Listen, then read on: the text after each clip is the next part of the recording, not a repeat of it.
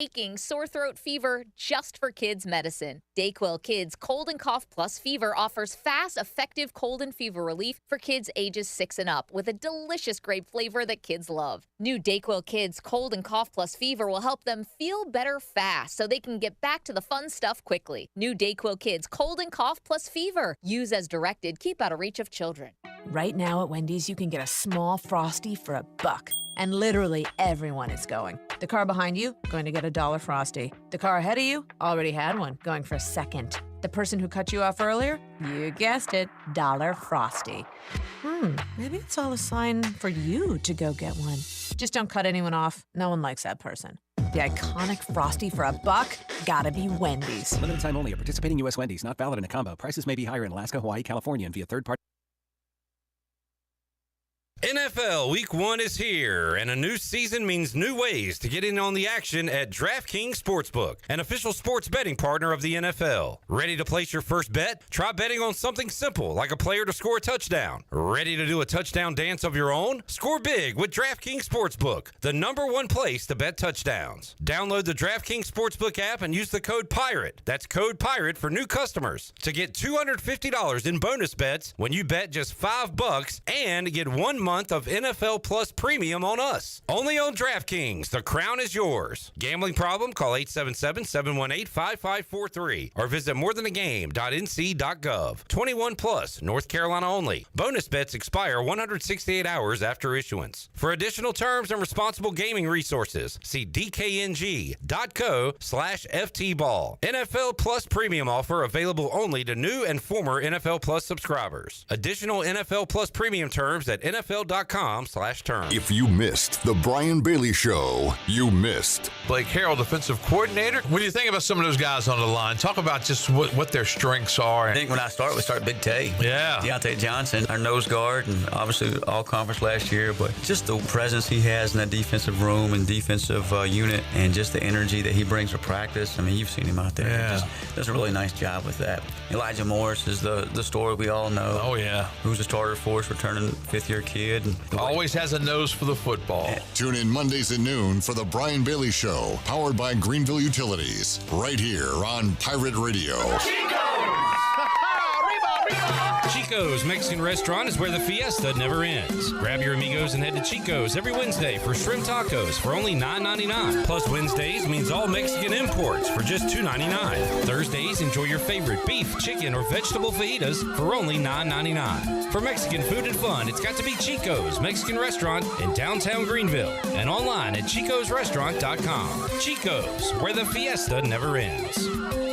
Pirate Towing is now the exclusive towing partner for East Carolina Athletics. Pirate Towing has over 20 years of experience, open 24/7, and they can always assist you. Don't be stranded and wait for hours. Pirate Towing offers all roadside assistance to come give you a tow or jump start on game day or any day. Say Pirate Towing in your phone today and let the stress of car trouble go down. Pirate Towing, 955-4670. That's 955-4670, and also on Facebook. Pirate Towing, the preferred towing partner with ECU and Pirate Nation. The best place to go before hitting the water is Pirate Waters Outfitters in Washington. This is Captain Bo Brooks, and at Pirate Waters Outfitters is the store with the clothing you need to enjoy the outdoors. Shop the best outdoor brands like Duck Camp, Marshwear, AFCO, and Foul Weather Gear by Grundon. Enhance your on-the-water fun with a turtle box speaker, a pair of Bahio sunglasses, or Smithy cast iron cookware. Pirate Water Outfitters on Market Street in downtown Washington, right next door to Breaking Bread, and also on Facebook and Instagram. This is Aaron Williams with New Blue Service Group.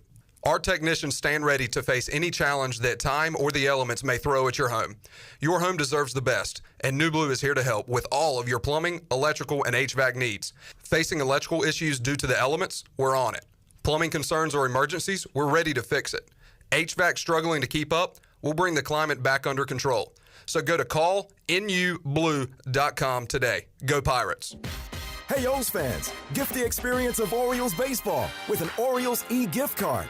An Orioles e-gift card is the perfect gift for any occasion and can be purchased starting as little as $5. Use e-gift cards to buy game tickets at the box office and online at Orioles.com. Plus, e-gift cards can be redeemed at any concession stand or merchandise location throughout Oriole Park at Camden Yards. Surprise your favorite Orioles fan with an e-gift card today. Visit Orioles.com/gift cards. This is Pirate Radio, WGHB Farmville, 1250 and 92.7 FM Greenville, WDLX Washington, 930 and 104.1 FM Washington. The following is an exclusive presentation of Pirate Radio, the voice of the pirate nation. Today's a new day. This year is a new team, so we got to go out there and prove it. Since January, we've been crafting this thing for you guys. We know you're going to like it. It's going to be special. I hope you guys are excited as we are, and just be ready, man. We coming for real. We're not going to shy away from any competition. So be it. Let's go toe-to-toe. Brace yourself. The Pirate Nation, there's nobody better. The Pirate Nation comes out and they bleed that purple for us. They instill that pirate pride in this whole eastern part of this state. And they're making the purple and gold the most feared colors on the East Coast. I hope you guys are excited as we are, and just be ready, man. We coming for real. We appreciate y'all's support. We coming for everything. One last dance. We're going to put on a show for Pirate Nation. Pirate Nation, we appreciate y'all. Can't wait to see Dowdy packed out, and just know this year is not going to be like last year. Can't wait to show y'all. Go Pirates. Pirate fans, it's time to talk ECU football on the Bud Light Pregame Tailgate. Brought to you by Bud Light. The Pirate Radio sports teams will get you ready with a game-winning strategy, live reports from the stadium, a breakdown of all the X's and O's, and all the scores and previews of other games around the country. Now live from the Pirate Radio studios, the Bud Light Pregame Tailgate is on the air. Welcome in, everyone, to the Week 2 edition of the Bud Light Pregame Tailgate, live on Pirate Radio, 92.7 FM in Greenville, 104.1 in Washington. We're on 1250, 930 online, PR927FM.com, and glad to have you on Pirate Radio TV and on Facebook Live. We'll be chatting with you throughout this 4-hour journey, taking you up to the 6 o'clock kickoff, East Carolina and Old Dominion. Coming up on today's show, we will go live to Brian Baye coming up in about 5-10 minutes or so. Get a check-in. We'll see if he's in Norfolk yet. A lot of Pirate fans making this a day trip, and we hope to check in with all of you throughout today's show. Brian Baye will join us coming up in hour number 1. We'll hear from the head coaches, Mike Houston and Ricky Ronnie, and also David Glenn will join us on the big Rock Powersports live line. Get his thoughts on ECU, ODU, and what's going on around the ACC. We'll have another live check-in in hour 2 up in Norfolk with Luke Schwartz from WCTI 12. This week's Pirate Picker, K-Mo, Kevin Monroe, will join us to pick this game and other games going on around the country.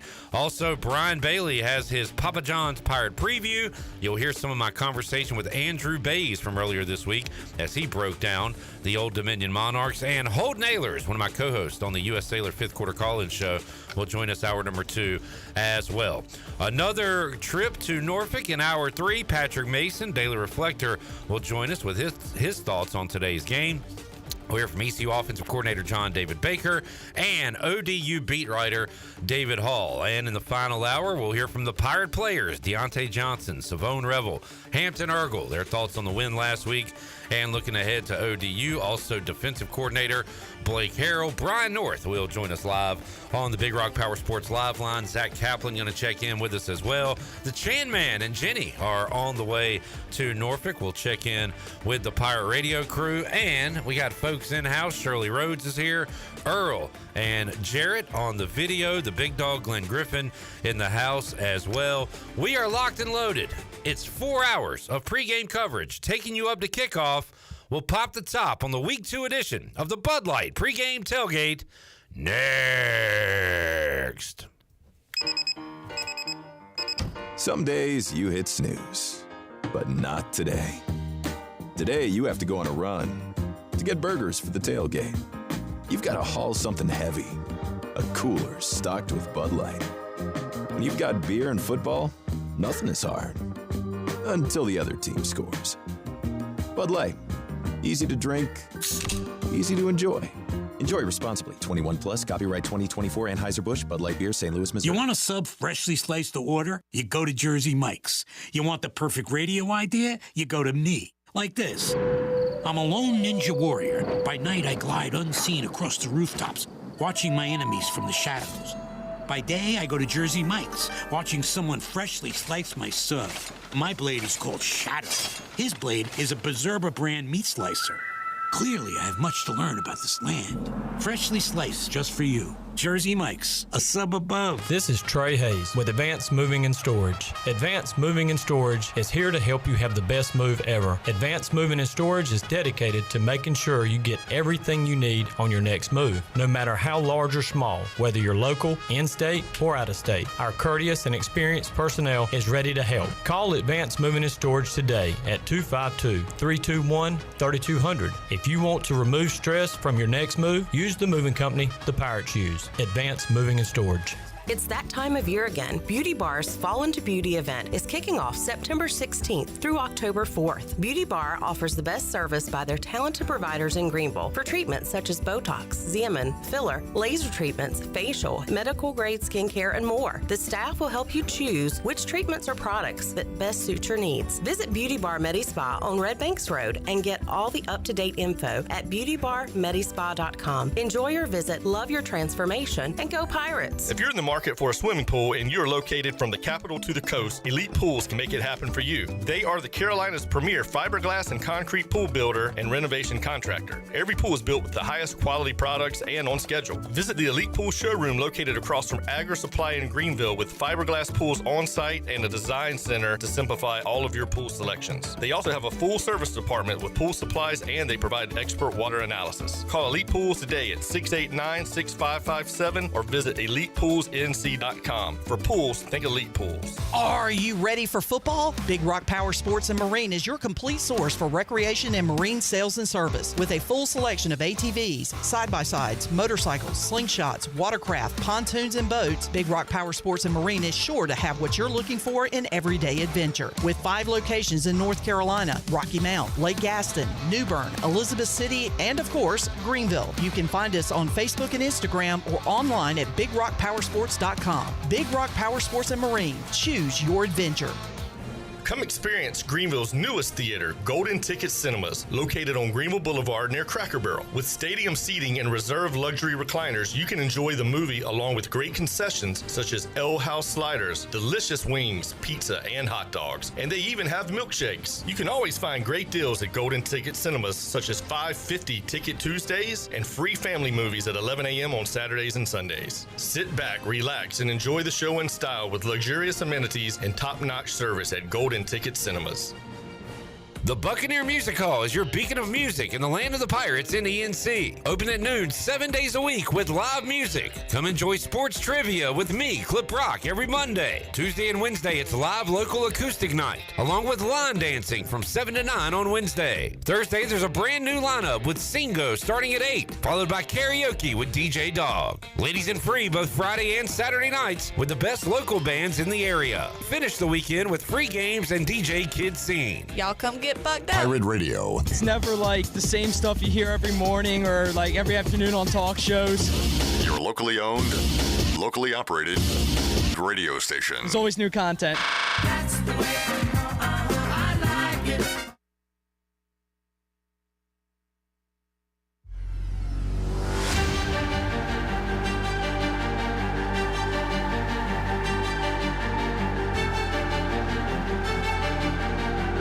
You're listening to the Bud Light Pregame Tailgate on Pirate Radio. Now back to the show.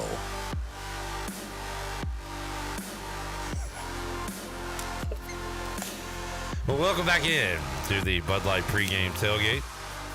Clip Rock, Shirley Rhodes, J-Bone, Earl, Big Dog. We got a lot of weird names for a bunch of weird people here today on the program. We're going to have fun for the next 4 hours as we take you up to kickoff here on the Bud Light Pregame Tailgate, brought to you by Bud Light, reminding Pirate fans to stay in the game, drink responsibly. Bud Light, the official beer of the ECU Pirates, proudly distributed by Carolina Eagle Distributing since 1989. We'll have a lot of check-ins up in Norfolk, and our first one comes from Hall of Famer, Sports Director, WNCT Channel 9, host of the Brian Bailey Show, host of Touchdown Friday.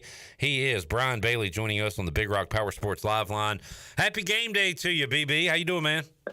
Very well. Happy game day to you. And a busy weekend as always. But how about knocking out a Touchdown Friday, then hitting the road for a Pirate game? This is it good or bad, Bailey, these drivable games that we have like Old Dominion? I think overall they're great. I mean, I think that's, for me, because I really enjoy doing the Friday night show, and I also enjoy going on the road with the Pirates, obviously. But I mean, for me, it's the best of both worlds. I can do the Friday night show and then get up on Saturday. And, this is the shortest of the trips, but, they're not that far away, and you can get to them and, try to do a nice job covering the team. I got up here. I left this morning about 7, and it rained the entire 2.5 hours up to the Tidewater area. I spent the whole morning with my parents. That was nice. And came over here early so I could be with you guys from field level at 2 o'clock. And I've been listening to the Old Dominion band practice. That's been a trip, man. That guy is into what he's doing. I'm not sure if the band members are into it, but he is. He was getting on them left and right.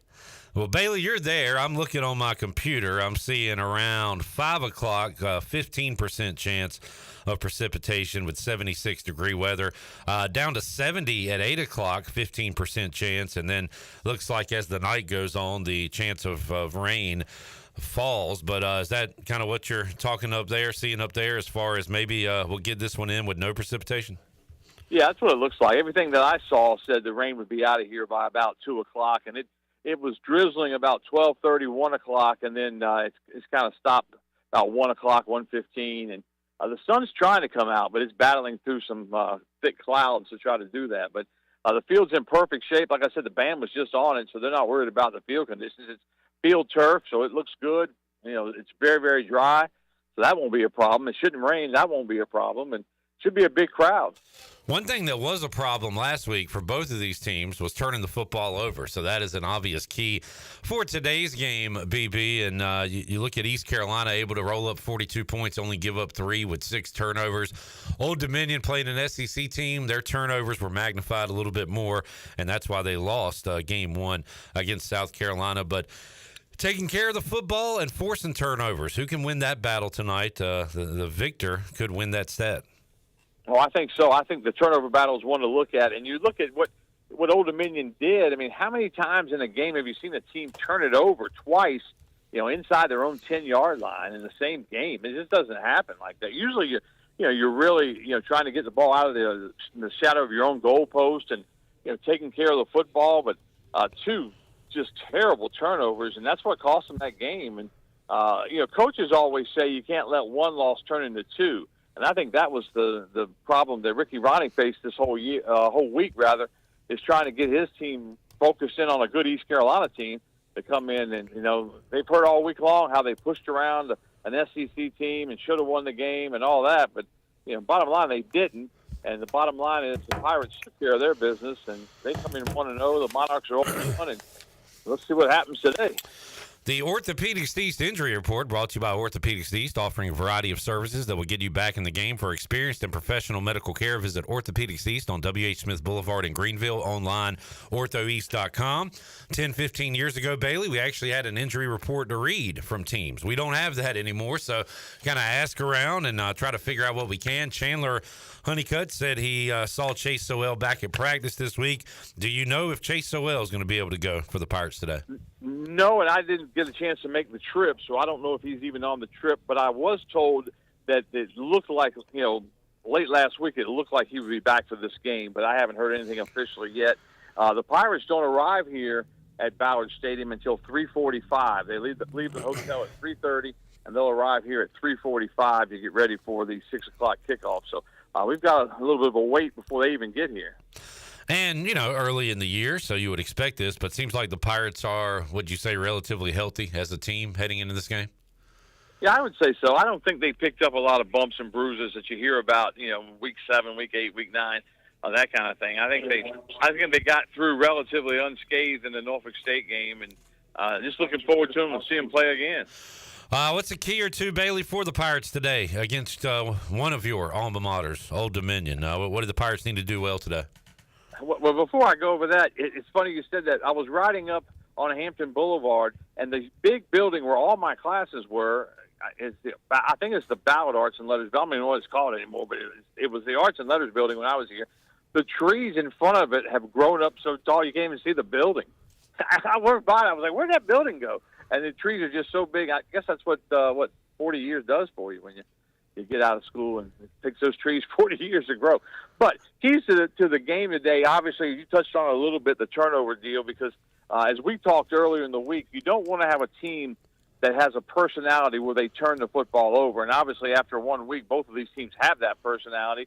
You got to nip that in the bud right away. So the team that's able to do that, protect the football, that's the team that's going to have the most success in this football game. And you know, but Jay Garcia can't go in there tentative. He's got to keep slinging it. And I think he will. I don't think he shows any signs of, you know, letting off the gas.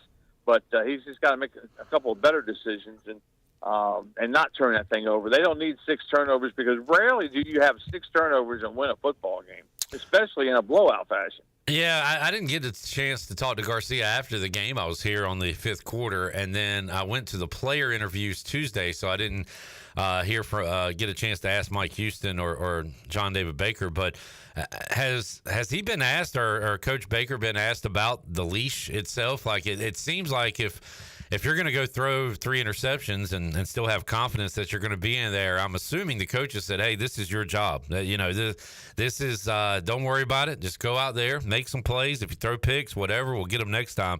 Seems like there really isn't a leash on Jake Garcia as the starting quarterback.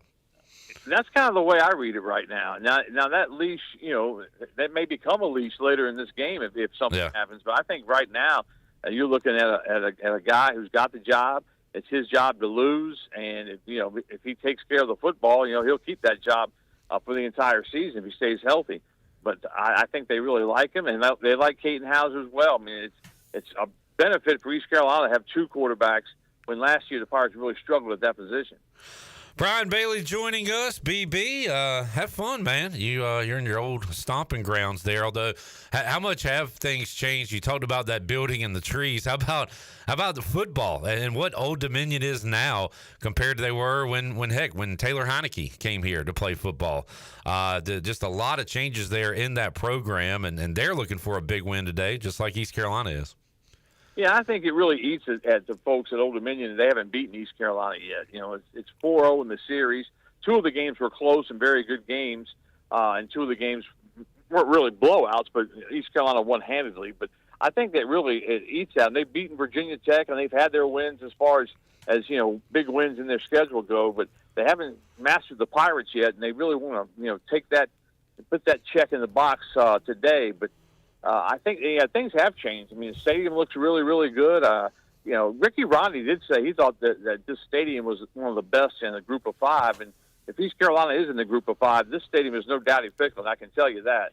But it's a quaint little stadium. It's not bad, but it's not, you know, with the features that Dowdy Ficklen has. So I'm looking forward to getting back home next week and for the App State game. Man, could be a huge one if East Carolina can be 2-0 heading into that game.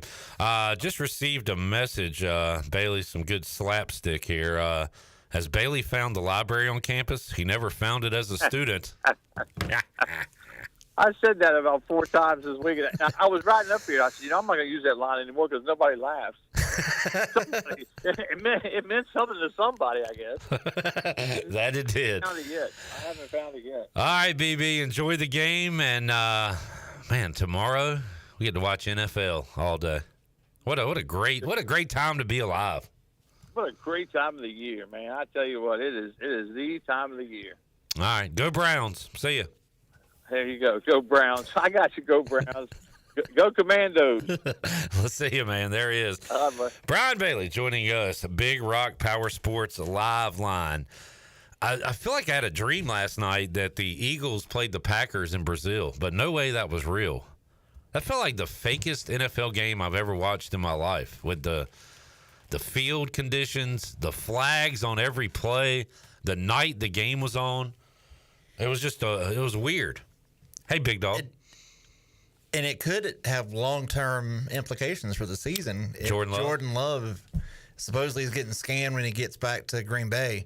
I don't know. Earl's pretty on top of things. I don't know if you've heard anything yet, Earl, about that situation. I haven't seen an update. I'll look through Twitter, try to find an update for that, but They said that he was going to get tested or whatever. Yeah, when he it got, looked when he like got back to Green Bay. It looked like RG3 rookie year playing in the mud at FedEx, and he just kept sliding around, and it just looked dangerous. And Saquon Barkley scored one of his touchdowns. He was in the back of the end zone and was like running back to the sidelines, and had it looked like he was running on ice. They're like playing on some mushy soccer field that just doesn't have the drainage system or anything that the NFL has. Diana Rossini said that initial tests say his ACL is still intact. So solid. There's your orthopedic Steve's injury report. It still could be bad, but the ACL's fine. Yeah. All right. Good stuff. Check in with the chat game real quick. All right, Glenn, can we do a little exercise here? Not physical exercise. I will do the exercise if we can get them likes up. Because I looked at it earlier, and it's only about 7. If we can get what? If we can get what up? Them likes up. Likes. Oh, okay. All right, so it's only about 7 last time I seen. We're at 10. We're at double digits. I mean, that's okay. But we still have 38 more viewers than we have likes at the moment. We have lazy viewers. So, folks, I know it's kind of a cloudy Saturday. You don't even have to get off your couch to do it. You're All you off have to work. do is hit the button. You don't want to do a lot of manual labor today. I get it. But just taking your fingy, put it on your mouse, take your thumb, put it on your phone. However you do it, hit the thumb, hit the like, and Glenn's going to take us on a little tour to the kitchen to show us the awesome pregame spread we got from 5th Street Hardware from right here in downtown Greenville. I went to go pick up the food thinking I would just carry it back to my car. Dude comes out with like a rolling cart with everything on it, and it is amazing. So Glenn's got the camera for our video audience, I think. Wait, I'm on this camera. Yeah, let's get the Glenn camera up. We have got burger sliders, chicken wings, veggies. All right, this is cool. We've never done it like this before. We got Glenn walking through the Pirate Radio building. Oh, this is cool. Yeah, I like this. I like this. I like it a lot.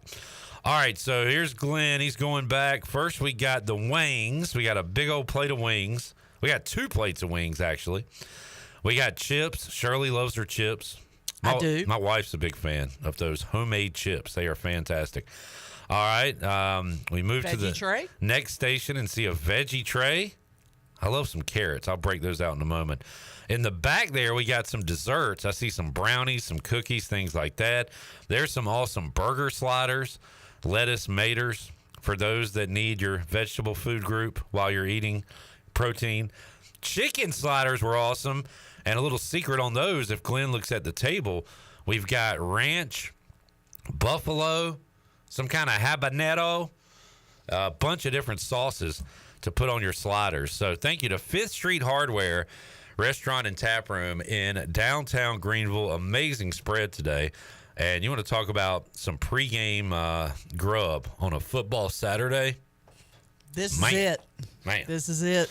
Mitch said, veggie tray not open. No surprise. All right, Mitch. Okay, first of all, I tried to open it, but I was kind of in a hurry because I had to get back in here, so I kind of gave up on it because I was kind of fighting it a little bit. The celery is untouched at the moment. Yeah. No, but I'm going to get into those carrots too, so. Big Dog's going for a wing live on the air. He just grabbed a wing. He is back with us. And he cleaned that sucker. Thank you so much to 5th Street Hardware.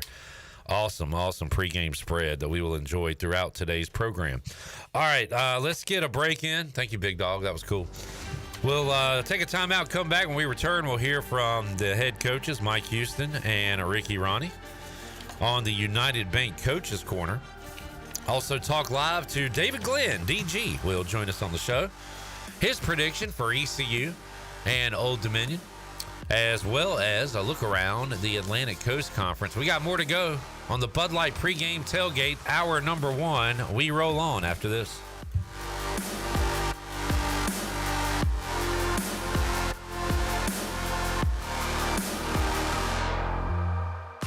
At Tiebreakers, we pride ourselves on serving big, juicy wings. I'm talking big and juicy. Our chickens are the same ones that kick sand in the other chickens' faces. If our chickens played football, they'd be linebackers. The competition's chickens, they'd be skinny little kickers. Trade those kickers in for linebackers. Join us today for big, juicy wings. All season long at Tiebreakers. Tiebreakers, with 2 locations in Greenville and on Railroad Street in Winterville. At United Bank, banking means more than financial solutions. It means rallying around the causes that are important to our customers, employees, and communities. While we have grown in size and presence, we have never forgotten our roots. By giving back to our local communities and funding business development, we help fuel economic growth. Our success is your success, because to us, this is home. Go Pirates! Bankwithunited.com, member FDIC, equal housing lender. Michaels & Gateway Cosmetic and Family Dentistry has been Greenville's premier dental practice for over 40 years. I am Dr. Chris Gateway, and our mission at Michaels & Gateway is to provide exceptional dental care with compassion, integrity, and innovation, ensuring every patient leaves with a healthy, confident smile. Doctors Michaels & Gateway are committed to providing an outstanding patient experience with every visit. Not only do we offer all your dental needs under one roof, in most cases, we can take care of those needs on the same day. Bring your smile to us at Michaels & Gateway Cosmetic and Family Dentistry. This is Aaron Williams with New Blue Service Group. Our technicians stand ready to face any challenge that time or the elements may throw at your home. Your home deserves the best, and New Blue is here to help with all of your plumbing, electrical, and HVAC needs. Facing electrical issues due to the elements? We're on it. Plumbing concerns or emergencies? We're ready to fix it. HVAC struggling to keep up? We'll bring the climate back under control. So go to callnublue.com today. Go Pirates! What's up, Pirate Nation? Kyle Gaines here from Washington Chrysler Dodge Jeep Ram. It is tailgating season, and there's no better way to tailgate than pulling up in a Ram 1500 or 2500. And we have a huge selection of Ram trucks here. You can save up to $10,000 off Ram 1500s and 2500s. We also have a huge selection of pre-owned vehicles, budget-friendly, from $599 and up. And remember, drive a little, save a lot. Go Pirates.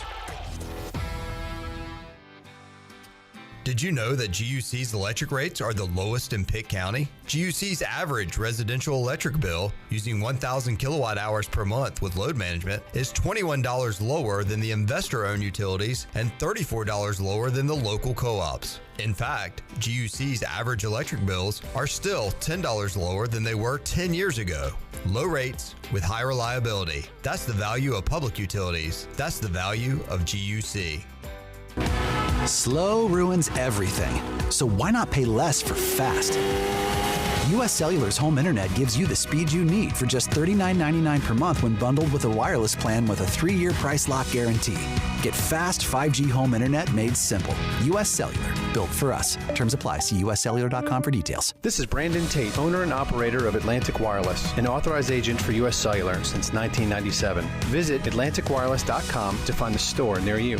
We go beyond the call. Country Mart has been locally owned and operated for over 40 years and is your premier country store, serving the best cheese biscuits and country food around. Country Mart is open every day and has 2 locations in Bethel on Highway 11 and in Stokes on Highway 903. Both Country Mart locations are top-of-the-line fuel stations serving Shell gas, including 93 ethanol-free high-octane gas, which is the best for all you boat owners. Country Mart, fueling you up with great food in your engines with great gasoline. Go Pirates. Pirate Radio. You must be a pirate for the Pirates Code to apply, and you're not. And thirdly, the code is more what you'd call guidelines than actual rules.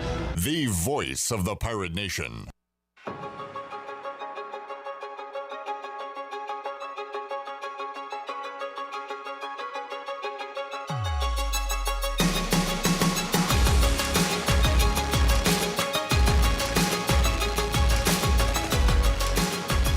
You're listening to the Bud Light Pregame Tailgate on Pirate Radio.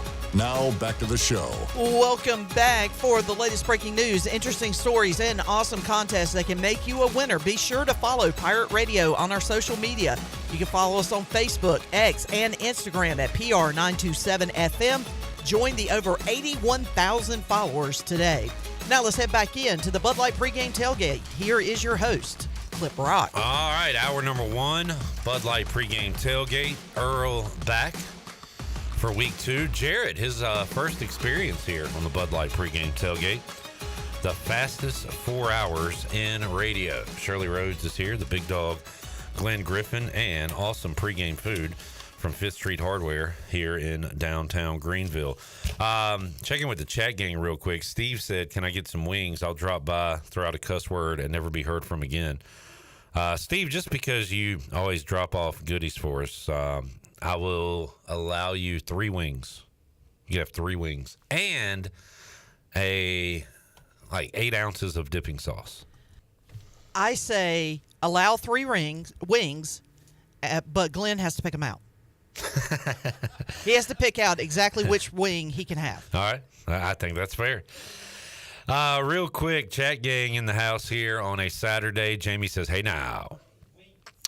Alex says, happy game day. I'm so nervous. Isn't it fun to be nervous? I wasn't nervous one single game last year because I knew how it was going to go. I don't know how this one's going to go. And I've got that exciting, nervous feeling for a Pirate Road football game today. I don't even know if excitement time. I don't even know if I'm nervous. It's more excitement time. I think the Pirates go get it done today. Theodore says, giddy up. Jerry says hello. Also, he says, so nice to be with my Pirate family. Jermaine says, Pirate football. Jamie said, Zach Kaplan's Lions in a battle. Let's do a quick bug scoreboard.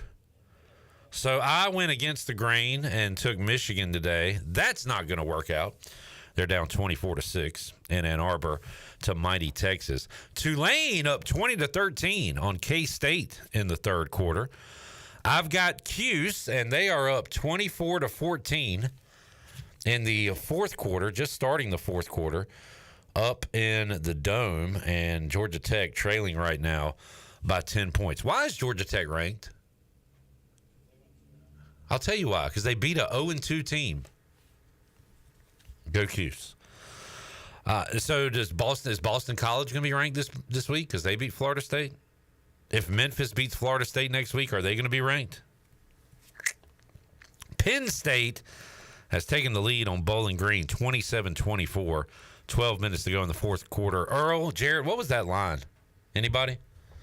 Penn State. 34.5 point favorite for Penn State. 34.5. And right now. And for those who have it, Bowling Green first half money line was plus 1,500. 15-1. Nobody had that. Maybe Urban Meyer. Is that where he coached? Who was at Bowling Green? Might have been Urban. Let's see. Memphis up 31-10 on Troy. Army, support the troops. They are taking it to FAU. That was Nadeau's favorite play on this Saturday. I tailed him on that, and I'm enjoying it. 24-7 all over FAU. Let's see. Georgia's up 14-0 in the first quarter on Tennessee Tech. 3:30 window, not the best window of games. We'll talk about it with Earl and see if J-Bone's got a pick, but we'll dive into that slate.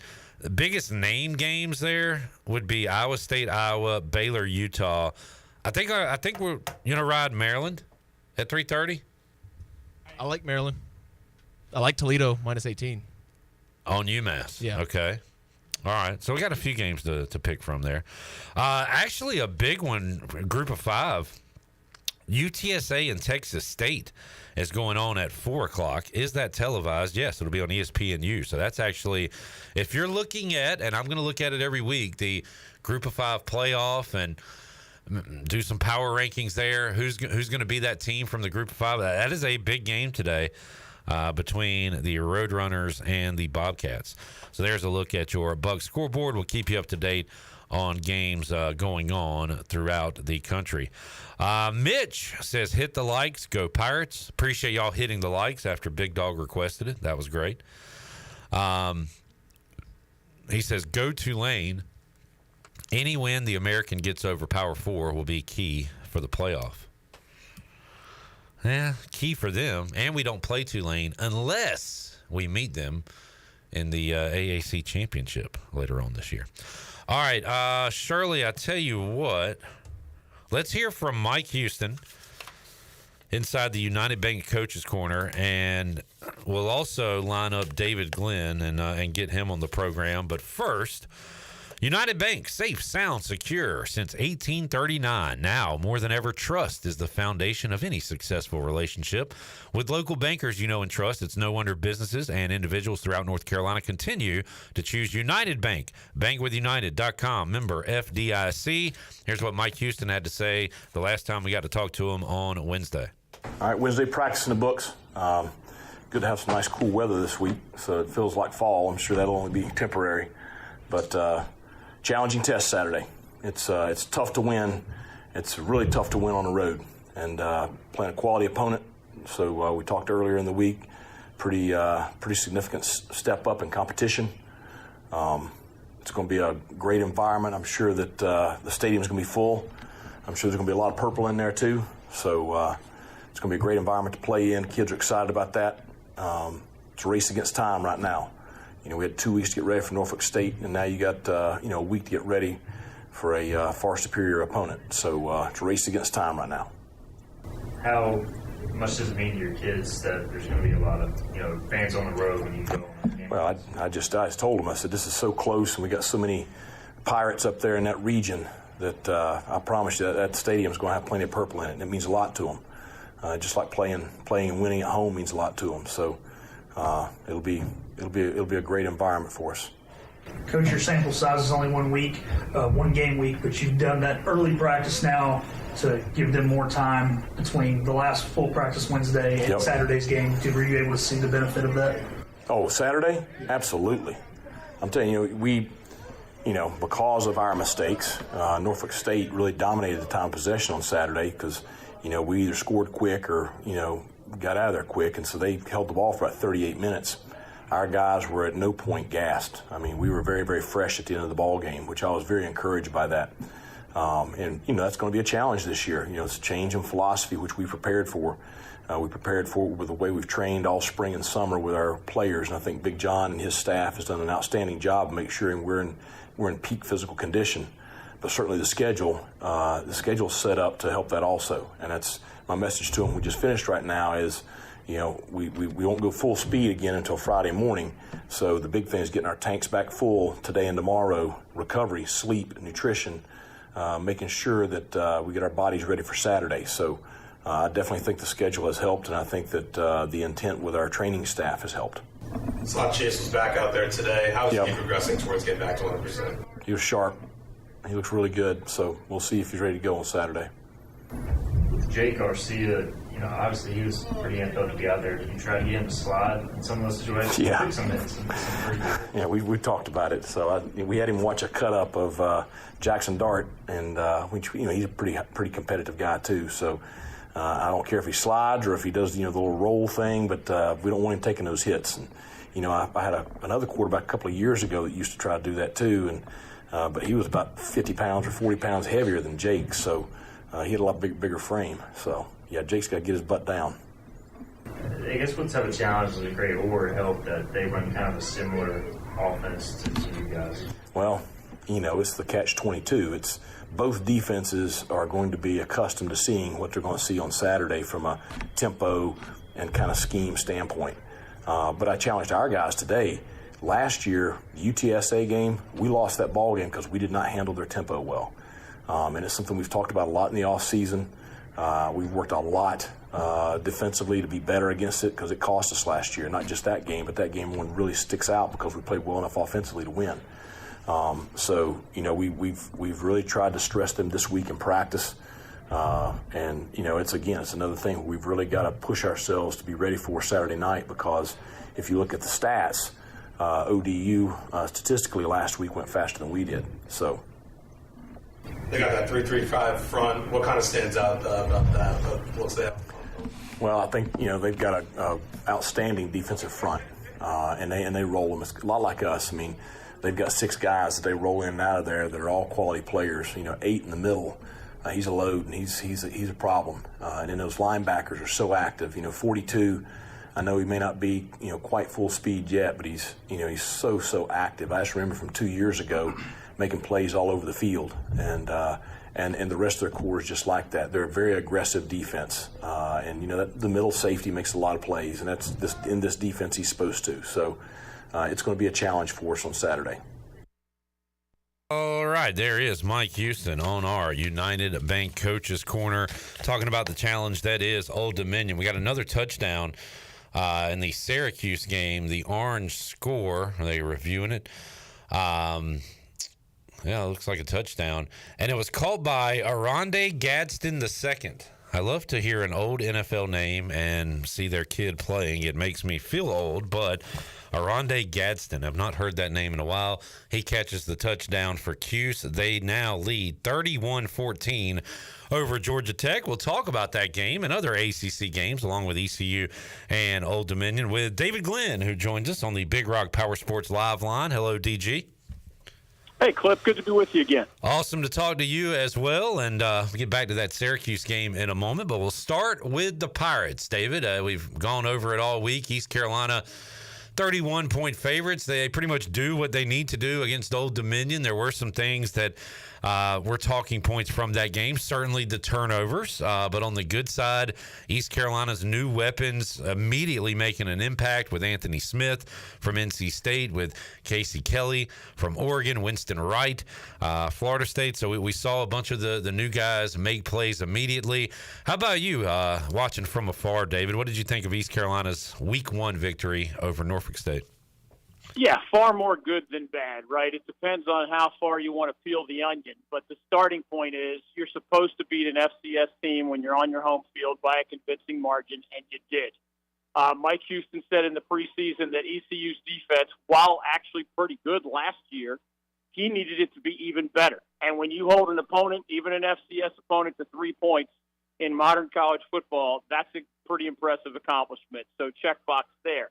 Offensively, you mentioned some of the new playmakers, and as I'm sure you've discussed, the Jake Garcia experiment is now 1 game old, and you saw both why Mike Houston and his staff thought he could energize an ECU offense that was among the worst in America last year, and you also saw why Jake Garcia failed to climb to number 1 on the depth chart with the Miami Hurricanes, and why at Missouri he went through spring practice as the starter because others were unavailable or injured, and by the time they returned, he slid all the way to third string out there in SEC country. So he's a talent. He helped put up 40-plus points. He threw those touchdown passes, but he also had those turnovers. He himself said he's got to clean some of that stuff up. But for the people in Dowdy-Ficklen Stadium or those watching from home, it was just an infinitely more entertaining product with a gunslinger-type quarterback that at least gives you a chance to make those great plays, even as the staff wants them, obviously, to cut down on those bad plays. Well said. You certainly feel like you're getting more of your money's worth when you go to an ECU game and you see the ball flying all over the field like it was last week in the win over Norfolk State. How about this week's opponent, David? Ricky Ronnie in his 5th year at Old Dominion. We talked to Brian Bailey earlier live from Norfolk. He said it kind of sticks in the crawl of some Old Dominion people that they haven't knocked off the Pirates because they've had success. They've knocked off the Hokies. They've had some big wins, but have not yet beat East Carolina, and these teams have seen a little bit of each other, and they're going to see a lot more of each other. This game is on the schedule through like 2031. We've got more meetings with this Old Dominion team. So they had an opportunity, DG, last week to make some headlines with a win over South Carolina. Turnovers was their bugaboo as well. So how about ODU coming into this game 0-1, DG? Yeah, I've always been fascinated by this program because I covered football recruiting for a long time. I mean, going back to like the late 1980s. And for those who don't know the story, the quick bottom line is the Tidewater, Virginia area, where Old Dominion is based, is about as talent-rich a high school football area as we have in the Mid-Atlantic. Florida and Georgia and Texas and California are famous, fertile recruiting grounds. And other states like Pennsylvania, et cetera, also have long track records in that regard. But in the Mid-Atlantic, of course there's always great players, but it is such an enormous population in that part of the state of Virginia and there's such a football culture like you see in some of those big states that I mentioned, that there's a ton of guys. I mean, former ECU players and stars that I'm sure you could list. Former UNC, NC State, Virginia Tech, UVA. You know, Ronald Curry was from the Tidewater area. Dre Bly of Carolina from the Tidewater area. It is an incredibly long list. So it didn't surprise me when they decided to jump to the FBS level. They had some success a while back, but not as much lately. ECU wants to make that an ongoing part of its recruiting territory. And with that in mind, you got to go in there and win the game to show everybody, hey, it's just little old ODU, and we, the Pirates, are trying to be one of the best programs in this thing we call the American Athletic Conference. That some years is going to be the fifth best conference in America, or sixth at worst. So I think the Pirates are better. I think both defenses are better than both offenses. And as you said, I mean, ODU not only turned the ball over against South Carolina, they turned it over inside their own 20. That defense actually really limited the Gamecocks, and South Carolina's scores were partly, gifts from ODU. So we'll see how it plays out. I do think that Pirates are the better and more well-balanced team, but it's up to Mike Houston's defense, again, to set the tone against an ODU offense that doesn't have a lot of confidence right now. David Glenn joining us, a Big Rock Powersports live line here, hour one of the Bud Light pregame tailgate. Boy, David, I don't know how closely you look at lines in your line of work, but we certainly follow them. East Carolina opens up a 2.5 point dog. All right, fine, we're on the road. A day later, East Carolina is a 2-point favorite. Okay, we figure it'll settle in around there, and then we hit, Thursday? The line had flipped back to Old Dominion. I haven't even looked today. What's our latest line, guys? But, man, a lot of line movement in this one, DG. Somebody with some money is really interested in this football game today. Yeah, you don't usually see that extreme of back and forth. It's not going to be a high-volume betting game in all likelihood. So even one enormous bettor can move the line a little bit in a game like that. But, yeah, I haven't seen that pendulum swing very often. I do follow lines a little bit more casually than most. But yeah, I actually didn't know that until you asked that question. Just watching both teams play. Obviously only one time and against very different opponents. I just see more talent for the Pirates, but it's not like a night and day difference. Yeah. I would pick ECU to win even on the road, but again, it's up to the defense to set the tone, and then Jake Garcia to be that better version of himself. Earl, you say ODU 1.5?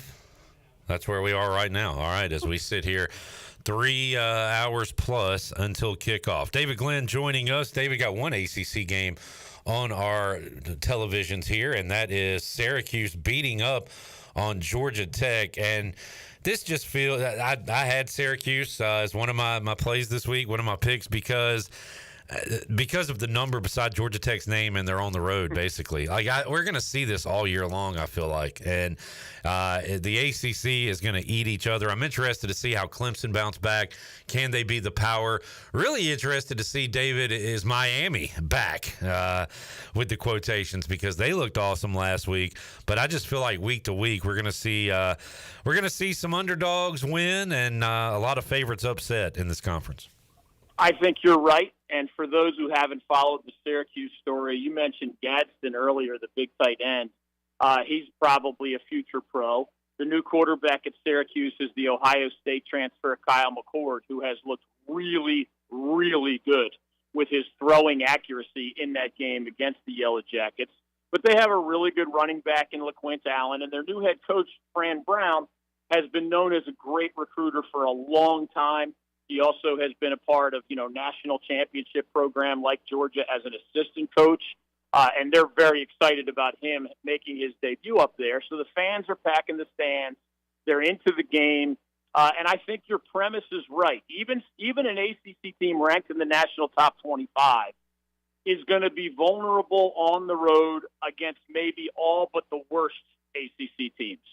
And who knows what we're going to see with those other teams you mentioned, because I do still think Clemson has the best depth chart in the ACC. I know they were just annihilated by Georgia, and I know their quarterback, Cade Klubnik, has a lot of questions to answer. But aside from quarterback, the Tigers still have a lot of talent. And then Miami did look the best in week one. I mean, Cam Ward was the preseason ACC Player of the Year, and he looked like it. And he made NFL-caliber throws. And he has a lot of weapons around him and a pretty good offensive line. So I think there are even some fair questions about the Miami Hurricanes. But, man, you know, here we are. Florida State, the preseason pick to win the league, is 0-2. And we've already seen some pleasant surprises from the likes of, you know, Boston College or Syracuse today, or even the Tar Heels going on the road and beating Minnesota. We'll see how the Wolfpack handles Tennessee tonight in Charlotte. And Cal is playing Auburn in another ACC-SEC matchup. So it's too early to draw too many conclusions, but I think your premise is the right one. Even the best ACC teams are beatable, especially on the road. And all but the worst ACC teams can jump up and bite somebody. David, tonight you mentioned it, and we'll be following along App State Clemson as well, 8 o'clock on the ACC network, and see East Carolina's next opponent and how they fare down in Death Valley. But on ABC, 7:30, it is NC State and Tennessee. David, door number one is Nico and Tennessee's offense rolls. They put it on the pack tonight in Charlotte amongst a sea of orange there at Bank of America Stadium. Door number two is NC State didn't show anything against Western. They are a legit top 25 team. They take it to Tennessee. They stay in the game and maybe even win the game tonight, a close game. You taking door number one or door number two? What's more likely, DG? Yeesh, that's a great question, man. You're good at that. If you forced me to pick, I would probably take door number one. But like, by a roll, I don't mean 25 points. I mean maybe low double digits. I do think the Volunteers are the better overall team. You know, Coach Heupel's track record, you guys had a front row seat for it. Yeah. He was at UCF as the head coach. I think he's been a head coach for 6 years, and his teams have finished in the top 25 4 of those 6 years. That's a pretty good track record. That's more often than Dave Doran has finished in the top 25 in 10-plus years with the Wolfpack. But I don't think it's a night-and-day difference talent-wise. You're right. State did not show a lot against Western. Grayson McCall is going to play better at quarterback, most likely, if Wolfpack can protect him. But I think Tennessee's just a hair better at the line of scrimmage, and the better team at the line of scrimmage usually wins this game. Quick, crazy side note, 2 of the best players in that game played at the same Charlotte high school. It's crazy, but Casey Concepcion, the wideout for the Wolfpack, and James Pierce Jr., the defensive end for Tennessee, they're both superstars at Chambers High School, which is about 10 miles from Bank of America Stadium, where this game is going to be played tonight. DG, David Glenn, dropping the knowledge on us here on the Bud Light pregame tailgate. David, thanks for the chat. That was fun as always, man. We will catch up with you in 2 weeks, and I'm fascinated to see where East Carolina is heading into that Liberty game. What is our record? What is the mood? How are we feeling? Still a lot to be determined between now and then. But thank you so much for joining us today, man. Enjoy the football. Heck, your Birds already got a win this week, so you got a easy NFL Sunday tomorrow. Saw that last night of the Mean Green getting off on the right foot. It's always fun to be with you. I'm sorry I'm going to miss next week, but I look forward to chatting with you again in week 4. It's always fun. Let's do it. All right, there he is. David Glenn joining us, Big Rock Powersports Live Line. All right, I'm going to get y'all a better game in there if I can get the remote, because that one's about done. I'm seeing that Penn State, Bowling Green, Penn State gets one more shot, according to the chat. Jamie says Gus Johnson struggling today with wrong calls. That can't be true. Maybe something's wrong with you. Let's see if I can get this Penn State Bowling Green and see where we are real quick. Looks like Cuse, although I think Georgia Tech's driving, but Cuse should take care of business. Army. Hey, if I go 2-1 in the early window, I will take that every single week. Army cruising right now over FAU. All right, we've got Penn State. All right, Penn State's got the ball. I guess I just came in a little too late. So 4:16 left to go. Penn State up 3. Bowling Green needs to somehow get a stop and get this ball back. Hey, hold them to a field goal and make it interesting at least. Or just take it to the house. All right, I can flip from that game. It's over. Penn State scores a touchdown. What other game? What's a good game to follow at this hour? Tulane K-State. I'll go back to that one. That was that's tied right now, 20 apiece. Tulane with the ball and in the red zone. So we'll keep an eye on that one. We got a one-possession game at Nippert. Cincinnati 27 to Pittsburgh 19. Also, Oklahoma State just scored a touchdown and a 2-point conversion, have tied it with Arkansas up at 21 apiece there with 9.5 to go in the fourth quarter. They were down 21-0, right? 34-24 as well. They were down 21-0, I believe, in that game. They were and down, came all the way back. It was 14-7 and it was 21-7 because it was going to be 21-0 and then Arkansas threw a pick six. All right, there you go. So Bobby they were driving, P. trying to make it 21-0. Penn State scores. They go up 10. And as far as competitive games at this hour, that might be about it. Michigan, by the way, no offense. They trail Texas 31-6 in that game. Michigan's reign of terror is over. What do we got there, boys? What's up with the quad box? Yeah. Because Tulane. No, YouTube TV has a option where you can do a quad box. Ooh, and so with I different switched over to that. networks. So we got ESPN, Fox. I like this. Tulane just took the lead over K-State. Touchdown, Green Wave. Let's go Green Wave. Trying to get a big win today at Yulman Stadium. Yeah, they were anywhere between 8.5 and 9.5 point underdogs this week. I grabbed the points with them. All right. Way to go, Earl.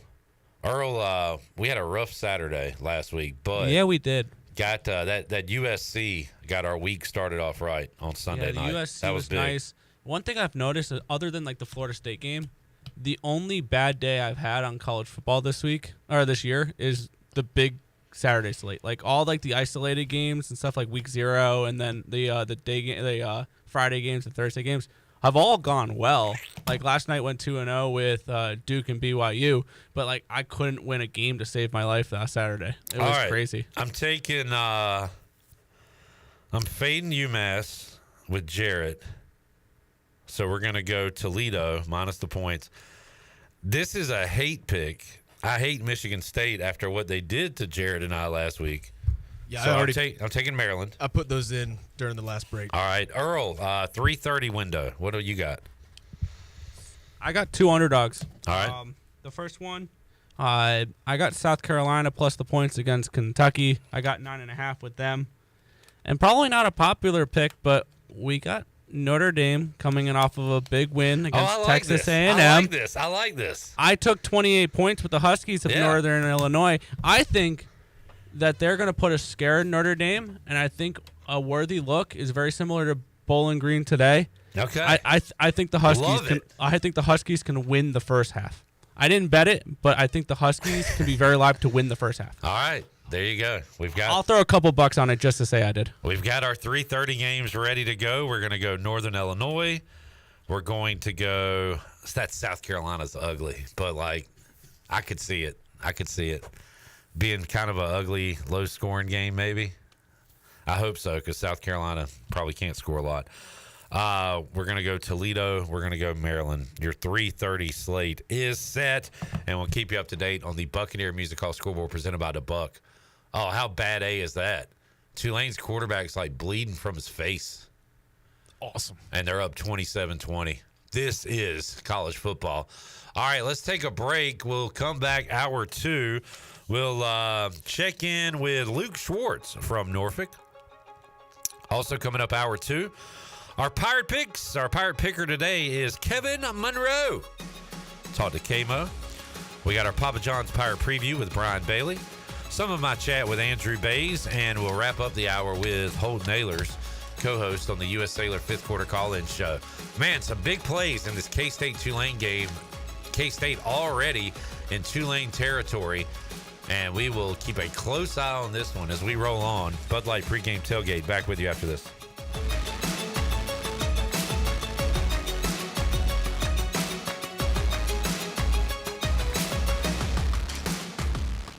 Washington's favorite place to eat and where all the locals go is down on Main Street. Down on Main Street's famous weekday lunch specials are only $7.99. Stop by for the house salad with grilled chicken, the half club sandwich with chips, or everyone's favorite, the fried shrimp plate. After work, Down on Main Street is the perfect spot for dinner and a drink on the patio. Join Down on Main Street every Wednesday for half-price wings from 4 to close. Down on Main Street in historic downtown Washington. Go Pirates! Where do you find the best selection of pre-owned vehicles in Eastern North Carolina? It's DriveHereNow.com. DriveHereNow.com is a combination of 4 dealerships in Eastern North Carolina with a fully stocked inventory of over 200 SUVs, trucks, and cars. If you're looking to upgrade your vehicle or purchase for a new driver in the house, get shopping today at DriveHereNow.com. DriveHereNow.com, supporting the Pirates for over 47 years. Hi, I'm Walker Allen Volova, and I'm with CopyPro. CopyPro has been locally owned and operated here in Eastern North Carolina for over 50 years. CopyPro is the leader in office technology. Does your business struggle with keeping printing costs low or producing professional documents? Here at CopyPro, total satisfaction is our #1 priority. We have a variety of solutions to help reduce your printing expenses and make your business more productive. Call us today at 1-800-682-6558 or online at copypro.net. CopyPro, we are the professional office systems people. This is proud ECU alumni David Price of David Price Construction. As a leading general contracting firm, we specialize in commercial construction and renovation. Whether it's updating your office space, renovating your restaurant, or building a new retail store, our team at David Price Construction is ready to assist. We are committed to delivering quality, value, and customer satisfaction across all of our projects. So give us a call at 919-820-3612 or find us online at davidpriceconstruction.com. Go Pirates! Hey Pirate Nation, it's Caleb with Stroud's Marine. Boating season is here, and at Stroud's Marine we're stocked up with over 20,000 pre-owned parts. We've got everything you need from propellers, lower units, trim units, electrical and fuel parts, and just about anything else you need for an outboard. Speaking of outboards, we will buy your old ones. And as always, our mission is to save you money and get you back out on the water as quickly as possible. Visit StroudsMarine.com today for more information. Stroud's Marine, your best source for salvaged outboard parts. This is Martin Truex Jr., and as a NASCAR Cup Series champion, I love one-stop shopping. When I need fresh tires or fuel during a race, my pit crew takes care of everything. Off the track, I have an Auto Owners independent agent. They handle all my insurance in one place: car, home, life, and business. Get your own pit crew and find a local agency with Auto Owners Insurance. This is Jeff Gibson with Town Insurance in Greenville. Call me today at 756-8300. Go Pirates! This is Dr. Chris Barsani from Orthopedic Season Sports Medicine Center. Our practice has been caring for the athletes at ECU and the residents of Eastern North Carolina for more than 35 years. Whether it's treatment for your sports injuries or it's time for that joint replacement, Orthopedic Seats provides the latest in operative and non-operative orthopedic care. We also offer on-site physical therapy and MRI services as well as walk-in urgent care on the weekends from 10 a.m. to 2 p.m. Call us at 757-BONE or visit us online at orthoeast.com. Go Pirates! Want to make your day better? Order a Papa John's pizza. Get an extra large, one-topping New York-style pizza for only $10.99. Made into 8 foldable slices, perfect for sharing or not. See, things just got better, and you get to eat pizza. Hey, Pirate fans, Papa John's is an MVP move for game day or any day. Place your order online at papajohns.com and sign up for Papa Rewards. Papa John's, better ingredients, better pizza. Go Pirates! This is Pirate Radio, WGHB Farmville, 1250 at 92.7 FM Greenville, WDLX Washington, 930 and 104.1 FM Washington.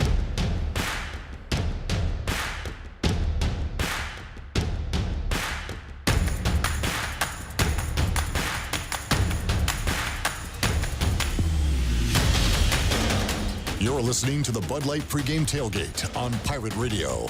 Now back to the show. Now, with the Pirate Radio Scoreboard. Here's Shirley Rhodes. All right, we got some interesting ball games going on. K-State has just tied it with Tulane. It is 27-all in the fourth quarter. Arkansas and Oklahoma State are tied at 21. Army leads FAU 24-7 in the fourth quarter. Penn State is winding down the clock. They're going to walk away with a 34-24 win over Bowling Green. It is Georgia Tech trailing Syracuse 21-31 in the fourth quarter. Texas all over Michigan 31-6 in the fourth quarter. And Georgia has jumped out to a 17-0 lead over Tennessee Tech in the second quarter. That is a look at your Buccaneer Music Hall scoreboard. It is your beacon of music in the land of pirates in Eastern North Carolina. The Buck is open from noon until 2 a.m. with live music every night and free entry for the ladies on the weekends. And you can follow the Buck on Instagram for an updated schedule.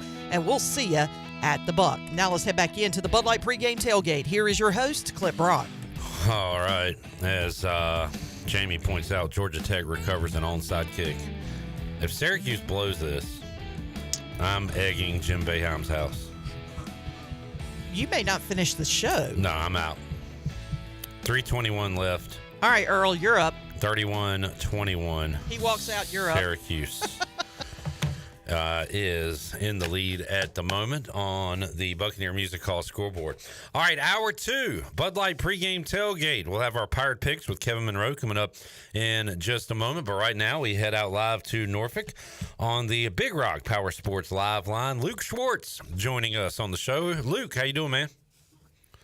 Well, great, Clip, but you mentioned Syracuse. That's my alma mater, so if they blow it too, then I'm going to be pretty upset if we don't take care of Georgia Tech. They have looked good for the majority of this game and are still in a very good spot. Obviously up 10, 2:47 left to go. But Georgia Tech trying to fight back and make a frantic comeback here.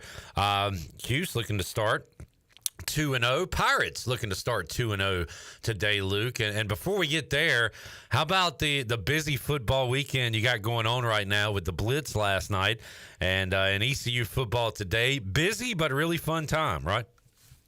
You can't ask for anything better, especially when the weather holds up and we're not dealing with rain. We had Wes Craven at New Bern last night, and that was a Terrence Saxby poke the bear showdown, and New Bern really was riled up from Wes Craven all week, poking fun at them through the media. So they got a big win over there in Craven County. And I was just at Elizabeth City State University. They're hosting Chowan as I make my drive up to Norfolk for this East Carolina game. So just staying busy with football and just super excited for this game today. Folks, this might be bad, but it might create some great radio. As Georgia Tech scores a touchdown, we might watch a Syracuse bettor and a Syracuse alum completely melt down live on the air. If they... So Georgia Tech now trails by 3. They kicked the extra point. 3-point game. We'll keep you updated. Oh, my goodness. But this is the fun time of year where everything is indeed happening, including East Carolina and Old Dominion. Luke, what was your first taste of 2024 Pirate football like? Had more good than bad, but, you know, things to clean up from last week. What was your take on it? Yeah, it was a game to just air it out, see where you can make your mistakes in game one because you're going up against a team that is in the FCS and not in the FBS, and so a 42-3 win. I like Jake Garcia, and I like just the confidence that their offense had in him to just continue to let him sling it despite those 3 turnovers. And that defense, I mean, look, it was against a Spartan team that's not going to do too much in terms of facing a great team in the American like East Carolina, but, man, Gavin Gibson, Siobhan Revel, Mike Edwards, those guys, I think that week one showed a lot, and I think today they're going to put out quite the statement at SB Ballard Stadium. Yeah, I hope you're right on that one. ODU coming in here 0-1, and they had their own turnover issues last week against South Carolina, Luke. And one thing, the old cliche in football, defense travels. That's why I feel pretty good about anybody East Carolina's facing, because I feel like our defense can go pretty much toe-to-toe with everybody on the schedule this year. We'll see when we get to Liberty, and App State has had success on this defense. But today I want to see another dominant effort by that Pirate defense. They looked great last week.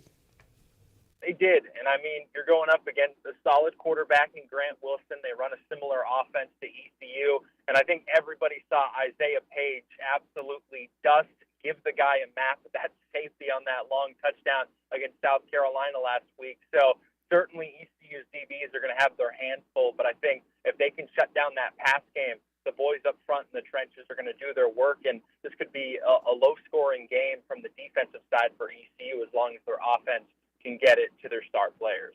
Luke Schwartz joining us. Man, we saw the new weapons for East Carolina look really good last week. Was that an interception? No way. Okay. Wait, Syracuse just threw an interception? No, they threw a screen pass. It was juggled between 8 players. Syracuse has it, but it's going to be 2nd and 10. This is insane. Don't make it race. What are they doing? Run the ball! Run the ball. Come on. Fran Brown, you took over the program for a reason, my boy. All right, Luke, we saw the playmakers for East Carolina day one come out and look really good. Hopefully we can add Chase Sowell to that mix this year. But how about your first impression of Anthony Smith, Winston Wright, London Montgomery got a lot of carries. Casey Kelly found the end zone. We mentioned Gavin Gibson with the pick 6. Great debut for the Pirates making their debuts week 1 last week. Love seeing not only the wide receiver core, but the tight end group, because everybody knew that Casey Kelly coming over from Oregon was going to look great, but DeCirio Riles with 2 receiving touchdowns. Oh, man. He looked really great. And, yeah, you mentioned that London Montgomery. He's just a freshman, and he took the ball the most times, had the most carries. I think it was 47 yards for the rookie. Rajai Harris is going to have another good game today. And, yeah, having Anthony Smith from NC State, thank you for coming here, being a Pirate, suiting up in that purple and gold, because he looked really good. I liked Brock Spalding. Hey, he wears my old number 33, so I gotta respect him in that slot position. And even Jari Patterson. Yeah. I mean, if he can play his cards right in this game, he could be an X factor guy. So I really like that wide receiver core from last week. Hopefully they can do another great job today. Luke Schwartz joining us. Luke, you gonna be down on the sidelines today? Yes, I will be shooting the game. I will be running around wearing a suit and tie, looking ridiculous on the sideline, running up and down. Sounds good. Well, enjoy your game day experience. And, hey, tomorrow we got more football. It just never stops. It's awesome. Great time of the year. Thank you for joining us, Luke. Appreciate it, man. And we'll talk to you again soon. Hey, thank you, Clip. Let's go ECU, and hopefully Syracuse pull it. Please run out this 2 minutes and let's get out of here. Good grief. All right, Luke, I'm a Cuse fan with you right now. There he is, Luke Schwartz, WCTI 12, joining us today on the Bud Light pregame tailgate. All right, just to set up where we are, so we got Oklahoma State 28-21, just over 5 minutes left. They lead Arkansas, Pig Suey, about to get the ball back. Texas, Michigan's pretty much over. What do we got in Tulane? We're on a commercial break. Tulane ran it all the way down the field, and then the quarterback fumbled it, scoop and scored 34-27 K-State. K-State with the lead. What do we got? 5, 6? How many minutes? How much I didn't time's see the left clock. in there? All right. So but Georgia Tech has all 3 timeouts. This is getting crazy. Yeah. So this game, this is my fault. I turned the game off. And you never do this. Well, I don't know why I did. I did it to watch Tulane. I did it to watch some other games, but you never do this. You never count it over. And since I've turned it off, it went touchdown, onside kick, touchdown. Now it's 2nd and 10, 2 minutes left. Another incompletion. All right, This is a big dog special right here. This is a wild football Saturday. They are throwing the football, and Georgia Tech has all their timeouts, and you're ahead of me, so I'm going to need you to not My bad. react to anything. There's a flag on the play. Whatever. Oh, yeah, Jared, I forgot to tell you about that. He gets mad if you're ahead of him, and he'll make you pause it. You understand so you have that, to right? sync up with him. Yeah, you got to be in sync. What face are you making? Can you turn your chair around? I don't even know what's going on. I'm just watching Can we the ref. black out this window here? I don't like this. All right, I tell you what. Let's go with Andrew Bays here, Shirley. We'll get our Pirate picks with Kevin Monroe next segment. Do you have that, Jarrett? If not, okay, let's do KMO. Let's go Kevin Monroe with our Pirate picks. He's our special Pirate picker this week. Last week, Danny Beal. This week, Kevin Monroe. We talked ECU and Old Dominion and also some other games going on later today. Here's my chat with KMO. All right, back here on the Bud Light pregame tailgate. Our Pirate picker this week is Kevin Monroe. We had a baseball guy week 1 with Danny Beal, so I figured I'd bring on another former ECU baseball player today, Kevin Monroe. Kevin, do you have a background in football at all? Or I played a little bit of football. That's what paid my bills in college, so I'll play football a little bit. Real quick, I offended Mike Mullis the other day, I think. I said out of all the athletes, baseball players, generally speaking, are the most cocky athletes. You've been in football locker rooms, baseball locker rooms, probably played a lot of pickup basketball as well. What sport has the cockiest athletes, in your opinion, Kevin? Oh, that's a great question. I think I would go basketball players. Okay. I mean, it's a small number of players on a team. It's only 12, 13 guys. To be in that starting 5, you got to be pretty good, and to be one of the best in your conference or in the state or whatever, you got to be pretty doggone good. And so I've been around a lot of cocky basketball players. Ability to dunk a basketball or hit a 3 from the timeline or whatever. I'd lean towards them. All right, there you go. There's Kevin's answer. All right, Kevin, let's get some of your picks. We'll end with East Carolina and Old Dominion, but how about Charlotte? The old Biffer going to Chapel Hill to take on North Carolina. North Carolina, solid road win at Minnesota. It came at a cost. They lose one of their quarterbacks. Charlotte loses week 1 to James Madison. Can the 49ers put up any kind of fight tonight in Chapel Hill, or think North Carolina has an easy time with the 49ers? I don't know if I say easy time because, losing your quarterback, and I don't know how much faith they have in the backup in terms of throwing the football, because when he came in against Minnesota, they just ran the football the rest of the game. Hampton is one of the top backs in the country, so you hand it off to that guy, he's going to make some plays. I do have Carolina winning this ball game. I think it's maybe a little bit of a fight early on in the first half, but I think the Tar Heels pull away in the second half. But I'm interested to see how this backup quarterback plays, and if they open up the offense, allow him to throw the ball around a little bit. East Carolina lost to Charlotte last year, so I can't say a whole lot negative about Charlotte. But even how as bad as East Carolina's offense was last year, I thought Charlotte's offense was worse. Yeah, they just had a pretty good defense, and they were able to hold the Pirates down, and they win that game. So I go with the Tar Heels. We're going to get to NC State next, Kevin, but generally speaking, after, I guess you could say 2 weeks in Florida State's case, but 1 week of ACC play, Virginia Tech loses at Vandy. You had the big Miami looked amazing at Florida. Clemson loses to Georgia. I'm not ready to throw dirt on the Tigers yet. I think everybody loses to Georgia. But I guess my question is, when it comes to North Carolina and NC State, how much of a chance did they have to win this thing? Do you think it's wide open? Is it Miami's? Will it be Clemson? Does Florida State somehow bounce back? What do you think about the ACC overall? Miami looks really good. And if you asked me preseason, I would have said Florida State, but Miami looks really good. I don't know what's going on with Florida State now. DJ Uiagalelei is a struggle. He was a struggle at Clemson. He was a struggle when he left to go to Oregon State or wherever he was. And I don't know why FSU would have brought him in. It's like they didn't watch any tape. And so that's a done deal there. I'm leaning towards Miami. I think North Carolina, if they can figure out the quarterback situation and get that going, defense did look better for them. That's always been their struggle over the last several years. It looked better. So if they can continue to play good defense, they'll be in there in the running late. Some restless folks in your area last Thursday, Kevin, when the Catamounts of Western Carolina were beating NC State in the second half. Now, NC State comes back and gets the win and kind of goes away. That was their tune-up for Tennessee. They'll face a real quarterback tonight. That guy at Tennessee is dynamic. I'm going to learn to say his name by week 4 or 5 because everybody should know his name. But I think everybody in the world is going to pick Tennessee in this game, which makes me kind of want to take the Wolfpack. So my brain is in a pretzel here for this ball game. So what do you think is going to happen tonight in Charlotte? Had the Wolfpack showed up last week and they were like 30 some odd point favorites versus Western, and in the fourth quarter that game is still either tied or like within one score, that gave me pause. So I obviously they're better than Western Carolina. They're better than what they played on Thursday night. But I don't think this game's close. I think Tennessee, they're calling it a neutral site. It's in Charlotte. But the Vols fans travel well. I think this game gets away from NC State in the second half. I do think they'll play well in the first half, or at least keep it close, but this is definitely the Vols. Clemson looking to bounce back after their loss to Georgia. Appalachian State looking to pull the annual Appalachian State upset. They seem to play these types of games pretty well. They go to Death Valley on Saturday night. We'll see App State next week. Kevin, what do you think about the Mountaineers and the Tigers tonight? App State's always a tough game. It's always a tough game for the Pirates. They always play well.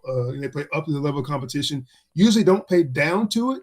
But they were big favorites this past week, and East Tennessee State was hanging in there. In the second half, that was still a ball game. I think they were tied in the third quarter at one point before App State went on to score like 21 unanswered, something like that. So I'm not sure what was going on in that game, but it took them a while to get going.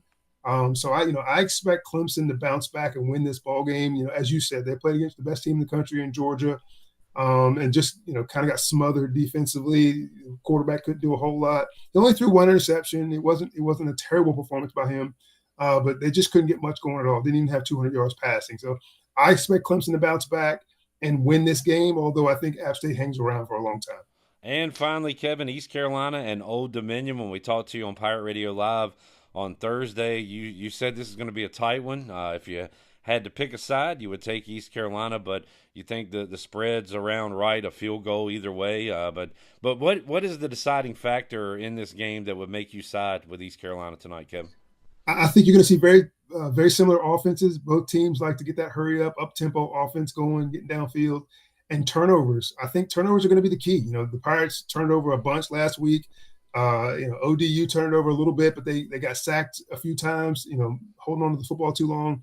I think both teams score some points, but it's going to be the turnovers. Taking care of the football is going to be the deciding factor on the road at ODU. I think East Carolina pulls it out because they take care of the ball much better than they did in week one. But it's going to be a close game.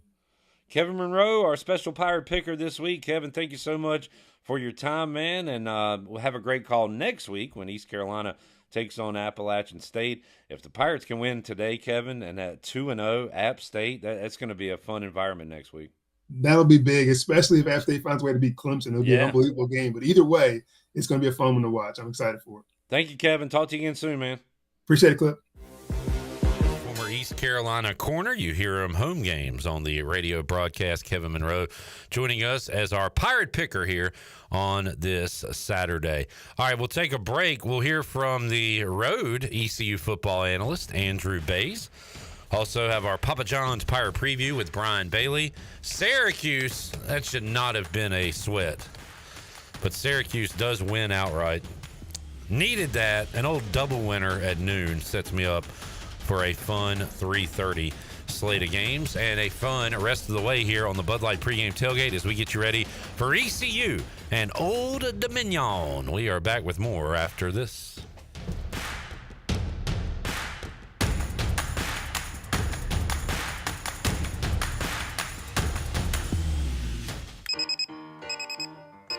Some days you hit snooze, but not today. Today you have to go on a run to get burgers for the tailgate. You've got to haul something heavy, a cooler stocked with Bud Light. When you've got beer and football, nothing is hard. Until the other team scores. Bud Light, easy to drink, easy to enjoy. Enjoy responsibly. 21 plus, copyright 2024 Anheuser-Busch, Bud Light Beer, St. Louis, Missouri. There is road work outside, but plenty of food and fun inside at Fish Street Hardware in downtown Greenville. Park right across the street and make your way in for a great lunch today or drinks with friends. There are over 40 beers on tap and plenty of new specialty cocktails to choose from. Don't forget about Singo on Tuesdays, trivia with DJ Captain Morgan on Wednesdays, local artist live music on Thursdays, and the best Sunday brunch starting at 10:30 a.m. Be sure to follow Fish Street Hardware on Facebook and Instagram for all the 411. Go Pirates! The price is always right at Doug Henry of Greenville. Doug Henry of Greenville has over 300 vehicles to choose from and brand new inventory arriving daily. Doug Henry is easy to find on the corner of Greenville Boulevard and Memorial Drive and always online at DougHenryGreenville.com. This month, Doug Henry is giving away ECU football tickets. Stop in and register to win and purchase the vehicle of your dreams. Doug Henry of Greenville, right on the price, right on the corner. Go Pirates! The convenience of Pitt Greenville Airport is waiting just outside your front door. Service is back, so you're connected to destinations worldwide through flights from American Airlines. Plan your next trip. Book your flights today at flypgv.com or aa.com. Good news, business travelers. PGV and American Airlines has added a new early morning flight available now. Book today at aa.com and be on time for that connection in Charlotte. Fast, convenient, and close to home, PGV has American flights perfect for your next trip. PGV, where the Pirates fly. Pirate Towing is now the exclusive towing partner for East Carolina Athletics. Pirate Towing has over 20 years of experience, open 24/7, and they can always assist you. Don't be stranded and wait for hours. Pirate Towing offers all roadside assistance to come give you a tow or jump start on game day or any day. Say Pirate Towing in your phone today and let the stress of car trouble go down. Pirate Towing, 955-4670. That's 955-4670, and also on Facebook. Pirate Towing, the preferred towing partner with ECU and Pirate Nation. Save a load on a new John Deere compact utility tractor and loader from Quality Equipment. It's never been easier to get the best brand on the market at an unbeatable cash price or with great financing at our lowest ever monthly payment. Now is the time to get that tractor package you've been dreaming of to get your next job done right. Stop by one of our 36 locations in North Carolina, South Carolina, and Virginia, or visit us online at qualityequip.com. Hey Pirate Nation, Dank Burrito is coming to Greenville. Everyone loves a good burrito, but they're always the same basic flavors. Basic is boring. Dank Burrito is not your basic burrito joint. We use global flavors and fresh to death ingredients to make new kinds of burritos, bowls, and tacos you never knew you'd love so much. Dank Burrito is the official burrito of the ECU Pirates, and we're opening soon on 108 Red Banks Road in Greenville. Check us out at dankburrito.com or on Facebook. Go Pirates! This is Ryan McChrystal, and you're listening to Pirate Radio, the voice of the Pirate Nation.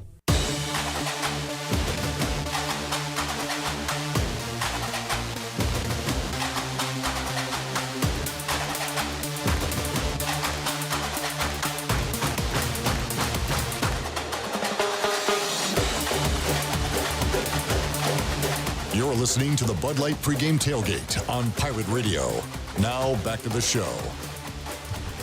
Welcome back. Watch all of Pirate Radio's local programming on YouTube Live. Go to YouTube, search for Pirate Radio TV, click on that subscribe button, and if you're watching the show today and you haven't done so, click on that like button as well. You can watch Pirate Radio Live Monday through Friday from 3 until 6 p.m., the Bud Light Pregame Tailgate, which you're watching right now, and the U.S. Cellular fifth quarter on game days. Plus, you can get all of the Pirate Radio podcasts like the Holton Naylor Show and the Greg Hudson Show.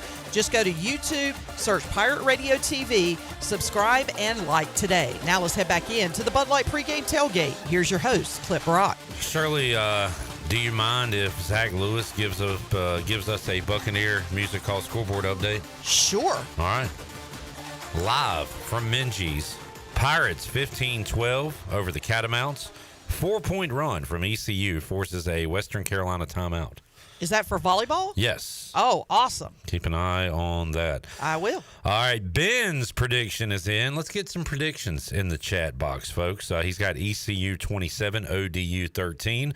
If you're watching us on YouTube, throw out your prediction. If you're on Facebook, how you feeling? Let us know. Joe says, hey, Clipper, have a great show today and tonight. I would say this one's going swell, and hoping for a fun one tonight on the U.S. Sailor fifth quarter call-in show.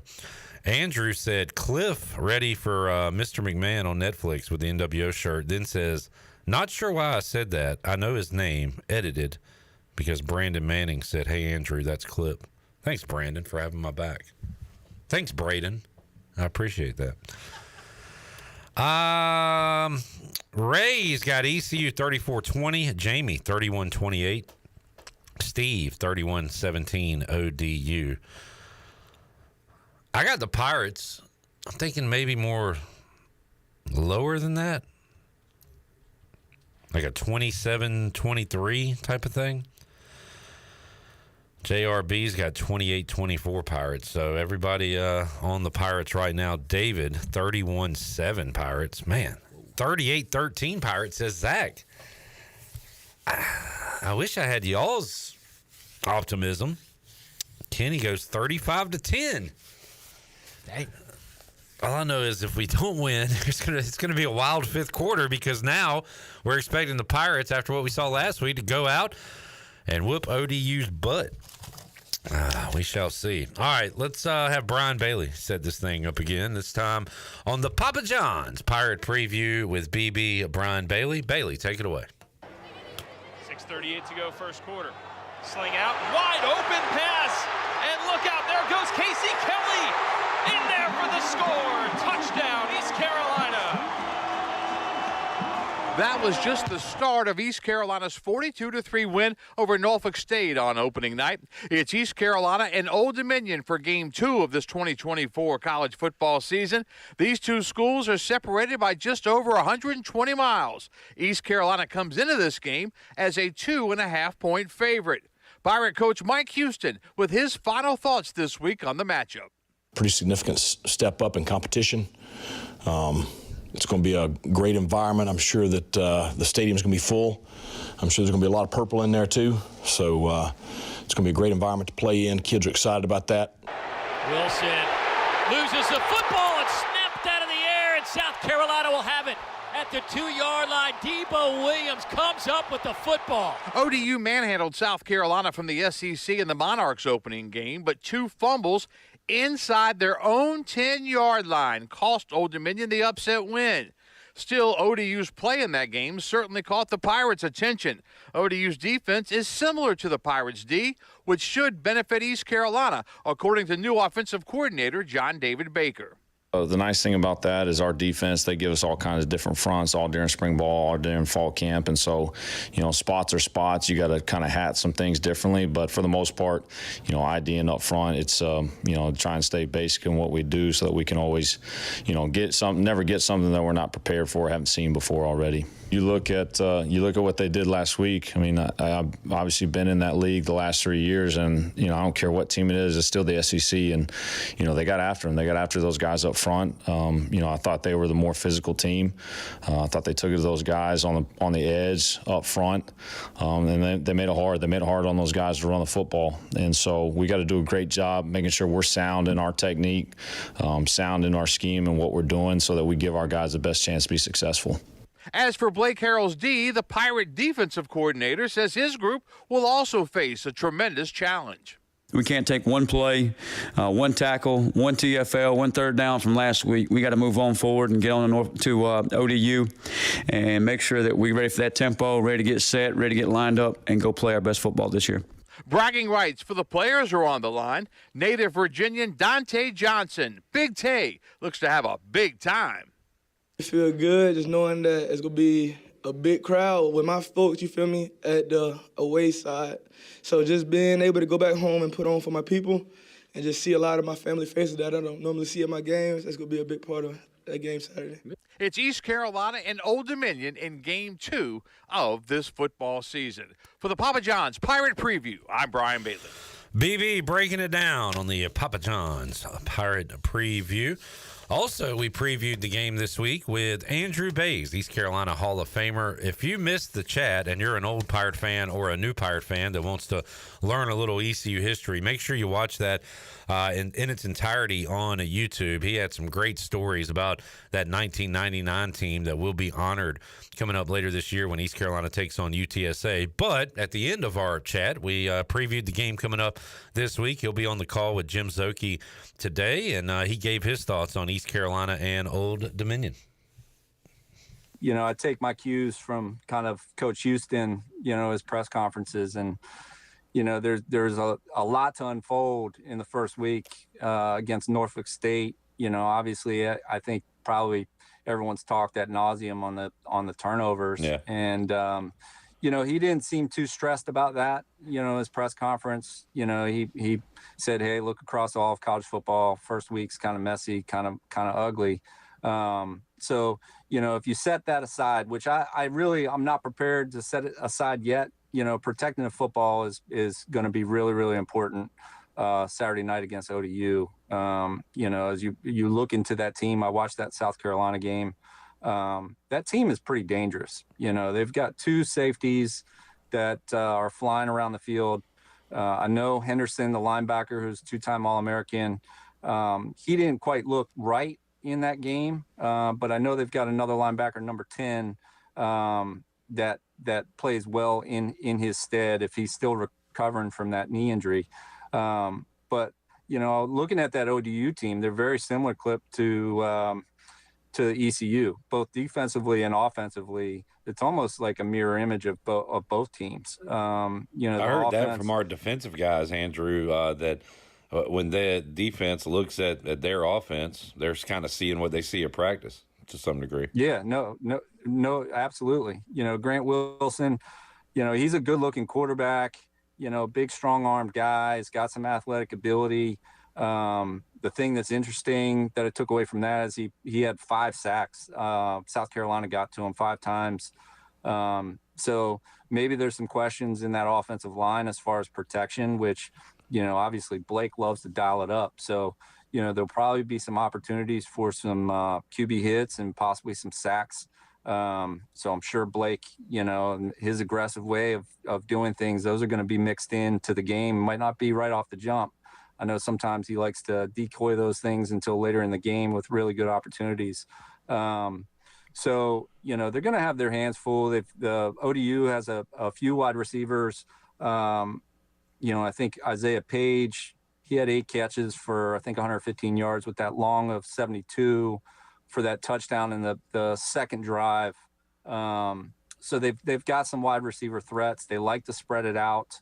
It's going to be interesting, but defensively, I'm really happy with what I saw from the Pirates. I'm sure you noticed it. They were buzzing all over the field, and I don't, I know Norfolk State might not be on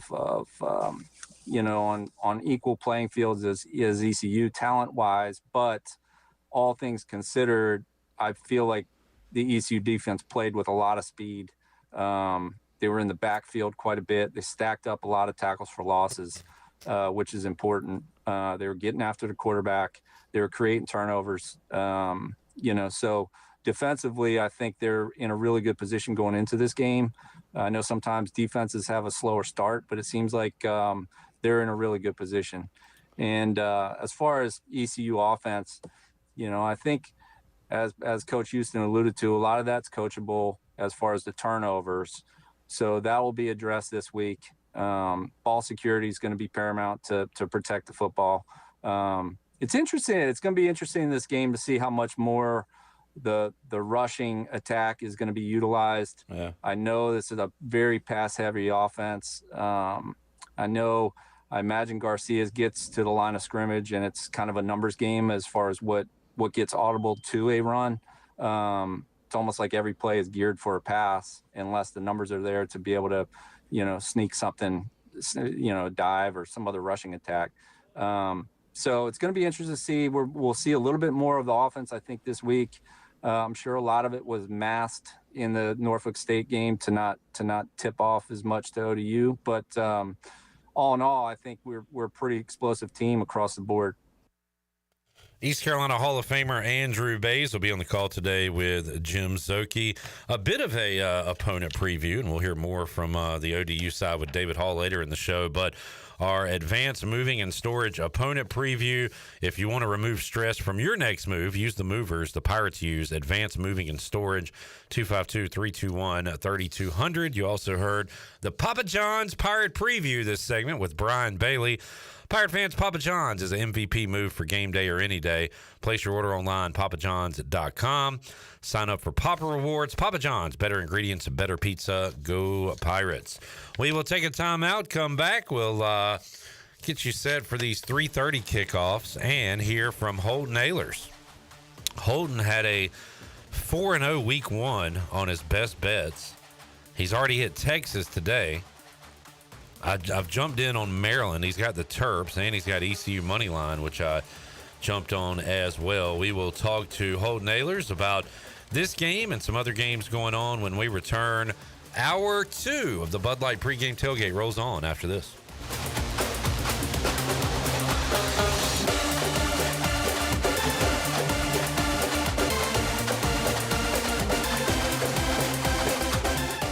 Great food, great atmosphere, and great service is Ottavola Market Cafe. Ottavola is simply a restaurant that focuses on that, being a great restaurant. There's something for everyone at Ottavola. The menu offers a variety of great choices like pastas, pizzas, sandwiches, soups, salads, and seasonal rotating selections. Lunch or dinner, Ottavola is always the right call. Call ahead and get Ottavola to go, or stop by the bar for a drink with friends. It's simple. Come and eat at Ottavola Market Cafe, Red Banks Road next to Food Lion, and OttavolaMarket.com. Ottavola, Pirates supporting Pirates. Hey there, Eastern North Carolina. Jeff Stein at Brown and Wood. We have the 2024 Encore GX at 0.9 for 36 months. You heard it right, 0.9. We also have the Envision and the Enclave at 0.9. For GMC, we have the 2024 Sierra at 1.9%, the Terrain at 0.9%, and the all-new Hummer EV 849 lease for 24 months. Brown and Wood, 89 years in business in Greenville. 4 brands, 3 generations, 2 rooftops, and 1 goal to make sure you leave a happy customer. Hey Pirate Nation, be sure to have the best and comfortable shoes with a stop at Fleet Feet. This is ECU alum Chris Lunyon, owner of Fleet Feet of Greenville, and we provide solutions through one-on-one service to runners, walkers, and everyone in between. Fleet Feet has the tools and technology to get you in the right shoe, including a 3D foot scanner that measures arch height, width, and more. Come visit us at 207 East Arlington Boulevard in the old Gordon's Golf location. Fleet Feet, we run for you. It's Bostic Sugg Furniture's Made in America Labor Day sale. Quality, value, that's what Made in America stands for. Now at Bostic Sugg, get a double sales tax discount on beautiful Made in the USA furniture. Save up to 70% off Lazy Boy special purchases or enjoy up to 60 months special financing. Get your best sleep every night and save on a great selection of Made in the USA Serta and Helix mattresses during the Made in America Labor Day sale. On now at Bostic Sugg Furniture. North Carolina State Parks has activated the North Carolina Outdoor Recreation Plan. With over 40 parks to visit in the state, we want to hear from you. Selected residents may receive a North Carolina Outdoor Recreation Plan survey through the United States Postal Service. Please take the time to complete the survey to help outdoor recreation from the mountains to the sea. For more information, visit ncparks.gov/outdoors. Mow like a pro with Hustler zero-turn mowers. They engineer their mowers to be maintenance and service friendly for the everyday homeowner while not sacrificing the build and cut quality they're known for. From the heavy-duty frame to the welded steel deck to their trademark smooth track steering, Hustler zero-turn mowers deliver professional-grade cut quality for a perfectly manicured lawn. Come into Ron Ayers Motorsports to see the Hustler difference for yourself today. Ron Ayers Motorsports, Highway 11, north of the airport in Greenville. Switching is easy. We do it all the time. We switch on the lights. We switch TV channels. Some of us switch partners while square dancing. Well, that's a stretch. But what's not a stretch is how you can switch and save with State Farm. In fact, this is State Farm agent Timothy Sawyer right here in Greenville. We can switch your auto and home insurance so you can start saving today. My team and I are ready to welcome you to the State Farm neighborhood. With Timothy Sawyer State Farm, it's easy to switch and save. Just give us a call, 493-0002. Like a good neighbor, State Farm is there. Chico's Mexican Restaurant is where the fiesta never ends. Grab your amigos and head to Chico's every Wednesday for shrimp tacos for only $9.99. Plus Wednesdays means all Mexican imports for just $2.99. Thursdays, enjoy your favorite beef, chicken, or vegetable fajitas for only $9.99. For Mexican food and fun, it's got to be Chico's Mexican Restaurant in downtown Greenville and online at chicosrestaurant.com. Chico's, where the fiesta never ends. It's not the amount of power. Ooh! It's the size of our tower. Pirate Radio, we are the voice of the Pirate Nation.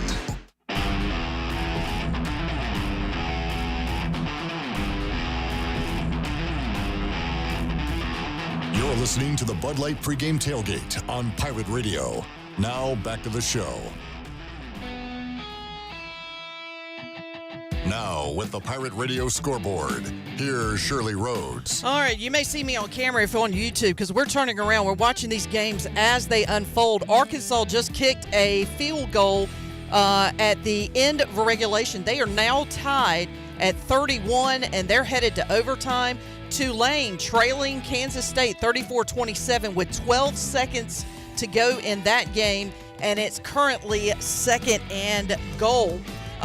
Some finals from earlier today. Army beat FAU 24-7.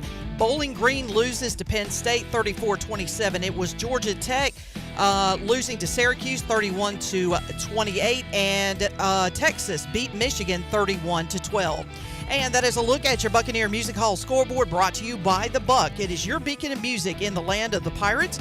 They are open from noon until 2 a.m., 7 days a week, with live music every night. And ladies, get in free on the weekends. You can follow The Buck on Instagram for an updated schedule, and we'll see you at The Buck. Now let's head back into the Bud Light pregame tailgate. Here's your host, Clip Rock. All right, this is a nice little preview for the witching hour tomorrow, Sunday afternoon, as we're getting some great finishes here to these games. Maryland deep ball is going to be overthrown. Tulane is going to throw an interception. And that'll do it for the Green Wave. Boy, what a wild one, especially here in the fourth quarter. But Kansas State will escape with a 34-27 victory. All right, we head out to the Big Rock Powersports live line and talk to former ECU QB, host of the Holton Naylor Show, my co-host on the U.S. Sailor fifth quarter call-in show. He is Holton Naylor. Holt, how you doing today, man? Clip, what's up, man? I'm doing good. I'm loving watching football all day, man. Well, I know why you're loving it. You were 4-0 last week. You already hit Texas today, so the wins just keep piling up for Holton Naylor. So I'm with you on Maryland, so hopefully I can get some of your good luck here. Yeah, I mean, it makes me feel good that, FAU just went out there and got bodied by Army because they played Michigan State close last week. I think Michigan State's program's absolutely in the gutter right now, just like Houston is, so that's why I'm taking Oklahoma too. So both of those seem like gimmies to me, but we'll see, Clip. I'm feeling good right now. I'm also with you on the Pirates. Holton's best bets week 2 includes East Carolina money line. Holton, why do you feel confident about the Pirates today in Norfolk? The defense, honestly, 100% just the defense. I think if our defense plays anything like they did last week, anything like they did last year, we'll be fine. I mean, we got experience on the defense. They've been in hostile environments before. I thought it was sold out. It'll be a good environment. We'll have a bunch of ECU fans there too, but I think our defense keeps us in it. I mean, it's time to see what the offense can really do versus good competition. Look, ODU is going to be good in the trenches, so we're going to have to go out there. We're going to have to protect really well. It's going to come down to the offensive line and then just turnovers and playing good at quarterback. So we'll see how it goes, man, but I feel good about it. Holton, what did you get from the post-game comments? Mike Houston it doesn't want to see 3 turnovers, but neither he nor John David Baker seem too upset about it, and they hope it's not an issue moving forward. But just sounds like to me, Jake Garcia, I don't even want to say he has a long leash. I don't think he has a leash right now. He is the guy for ECU football when it comes to the quarterback position. What did you take away from the game and the turnovers and then the post-game comments from the coaches? Yeah, Clip, I kind of said the same thing, on the fifth quarter call-in show, and fans were calling in asking about it. And it's kind of weird, being a quarterback for Coach Houston for so long, I kind of understand how he thinks, and we started to think the same. Because I said the same thing immediately, and I was telling you, even before we went on air, that the picks really didn't bother me. I viewed it as like a preseason game. You just go see who your guys are. You didn't have your best receiver out there. Just go sling it around and learn from it. And he had a lot of really good reads, really good throws. And the more I watched the film of last week, the more I'm impressed with him. So he has all the arm strength in the world. If he can cut down those turnovers, the sky's the limit for this offense. You can watch the film with Holton Naylor. Your film session was awesome, a huge hit, Holton. A lot of people loved that. And for people like me, I get to learn a thing or two about what's actually happening on the field rather than just saying the quarterback sucks, the receivers suck, the offensive coordinators suck. We actually get to learn why a play happens the way it does. So that was an awesome breakdown this week. And you're going to be doing that every week, right? Yeah, weekly, man. Every Monday they'll be dropping. I'm gonna do it Sunday night, Monday-ish. Monday morning, midday. But I've enjoyed it, man. It keeps me in the game. It keeps me in the game to be able to sit there and watch it, and go over it, and teach the fans something too. So it's been fun. On one hand, Holton, you always hear this cliche. Sometimes it annoys me when coaches say it, but I think it's true, and you can tell me if it is. A lot of times you are doing on offense what the defense is allowing you to do. If they're stacking the box, hey, we're gonna take shots. If they are laying back, we're gonna pound them. We're gonna run the ball. With that being said, do you think we see more of a run game today, or is it just what I said it was? If ODU is going to try to take away that run, we see Jake Garcia coming out throwing 9-10 times in a row again, like he did last week. Yeah, I mean, I don't know really what to expect. I'm going into it thinking we're going to try to play up tempo. one knack on this offense all off season for people kind of in the industry and from coaches that I know run the same similar offense at different schools. Like, the knack on this offense is it's good versus bad teams, but it struggles versus good teams. So I think ODU is a good team, so we're going to see how that offense goes today. But, I think as an offense, if you're going to that attacking mindset, who cares what the defense is going? Just go out there and be productive and make it work. If you're that good of an offensive coordinator, which JDB seems to have a lot of confidence, and we have a lot of confidence in him. He came from that Lane Kiffin tree. Then just go make it work. Who cares what the defense is running? Just go make it work. That's the cloth that I'm cut from, and I know Coach Houston's the same way. The Pirates will look fresh on the field today with the all-whites. Some people really freak out about that. Kenny Curlings is asking, how does Holton feel about the white helmets?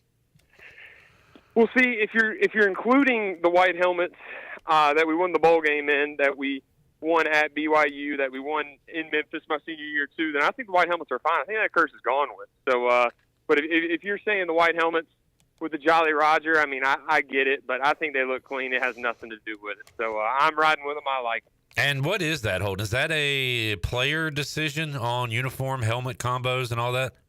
Yeah, so the Leadership Council will meet on Sunday nights. Coach Houston will ask them what do they want to wear leading up to the weekend, and they'll bring it up. And most times, if Coach Houston's feeling good and you played good the day before, then he'll go with it. And if you say something where you lost the day before, he'll probably pick something else. How the game went the day before, to be honest with you. Yeah, hey, that makes sense. Holton Naylor's joining us.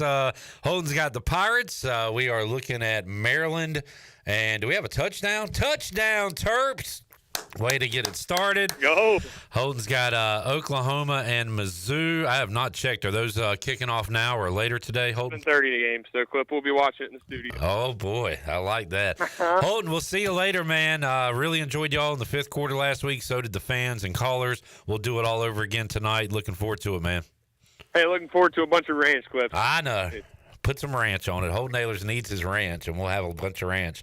I have that clip ready to go, Shirley, because Holton, Caden, and these freaks on the fifth quarter with me are ranch fiends. And you know what? So am I. I got to be honest. I'm a ranch fan, too.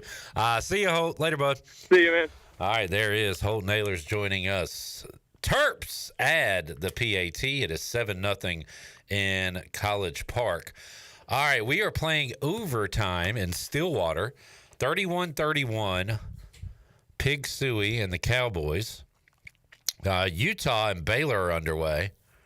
That gives me a lot of bad flashbacks to our League Two dynasty. I beat Baylor week 2. As I was in, I think I stepped out to grab a drink or something, and when I came back, the servers disconnected before I could get out of that final screen, so the game didn't count. And I ran it back and lost to Baylor. So this is if Baylor wins this game, just remember that I got some bad mojo on this game. All right, we are following anything going on in our other games that we picked, guys. We got Toledo, we got Northern Illinois. All right, so just going through the quick score. Notre Dame's already up. Scoreboard here, yeah. Overtime 31-31, obviously, with Arkansas and Oklahoma State. Got a field goal coming Missouri up. State 7-7. 31-0 Georgia. We have, it's still 0-0 Baylor, Utah. Auburn on the board, 7-0 against Cal. Still scoreless in Chapel Hill between North Carolina and Charlotte. We have Washington and Eastern Michigan still tied up at 0, halfway through the first there. Same with Iowa and Iowa State. Shocker. Low-scoring game there to start.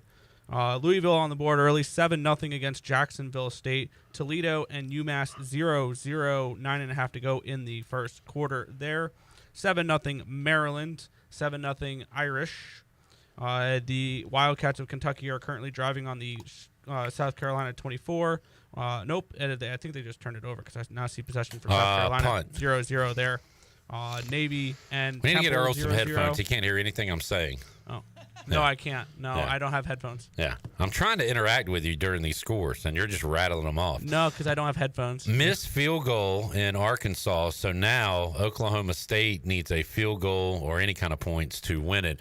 And as I was saying, South Carolina forces a punt. That's how they got the ball back. I'd like to see that. All right, so thank you for our scores updates on the Buccaneer Music Hall scoreboard presented by the Buck.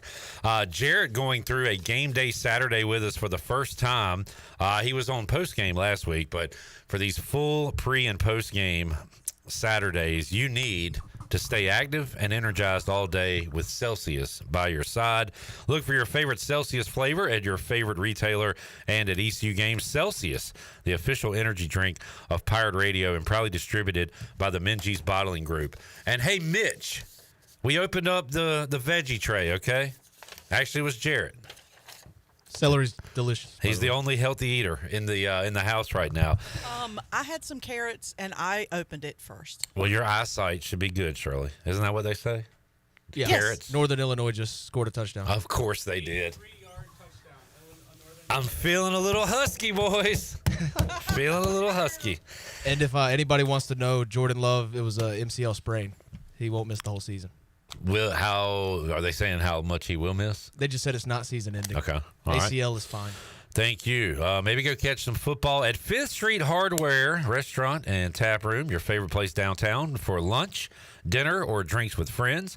Grab brunch on Saturday starting at 10:30 before the big game, or for the after game day feeling on Sundays from 10:30 to 2.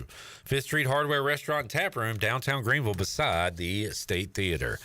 All right, a couple more minutes before we'll take a timeout. What do we got next hour? We got Jeff Nadeau. We'll try to track Patrick Mason down.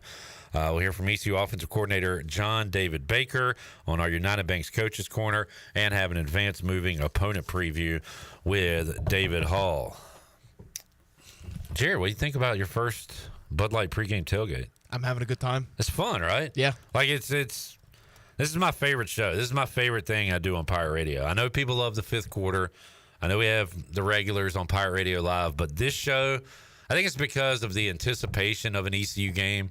Like you feel like you're going to win, and there's games going on. It's an exciting time. Yeah. Also, David Glenn being on was awesome. I grew up listening to him. Oh, yeah. In the Triangle area. DG's knows his stuff. I think he's got a lawyer background, so he can pretty much talk about any topic. Yeah. And I think he knows what he's saying, but even if he doesn't, he fakes it very well. But, yeah, big DG fan. He will be in Vegas next week. Ooh. So we'll be checking in with him in a couple of weeks when East Carolina plays Liberty. Earl, what do you think about Liberty being a massive favorite tonight at New Mexico State? Yeah, that was a tricky game. I didn't get involved with it personally from the betting perspective because for me, I kind of wanted to take the points there with Liberty on the road, right, against Liberty. Just New Mexico. What? Punt returner for Kentucky fumble, but he recovered. I saw you jump. I'm like, what? Yeah, sorry.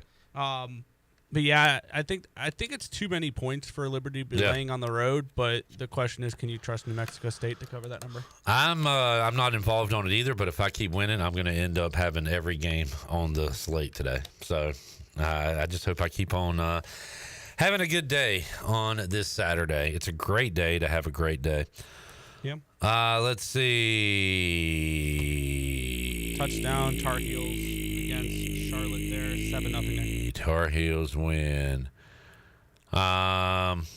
Pirates take the second set, 25-13. Now they're going for the straight set sweep over in Minges Coliseum. Go Volleyball Pirates. Adams got 34-14. East Carolina winners today. Chris said, Clipper, Texas smoked Michigan. Those bums didn't stand a chance. Yeah, we're going to have a new champion in college football this year. It will not be the Wolverines running it back. And I am interested to see what they do in the Big Ten this year. They were not dominant at all against Fresno. Won by 20, but that was like a one-score game pretty late. And then today, they go up a class and lose to Texas at home. In the first bit of overtime, Arkansas and Oklahoma State both missed field goals. Oh, my God. Let's play on. Let's play all day. That's fine. All right, let's take a break. We'll come back. Hour 3 of the Bud Light pregame tailgate on tap. We'll check in with Jeff Nadeau, P. Mace, hear from John David Baker, David Hall. We got more to go. Hour 3, back with you after this.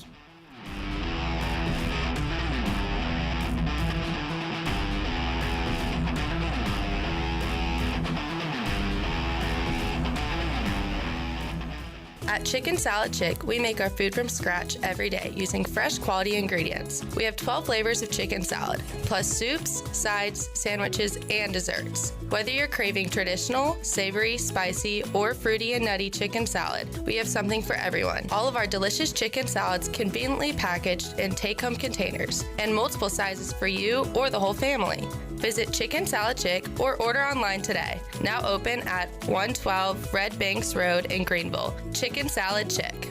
There's a special deal at US Cellular where you can get 4 lines for just $90. It's perfect for you, Barbershop Quartet. That's us. There's no trade-in needed, and it comes with 4 free phones of your choice. 4 free phones. US Cellular, built for us. Terms apply. Visit uscellular.com for details.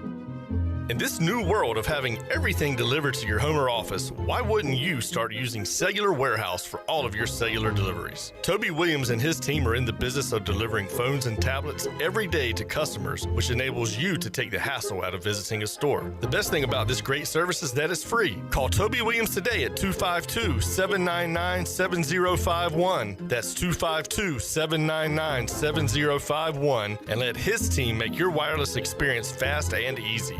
Cellular Warehouse, your local U.S. Cellular authorized agent. This is Talbot Green with Integrity Home Mortgage. Are you ready and pre-approved if the home you want to purchase comes for sale today? This is a very important step when trying to purchase a home in the current market. Integrity Home Mortgage offers a wide variety of loan programs. Our team of Talbot Green, Braxton Green, and Joe M. Weir has over 50 years of experience and is committed to providing you with the superior customer service you deserve. To get started, call me, Talbot Green, 714-2076. Talbot Green, NMLS 120331. For informational purposes only. Integrity Home Mortgage Corporation is equal housing lender, NMLS 208516. This is a public notice, only Discount Mattress and Furniture, 1501 Evans Street in Greenville. Every single item must be sold at pennies on the dollar. Up to 75% off mattresses, furniture, wall to wall. Only Discount Mattress and Furniture. All wood chest, $99. Computer desk, $99. Nightstands, $49. Dinette sets, table and 4 chairs, $199. Chairs, end tables, coffee tables, $20. Bedroom suits, living room suits, up to 75% off. Regular mattresses sets, regular $500. Today, $200. Pay our cash, check, and credit card. Second chance credit, no credit, new credit, bad credit. 9 days, same as cash. Bring your truck and trailers to save even more. U-Haul trucks will be on location for pickup of merchandise absolutely free. Public notice, Discount Mattress and Furniture, 1501 Evans Street in Greenville. Hurry, when it's gone, it's gone. Winning is not everything, it's the only thing. Yeah.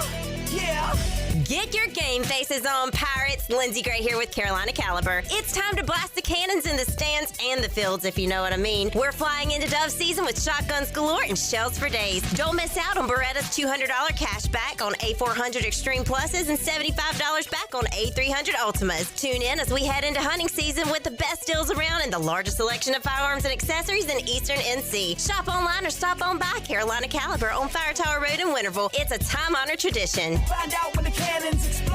There's a common misbelief today that to make it further, you need to push yourself, that you need to give up any joy to continue your rigid routine. Or you could try another way. Take some time to enjoy life, like having a Michelob Ultra with friends, because happiness is essential to living an exceptional life. Michelob Ultra, a refreshing and balanced flavor with only 2.6 carbs and 95 calories. It's only worth it if you enjoy it. Enjoy responsibly. Michelob Ultra, proudly distributed by Carolina Eagle Distributing since 1989. I'm here with Jamie Lane with Carolina Hardscapes and Pools. Jamie, what's new? For starters, we're building our new building out at 5019 Highway 43 South. We've also put together a 10-day pool package. A 10-day pool package? What does that mean? Well, people think pools take a long time, but with this package, we break ground and have you swimming in 10 days. Go to CarolinaHardscapesandPools.com or by calling 364-1201. You can stop by our office on Fire Tower Road. We can make your backyard dreams into a reality with landscaping, patios, fireplaces, and outdoor kitchens. Carolina Hardscapes Hardscapes and Pools. Enjoy the outdoors. This is Pirate Radio, WGHB Farmville, 1250 and 92.7 FM Greenville, WDLX Washington, 930 and 104.1 FM Washington.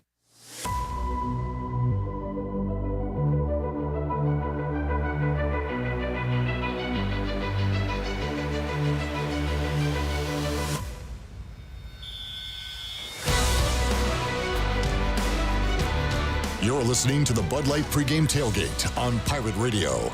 Now, back to the show. Welcome back for the latest breaking news, interesting stories, and awesome contests that can make you a winner. Be sure to follow Pirate Radio on our social media. You can follow us on Facebook, Twitter, and Instagram at PR927FM. You can join the over 81,000 followers today. Now let's head back in to the Bud Light Pregame Tailgate. Here is your host, Clip Brock. Alrighty, back with you. Touchdown Gamecocks. Also, Charlotte knocking on the door to try to tie it with Carolina as they are, I think, somewhere around the 20-yard line. I can't see it. Inside the 10. That's around the 20, relatively speaking. Around the 20, yeah. Well, it's hard to see when you're looking at the glass and you're seeing the TV in reverse. They're going the wrong way. Michigan State also scored. Touchdown, 7-7. Son of a gun. You take the good with the bad. Ben says ECU Pirate alumni in Charlotte viewing party at Angry Ales on Montford. Let's go Pirates. I like that. I like the get-togethers at other locations. Pirate fans gathering together. I'm sorry, I didn't mean to interrupt you twice. Have we done a check-in where everybody is checking in from and listening to us from? Where are you viewing listening? us from? Where are you? Where are you? Where are you? Let us know. Between that and Billy Ocean, two of Clip's favorite karaoke songs right there. I believe Jeff Nadeau will be on the other side of that phone as we will talk some college football. Clint says Tulane's going to be tough this year. Absolutely robbed with the weak offensive pass interference call at the end of that game. So, K-State escaped Yulman Stadium today with a 7-point victory. All right, we go to the Big Rock Powersports live line and talk to Jeff Nadeau, who should be in a pretty good mood. His Army pick he gave us the other day was a rocking chair winner, easy winner there over FAU. And his Birds, the Eagles, win last night against the Pack. Jeff, how you doing, man? Pretty good. How are you, Clip? Good. Enjoying this football and watching this 3:30 slate right now as games going on. Jeff, how's your Saturday going so far? Pretty good. Most of my games are later, but pretty good so far. We talked to you about ECU and ODU with the line movement on Thursday, Jeff. It went from Monarchs as a favorite, Pirates as a favorite, and then back to ODU as a slight favorite. So you look at this game today, Jeff, East Carolina did what they were supposed to do against an inferior opponent last week. They take a step up today. South Carolina knocking off ODU last week. How do you kind of look at this game coming up in Norfolk today? It's not a game that I have much interest in. I think these two teams are pretty even, to be fair. I'd probably go back to the under again with ECU. I think they're a pretty good defense. Obviously the quarterback is better than they had last year. That said, I don't know if this is an Oklahoma, Oregon type of offense either. Old Dominion, they're not generally a high tempo. They probably play pretty fast, but that doesn't always mean you're going to score touchdowns. I kind of had this at 27-21, 24-21. I lean under 54, but it's not a game I look real into. Under a winner last week in the ECU game and a winner a lot last year with the way the Pirates play defense and the offense's inability to score. This year we think our offense is going to be better, and hopefully that defense is even better for the Pirates. 6 o'clock kickoff, ESPN Plus, East Carolina and Old Dominion. Jeff, let me ask you again about Tennessee, NC State coming up tonight, the Wolfpack. This game is in the state of North Carolina, but I got a feeling when you see the wide shot, there's going to be a lot of orange at Bank of America Stadium in Charlotte. Any thoughts on that one as we get to see Nico on a big stage, the freshman QB for the Vols? Well, I think if you're betting Tennessee at this point, I mean, you've kind of missed the point on this. This number was significantly lower days ago. I feel like if you like NC State, maybe you try to wait, see if you can get a 10 to pop up, close to game time. Maybe late money comes in on Tennessee. It's already come in a lot. I don't think NC State they didn't play well last week. Western Carolina is a decent FCS team. They have a good quarterback in Cole Gonzalez. I think you kind of just maybe chalk it up to Grayson McCall just having a bad game. The problem is, playing at Coastal Carolina and playing Sun Belt teams every week is a lot different than playing, ACC and now an SEC team that you're going to play here. So, this is a big barometer game for NC State. It would be nothing but Tennessee to me. And look, at this point, I don't really want to bet them at 9.5, so it's a pass for me. Jeff, another game that, I don't know, the line looks big to me. I'm not going to pretend I know everything about Liberty and New Mexico State football. I do know New Mexico State won a lot of games last year, lost a lot, I think, the coach and quarterback, so they got some things to figure out there. But a 22-point dog at home to Liberty, that's 10-15 tonight, ESPN2. Is that too many points, or can Liberty go in there and light it up? Yeah, I think for me, for further notice, one of my losers last week that I had was Liberty. I thought they would beat up Campbell, who was one of the worst FCS teams in the country last year. And I think one thing I noticed I was really worried about with Liberty is I think you have these same problems with Jamie Chadwell teams. You had the same issues at Coastal Carolina. Their offense is very good, but their defense is not good. They allowed Campbell to kind of do whatever they wanted last week. Campbell had 310 yards, over 6 yards of play. They scored 24 points. I think for further notice, I'm kind of looking at overs. Seems like they're going to kind of make any team look good from an offensive standpoint. And look, I will say, I think New Mexico State's pretty bad. They lost, as you said, a lot. They barely got by Southeast Missouri last week, an FCS team. Only put up 23 points. But I feel like in this game, every game Liberty plays, they're kind of good for 40.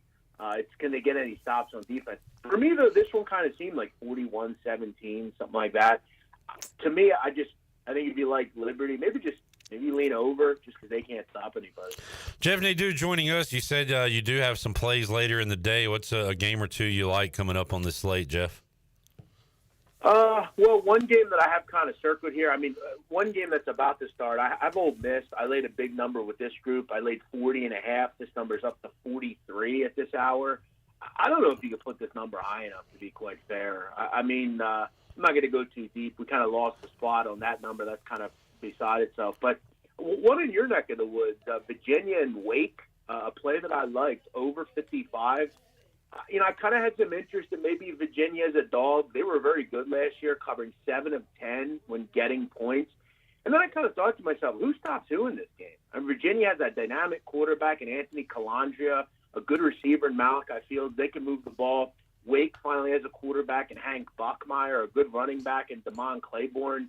Virginia couldn't stop anybody last year through the run and through the pass. They allowed Richmond to kind of move the ball on the ground. I feel like Wake could have a big day. I feel like a lot of big plays in this game. Wake was a decent over team last year, but Virginia 8-2-2 to the over last season. Last week, both these teams combined for 10 plays of over 30 yards. I think we see a fun back-and-forth game here. I like the over in Wake, Virginia. Jeff Nadeau joining us. Great insight from Nadeau on this college football slate. Jeff, while I got you here, let's talk a little NFL Week 1 on Thursday. You said you were really hoping to see a 7 for the Cardinals in Buffalo. It looks like it's still sitting at 6.5 right now, but you think the Cardinals can hang around in Buffalo tomorrow, right? Yeah, I think this is a good spot for them. I've liked Kyler Murray over the years as a dog. He finally has a big play receiver in Marvin Harrison Jr. I don't think we're going to see a 7 here. That would mean you need a lot of Bills money, and you're only getting square money. That's not going to push this up to 7. Sharps are on the Cardinals. They're always going to be on the Cardinals in this game. Remember, again, traveling to the East Coast is not as difficult in the first game of the season. It's not like we're in a foreign country or anything. I noticed I see a 3 on the Colts. I'm interested there. I think that game could be close. I think the Texans could kind of struggle in this game on the road. A lot of expectations there. I got to be honest, Cliff. I kind of like the Washington Commanders a little bit against Tampa, getting 3.5. I think the Commanders are going to be better than a lot of people think. I feel like if you like the Bears with a new quarterback, a young quarterback, why not like the Commanders? I mean, Jaden Daniels is a good young quarterback. We know he's a high-level player. He's got some weapons to work with there, and McLaurin and Luke McCaffrey, a guy I like. That defense can't be much worse. You got to figure they got better. Adding, I think, the best nickel corner in the draft, and Mike Sainer still. I like Washington a little bit. I like to hear that, Nadu. Another thing you had on Thursday, a little Panthers money line action, although it sounded more like that was anti-New Orleans than it was pro-Carolina. Are you still thinking of that one for tomorrow? Yeah, I didn't get there and betting it yet, but I think at worst I'm going to bet Carolina +4. I think, I'm not really in a rush with this one. Again, I think 4 is a good number, but I thought anything above 3 was fair. I just don't really know what the Saints are. We know Derek Carr is just an average NFL quarterback. The Panthers can't be much worse. I think they have a pretty good defense, and I think they're going to stay in games because of their defense. This is going to be a low-scoring game, right? This total is what, 41 and a half. This is going to be a low-scoring game. I look at what the Saints have. I mean, what weapons does this team have? I mean, Alvin Kamara, it's been a year or two since he's been kind of that high-level player that we remember. This is kind of a real question. Is Michael Thomas still playing in the NFL? He's okay. Jarrett says no. I didn't know because he's Michael Thomas is not. He's a free agent currently. Wow. Okay. All right. Yeah, I don't know I guess Taysom Hill is their weapon, as far as I know. Pretty amazing. I remember a time when, and I know you remember this, I remember there was a time where Michael Thomas was arguably one of the better receivers in the NFL. I mean, I remember in 2019, I think it was, he had 150 catches, I believe. Yeah. It was pretty unbelievable. I don't know.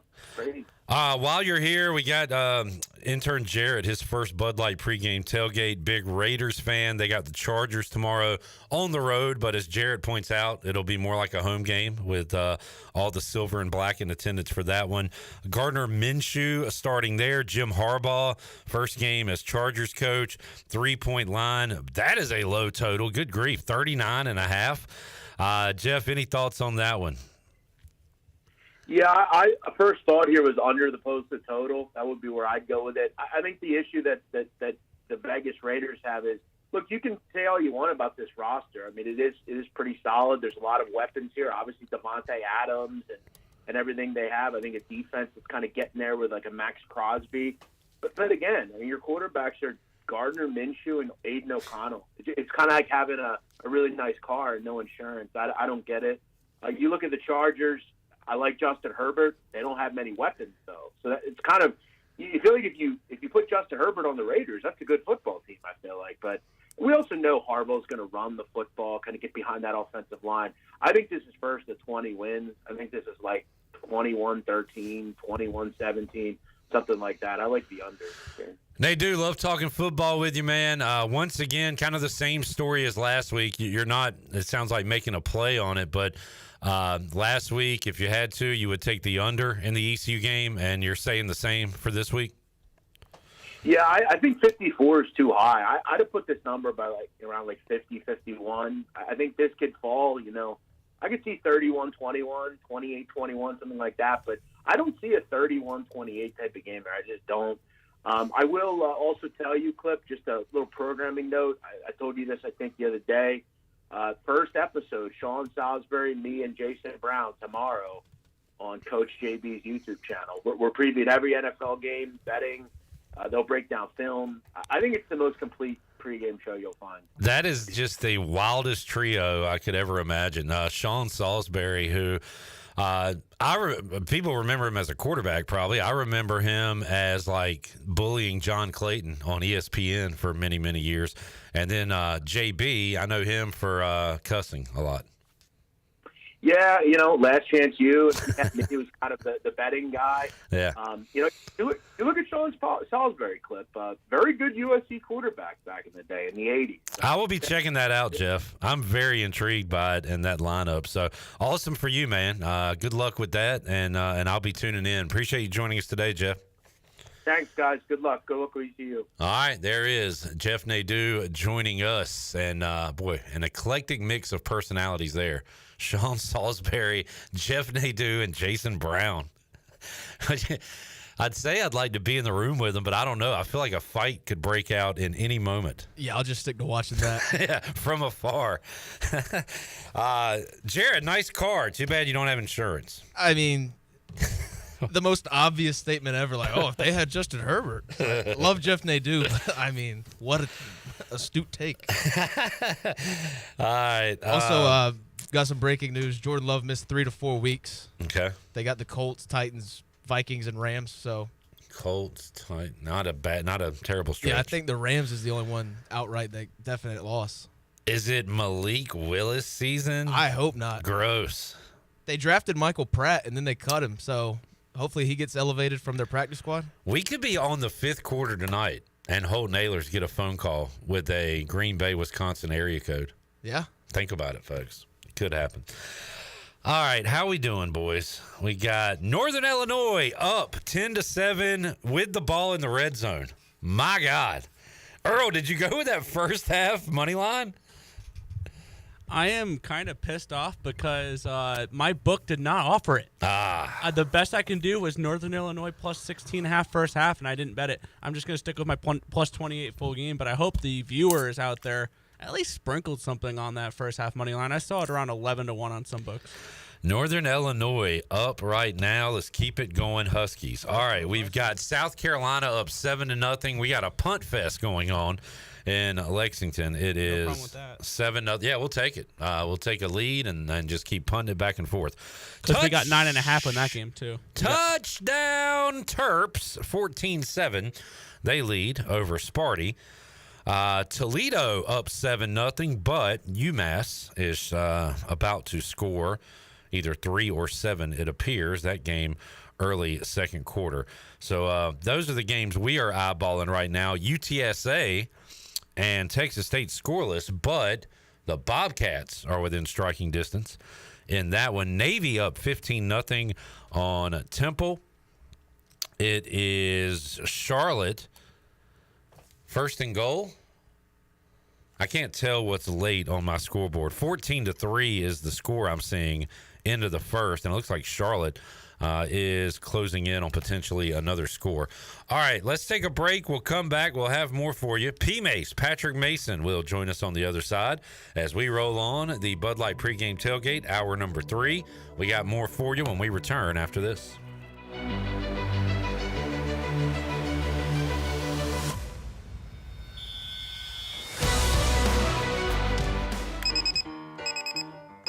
Some days you hit snooze, but not today.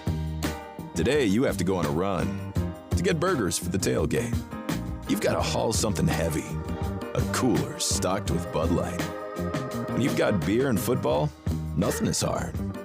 Until the other team scores. Bud Light, easy to drink, easy to enjoy. Enjoy responsibly. 21 plus. Copyright 2024 Anheuser-Busch Bud Light Beer, St. Louis, Missouri. The Rick House is Eastern North Carolina's premier restaurant and bourbon authority. Jefferson's, Basil Hayden, Woodford Reserve, and a Midwinter Night's Dram are just a few of the incredible bourbon options. The Rick House features the very best steaks and fresh, made-from-scratch pastas. The Rick House can host your corporate event or special parties in the 3,000-square-foot banquet hall. Join the Rick House for Sunday brunch from 10 a.m. to 2 p.m. and for the wine tastings on the last Friday of every month. The Rick House. Pirate football is back, and the only way to dress for game day is to visit UBE or pirateware.com. UBE has all your game day apparel, such as polos, tees, hats, and jerseys. UBE also has all the merchandise to keep your tailgate undefeated. Pirate flags, decals, face tattoos, and more. And for your little pirates, visit our Crow's Nest with Pirate Nation's largest selection of youth apparel. UBE has special hours on Sunday after home games, open from noon till 5. And you can visit pirateware.com anytime. UBE, where every day is game day. This is Brian Harris with 360 Golf Carts, Pitt County's go-to shop for all things golf carts. We have E-Z-Go, club car, and utility carts to choose from. Whether it's for the beach, riding around the neighborhood, or working in the yard, 360 Golf Carts has the perfect ride for you. If you have issues with your current cart, take it by my shop for an expert's diagnosis. From parts to sales to service, we have you covered. We will even deliver right to you. So come see me, Brian Harris, on Highway 43 just past D.H. Conley High School. 360 Golf Carts. Pirates supporting Pirates.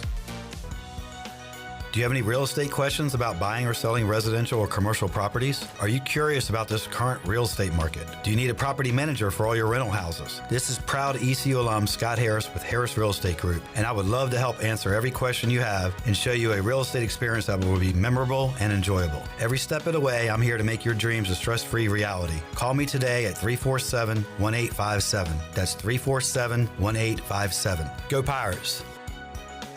Hey Pirate Nation, this is Rhonda from Russell's Clothing in downtown Washington. Fall weather is coming and we're ready for some Pirate football. Russell's has a long history of dressing Pirate fans, both men and women. For the men, we offer both logoed and non-logoed from Peter Millar, Johnny O, and Smathers and Branson. Our ladies love Tyler Bowe, Emily McCarthy, and Never a Wallflower for game day. Join us in wishing the Pirates a healthy and successful season. And remember, for all your game day needs, shop Russell's in downtown Washington. Go Pirates! I'm Sam Jones, and for more than 3 generations, my folks have kept the fires burning for Eastern North Carolina Whole Hog Barbecue. At Sam Jones, you'll find our smokehouse pumping out wood-fired meats, cooked fresh every single day. There are no freezers at our place. Everything, and we mean everything, is made fresh daily, including our sides, sweets, and sauces. Stop in and see us, and I bet you'll be able to taste our passion in just one bite. At Sam Jones Barbecue, you'll find plenty of smoke, but no mirrors.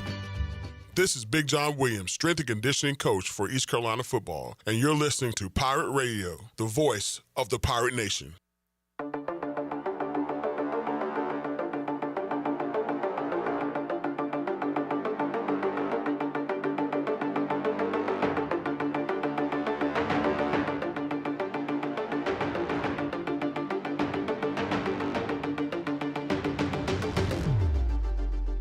You're listening to the Bud Light Pregame Tailgate on Pirate Radio. Now back to the show.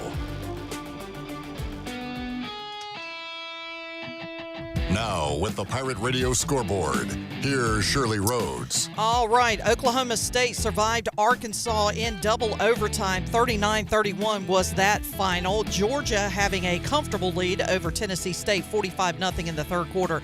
Utah leads Baylor 17-0 in the second. It is North Carolina 14, Charlotte 3 in the second quarter. Iowa leads Iowa State 7-0 in the second.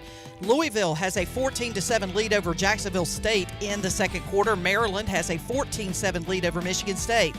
Number 5, Notre Dame trails Northern Illinois 10-7 in the second quarter, and Navy is leading Temple 16-0. And in Major League Baseball, the Phillies and the Marlins are playing. They are in the bottom of the first inning. The Phillies up 1-0. Connor Norby is currently up to bat. And that is a look at your Buccaneer Music Hall scoreboard, brought to you by The Buck. It is your beacon of music in the land of pirates. They're open 7 days a week from noon until 2 a.m. with live music every night and free entry for the ladies on the weekends. You can follow The Buck on the Instagram for an updated schedule, and we'll see you at The Buck. Now let's head back into the Bud Light pregame tailgate. Here is your host, Clip Rock. All righty, welcome back. Hour 3. Starting to get a little closer, about an hour and 40-ish minutes away from kicking things off. East Carolina and Old Dominion, the Monarchs, 6-7 last year. Ricky Rain, year 5 as the head coach. A number on the UBE stat sheet. UBE, an ECU tradition for over 50 years. Shop online, new and improved pirateware.com. UBE has the biggest and best selection of ECU sportswear and accessories for Pirates of all ages. Every day is game day at UBE. Earl, how many first downs do you think ECU had last week? Cause they feel like they moved the ball like quick. Yeah. And there were bigger plays. I'm gonna say like 20. 31. Woo. 31 first downs today. Or excuse me, last week. If they hit that number today, I think they can win again. We'll guess some numbers now with Patrick Mason, who joins us live from Norfolk on the Big Rock Powersports live line. Shirley Rhodes has her arms extended. Connor Norby just went yard, and it is now 2-1 Miami.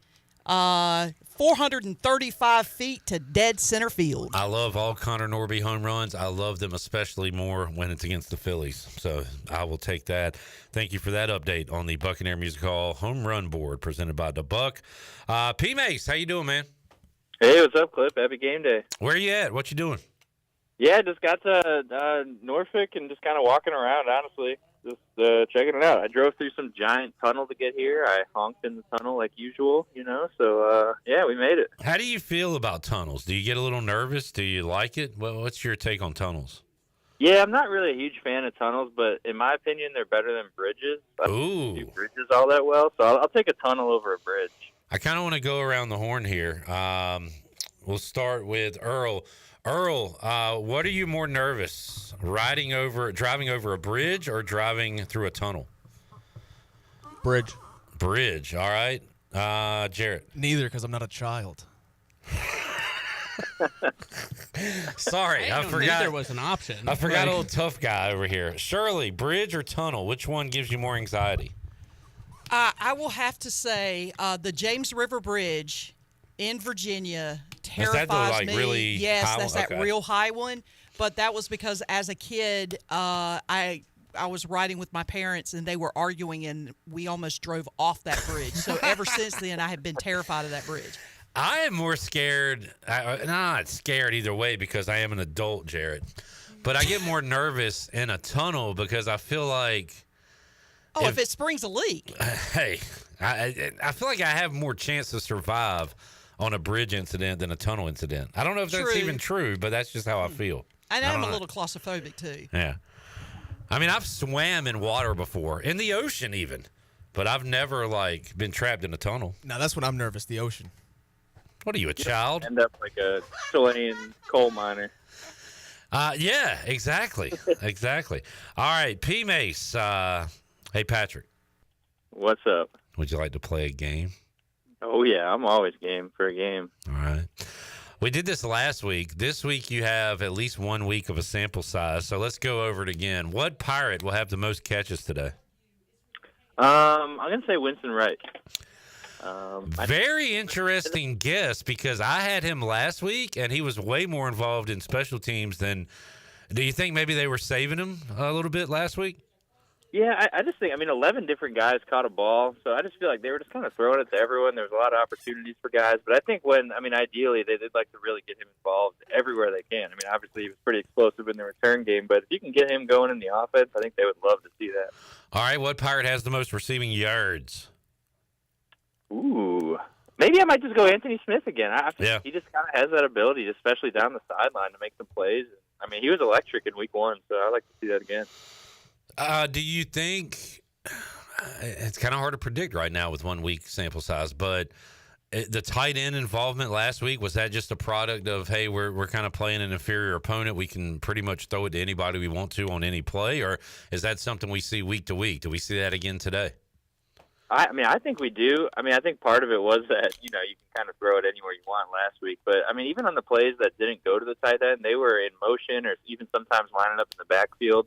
So I feel like at the very worst, you got to worry about them. You got to at least kind of keep your eyes on where they're going. So I think that's going to be a big part of this offense moving forward, is just moving those guys around, trying to create some mismatches, and, Garcia identifying that when it happens. I think this is a valid question. What Pirate gets the most carries today out of the backfield?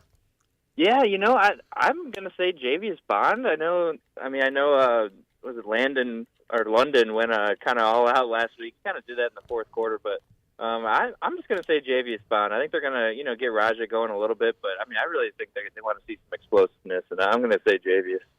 All right. Thank you for answering my questions, Patrick. Defense travels. That's the old cliche. This Pirate defense did all they could to try to get ECU wins last year. Didn't work out a lot of times. This year they have a little bit of offense to go with it. So we are pretty much counting on them week to week, right, to either keep East Carolina in the game or win the game. Do you think they can do that today against Old Dominion?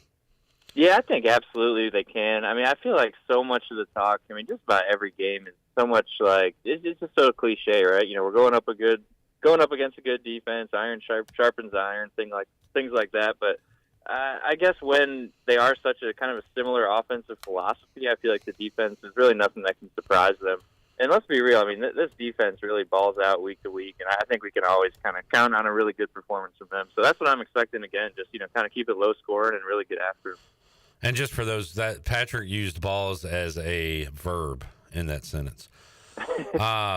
Let's get an Iowa update. The Hawkeyes up 10-0 over rival Iowa State. So 10-0 early second quarter. You'll take that, P. Mace? Oh, yeah, and this is Iowa State's Super Bowl every year, so it's so fun to crush little brother's heart every year. So I'm loving that score right now. Listen to this guy. You just pissed off one random Cyclones fan that listens to Pirate Radio. Patrick, how confident? I do a vibe check with Sean when it comes to ECU every week. What's your vibe check level 1 to 10 for the Bears and Titans tomorrow? How confident are you? It seems insane to say, but I'm like at a 9 right now. I mean, the only thing bringing it down is just that it's his first game ever. But I'm at a 9. I might sound insane, and I might be insane, but I am so ready for this, and I am so I think they're going to roll, and I think they're going to win, and I'll probably be crushed on Monday. I think you're just drunk on power right now. You had the worst football year ever last year with your teams and the team you cover, and this year you're starting to see signs of life, and hey, why not be optimistic? It's fun to be optimistic, so I'm with you. Yeah, that's right. I'm getting a little cocky, I think, maybe a little big, but we'll take it. All right, P. Mace, we'll enjoy the game. We'll check out your work on the pages of the Daily Reflector, online, reflector.com. Have a safe trip home through those tunnels, and we'll talk to – oh, by the way, somebody on YouTube, Blake said, bridge worse than tunnel is one of the worst takes I've ever heard out of Patrick. So you might get some feedback from that. That's awesome. I'll take it. I'll own it. All right. Thanks, Patrick. See you, bud. All right. Appreciate it, man. There is Patrick Mason joining us on the Big Rock Powersports live line. Big Rock Powersports has everything you need to conquer the outdoors. If you're in the market for an ATV, side-by-side, motorcycle, boat, or my favorite, personal watercraft, make Big Rock Powersports and Marine your next stop with 5 locations in Eastern North Carolina. Big Rock Powersports. Choose your adventure. Steve Hill is here with goodies. Make sure Steve gets his 3 wings picked out by Glenn Griffin with 8 ounces of dipping sauce. Thank you, Steve. We did a check-in. Where are you? This is a segment called Where Are You? JRB is in Bear City, New Bern. Chris Nichols is at home in Greenville. Matt, I bet he's a good baseball player. He's in Warner Robins, Georgia. Jeffrey, tuning in from Cary. We had another on Facebook, Clint in Youngsville, North Carolina, northeast of Raleigh. Appreciate everybody tuning in no matter where you are on this Saturday. All right, Tyler's in Dirty Myrtle. Old Ray's in Farmville. Ray, what do you think about Liberty and New Mexico State tonight? I know you got some Liberty ties, right? So you might be biased, but I'm thinking of jumping in on the Aggies tonight. Robert says, tight ends big today. Fast wide receiver stretching the field. Threat of the option run will leave the middle of the field wide open. We got Brad in Raleigh. C. Blee in Richmond, VA. John is in Columbus, Ohio. Zach is in Minges. After ECU swept that catabutt. ECU of volleyball with a victory today. Tony is 8 years old. Jamie in the ILM 910, Mr. Worldwide. Ben hanging out at the alumni viewing party in Charlotte. Robert says, listening from the L-Dub. What is L? I mean, I should know that. L-W. L-Dub. Little Wayne. Little Walk. Why does Lewisburg come to mind? But where's the dub come in? I don't know. Dub means W, right? Well, yeah, most of the time, yeah. But, I mean, where does Vegas come from when we talk about G Vegas? It's a party atmosphere. L-Dub. Reference there. Lexington. Okay. Fair. What's L-Dub? Let me know. Blake's in Cary. John is in Morehead City. Tuned in. Oh, Robert, that makes sense. Damn, I should have known that. L-Dub. Little Washington. Yep. Did you come up with that, or did you see it? No, it just hit me. Yeah, should have known. Should have known. Oh, man, John, I don't know about this move. I've tried this move. I used to PA some volleyball, and the games would start at like 1 o'clock or 2 o'clock on a Sunday. And I would try to do the avoid the phone, avoid the scores. But you also have, I'm in like a commander's text group. My buddy, if something happens, they text. John is going to try to go dark at 6 p.m. He's at a wedding and watch it back post-wedding. Is there any chance in 2024 that that's even possible? Spoiler free. Unless he completely powers his phone down. Yeah. And still, if there's people at the wedding who are also fans, they're going to tell him. Like, that's going to happen. I promise you, just don't even try. Just check the scores and do it that way. You're not going to be able to make it the whole wedding without knowing. Or just don't go to the wedding. Oh. Yeah, why are we scheduling weddings on Saturdays? Have y'all in the watched fall? Nathan For You? Yeah. So here's what you do, John. You pay $2 million for a John Moody life-size mannequin. You have to do the most convoluted thing ever. You get that shipped in and place that at the wedding. It also needs, you're also going to have to AI your voice so it can speak to people. But we can Nathan For You this thing and have a John Moody dummy at the wedding.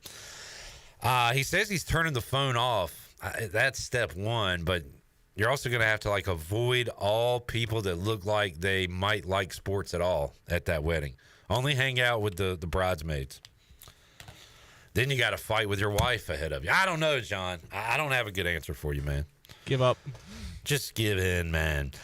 Jonathan is in Pinehurst. Pinehurst in the house. Sandy Joko, Johnston County. Sandy, you're... I should save my antagonistic comments for Pirate Radio Live and not this show, right? Sandy, you're kind of an idiot. The thing you said the other day about me wearing a Braves hat, just idiotic, just stupid. But you know what? I don't want to talk about it on this show. This is a good vibe show. We'll save it for Pirate Radio Live. Rally Pig is in Wilmington. Ooh. John says, I may just call into the fifth quarter and have you give me the result. How awesome would that be? Oh, that's not a bad idea. So, John, you can't be tuned into the show and you can't listen to the call while you're on hold. We're just going to patch you through and we'll do like almost a game log. We'll tell you what happened in the first quarter, second quarter, third, and then the all-important fourth quarter. Does that mean he has to be the first caller in on the show? Yeah, pretty much, because he can't hear previous callers before. Exactly. Jonathan said, I've done it before. I guess speaking of skipping a wedding, maybe. He said he was in the doghouse for a week, but it was worth it. Yeah, I mean, it's like you're going to accept your punishment, and you know it's going to happen. How worth it is it to watch the game is the ultimate question. Right. And honestly, I think the answer to that is dependent upon the outcome of the game. Pirates win, worth it. Pirates lose, double whammy. See, I think I would flip it. It'd be more the opponent than it would be the result. Like, if it's this next week, I totally understand skipping a wedding to watch the App State game. I hear you, Earl. This is I don't this is a big game. It is, but like, is it the most important game of the season? Yes. It's because it's the next one? Yeah. Okay. Wow. Read my mind. Thank you, Coach Harrell. Yeah. Oh, you're on that train? The biggest game's the next game? All right. Field goal Gamecocks. They're up 10-0. Yes, they are. Kevin is listening in Beantown. It's up in Boston. Let's take a break. We'll come back. What do we got next? We got our advanced moving opponent preview with David Hall. We'll get to know some X's and O's and some Jimmys and Joes from the Old Dominion side of things. and wrap up hour number 3 and get set for hour number 4, our final hour on the Bud Light pregame tailgate as we get ready for the Pirates and Monarchs. Back with you after this.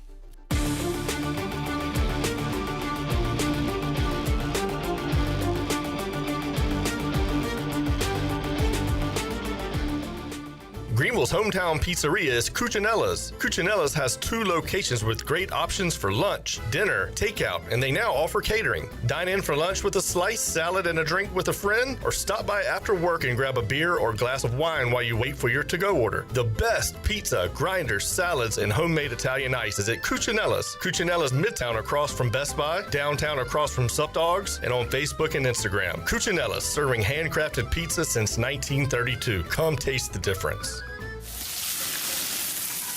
Is your mouth watering yet?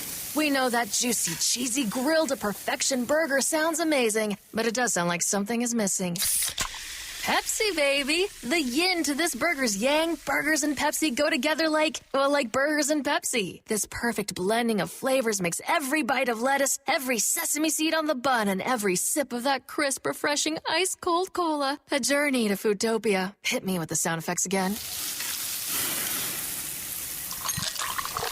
Ladies, gentlemen, if you're feeling the way I'm feeling, we should both go get us a piece of that cheesy, beefy perfection with a delicious, refreshing Pepsi. Burgers, better with Pepsi. That's what I like. This March, Moore's Barbecue has teamed up with Pepsi to bring you the ultimate combo experience, the Carolina Classic. Sink your teeth into our succulent dark chicken combo, served with our signature barbecue, 2 sides, piping hot hush puppies, and a free ice-cold Pepsi, courtesy of Moore's Barbecue and Pepsi. There have been many changes in the automotive world. At Phelps Chevrolet, the Phelps boys are here to take care of you. Mike, Daryl, and 4 of Mr. Phelps' grandsons, Wade, West, Alan, and Clay. You see, things at Phelps remain the same. The Phelps team has served Eastern North Carolina for over 50 years. We make your visit easy and fun. We are your neighbors, and that's what neighbors do. Phelps Chevrolet in Greenville. Like Mr. Phelps' great-granddaughter says, come in and get you one. Find new roads with Chevrolet at PhelpsChevrolet.com. The best place to go before hitting the water is Pirate Waters Outfitter in Washington. This is Captain Bo Brooks, and at Pirate Waters Outfitters, we are the best specialty store in Eastern North Carolina for fly fishing with the best rods and reels. We have a custom rod and net builder right on site, Camacho Rod Works. Look your best with some of our new outdoor apparel. Everything you need to chase fish on the fly is at Pirate Waters Outfitter on Market Street, right next door to Breaking Bread. We're also on Facebook and Instagram. We are Pirate Waters Outfitters. Ahoy, mateys! It's Captain Jack Spare of R&R Tire Express. We're here to serve our pirate community by offering easy payments for easy ownership. For you landlubbers, R&R will install a new set of tires for just $20. $50 installs new custom wheels and tires. To learn more about R&R, stop by 3920 US 264 or rnrtires.com. It's hot outside, but you won't break a sweat using ENC Pirate Realty Allen Tate for your next home sale or purchase. Our experienced agents help you stay cool while navigating the home buying or selling process. Uncover your next treasure today by visiting encpiraterealty.com. And remember, at ENC Pirate Realty Allen Tate, we close the deal or someone walks the plank. Go Pirates! Are you tired of the same old fast food routine? Shake things up for lunch and dinner at Clean Eats Cafe. We've cracked the code to make healthy dining tasty and affordable. Whether it's a power lunch or a family dinner, we've got you covered. Sit down in our cafe for a brainstorming session or catch up with friends. Even stop in after a workout for protein smoothies or a protein iced coffee. Our atmosphere is welcoming and our food is fresh. All for about the same price as fast food. It's time to ditch the drive-thru and feast on flavor at Clean Eats Cafe, Red Banks Road in Arlington Village. Pirate Radio. It is my intention to commandeer one of these ships, pick up a crew and Tortuga, raid, pillage, plunder, and otherwise pilfer my Weasley black guts out.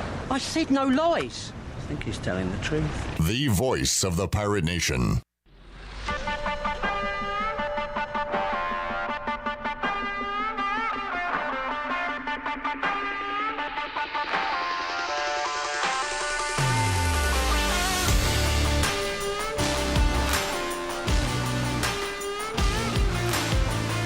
You're listening to the Bud Light Pregame Tailgate on Pirate Radio. Now back to the show. Welcome back. Watch all of Pirate Radio's local programming on YouTube Live. Go to YouTube and search for Pirate Radio TV. Subscribe and like today. You can also watch Pirate Radio Live Monday through Friday from 3 until 6 p.m., the Bud Light Pregame Tailgate, and, of course, the U.S. Cellular Fifth Quarter on game days. Plus, you can also get all of the Pirate Radio podcasts like the Holton Naylor Show and the Greg Hudson Show. Go to YouTube, search Pirate Radio TV, and subscribe and like today. Now let's head back in to the Bud Light Pregame Tailgate. Here is your host, Clip Brock. The great thing about a college football Saturday is you get to watch, like, everything in the NFL kind of feels the same for the most part, every game. College football, you get different styles. If you are a fan of the leather helmets, 1890s football, South Carolina, Kentucky is your game. Kentucky's currently on a 4-minute drive, and they've ran the ball 8 times in a row, and the clock is just ticking down, and it's 10-0, almost halftime, and they are double tight end, and guess what? They're going to run it for a 9th time in a row, and they're going to get 4 yards, and they're just going to keep running the ball. You've got Notre Dame. They better wake up. They are trailing Northern Illinois. Northern Illinois just got the ball back, I believe, in the first half. North Carolina up 21-6 on Charlotte. Ole Miss up 10-0 first quarter against Middle. Those scores on the Buccaneer Music Hall scoreboard presented by the Buck. Let's, by the way, Kentucky just ran it for a 10th straight time. Let's hear from the opposition and get our Advanced Moving and Storage opponent preview. The team at Advanced Moving and Storage, they're dedicated to making sure you get everything you need on your next move, no matter how large or small, whether you're in Greenville, New Bern, Kinston, or surrounding areas. Their courteous and experienced personnel is ready to help. If you want to remove stress from your next move, use the movers the Pirates use. Advanced Moving and Storage, 252-321-3200. That is 11 straight runs. I'm fascinated by this now. And they're going to have 4th and 1. You got to run it, right? Go for 12 straight. Keep going. All right. David Hall joined us earlier this week on Pirate Radio Live, gave us a preview of what we'll see with ODU. Let's hear that right now.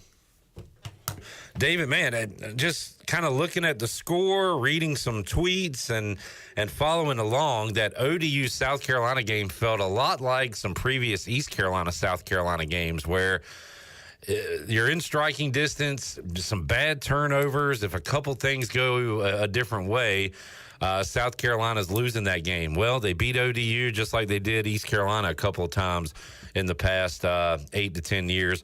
So what went wrong? Sound like the Monarchs went toe-to-toe, but some turnovers hurt them, David? Oh, big time.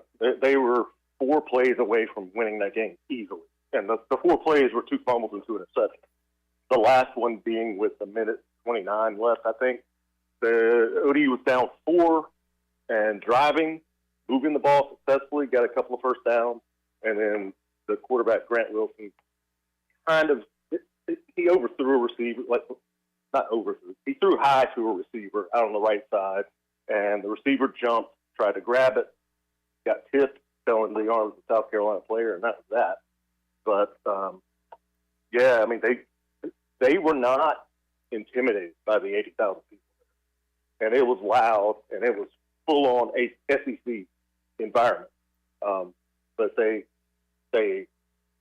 stunk it up with their first possession with a fumble inside the 5 that led to a quick touchdown. But then Wilson threw a bomb to this receiver, Isaiah Page, who put a move on a kid down near the goal line that has been seen more than 2 million times online. Made SportsCenter's top 10. Again, Isaiah Page, if you haven't seen it, look it up. But it's something else. It's like as I wrote, he basically did the football version of a crossover dribble to this guy, and just literally the guy fell down on the ground. He got juked to the ground, and Page just went into the end zone. And that said, hey, South Carolina fans, we don't care about this noise. We're back. We're not going to roll over, and it stayed close the rest of the way. David Hall joining us. David, Look, one thing that's got to give this weekend is the turnovers. East Carolina, Jake Garcia threw 3 interceptions. Pirates turned it over 6 times. The only difference is ECU was playing Norfolk State. ODU was playing an SEC team. You can get away with some turnovers playing an FCS opponent. Grant Wilson on the day, 22 of 38, 1 touchdown, 2 picks, 197 yards. So that turnover is going to be a key, as it always is this weekend, David. But, man, both of these teams kind of giving up the ball week 1.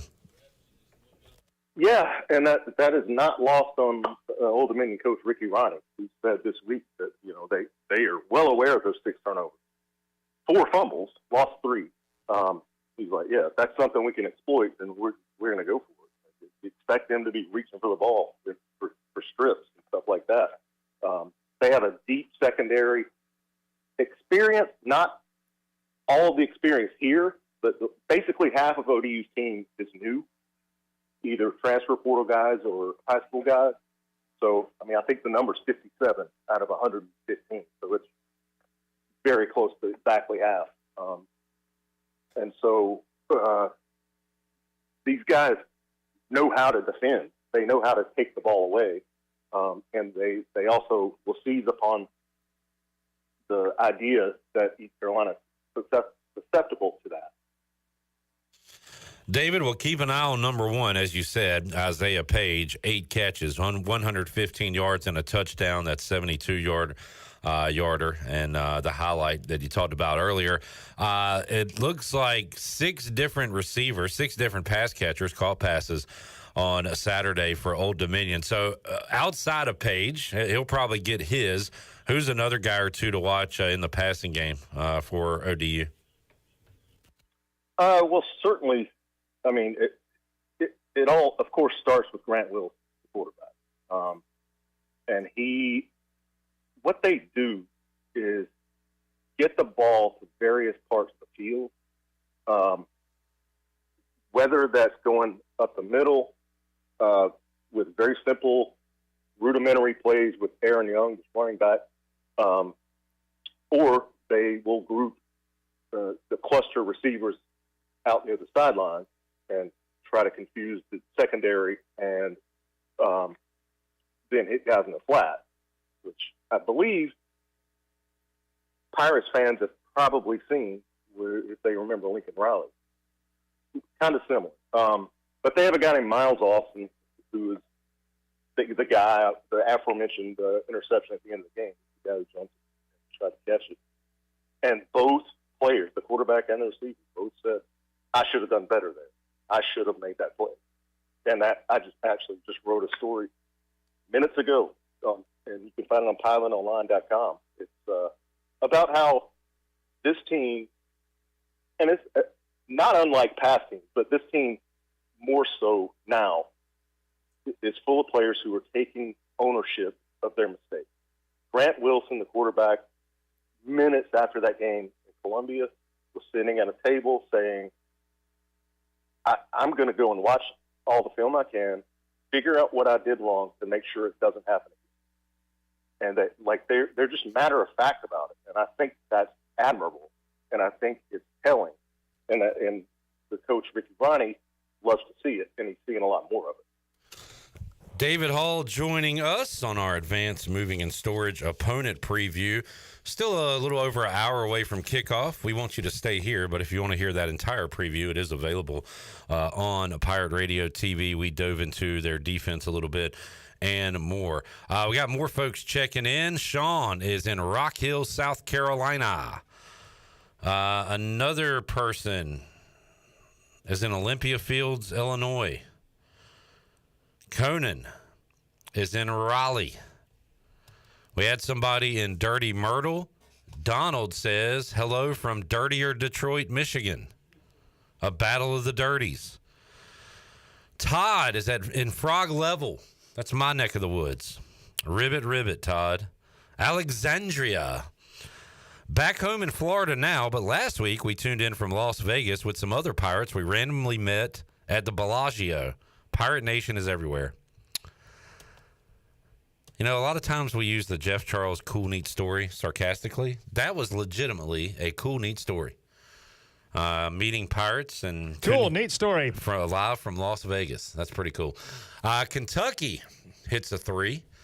They trail South Carolina 10-3. It is still 13-7. This is what I was worried about. Notre Dame scoring at the end of the half. This is the last play. Oh my goodness, that's a fumble. I must have called it a sack.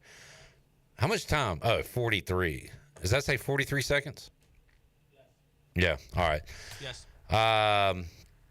Notre Dame literally getting ragdolled right now by Northern Illinois. This is fun. I think they scored a touchdown on their opening drive, and it's been quiet ever since. Very quiet. Yeah, I love this. This is quite hilarious, actually.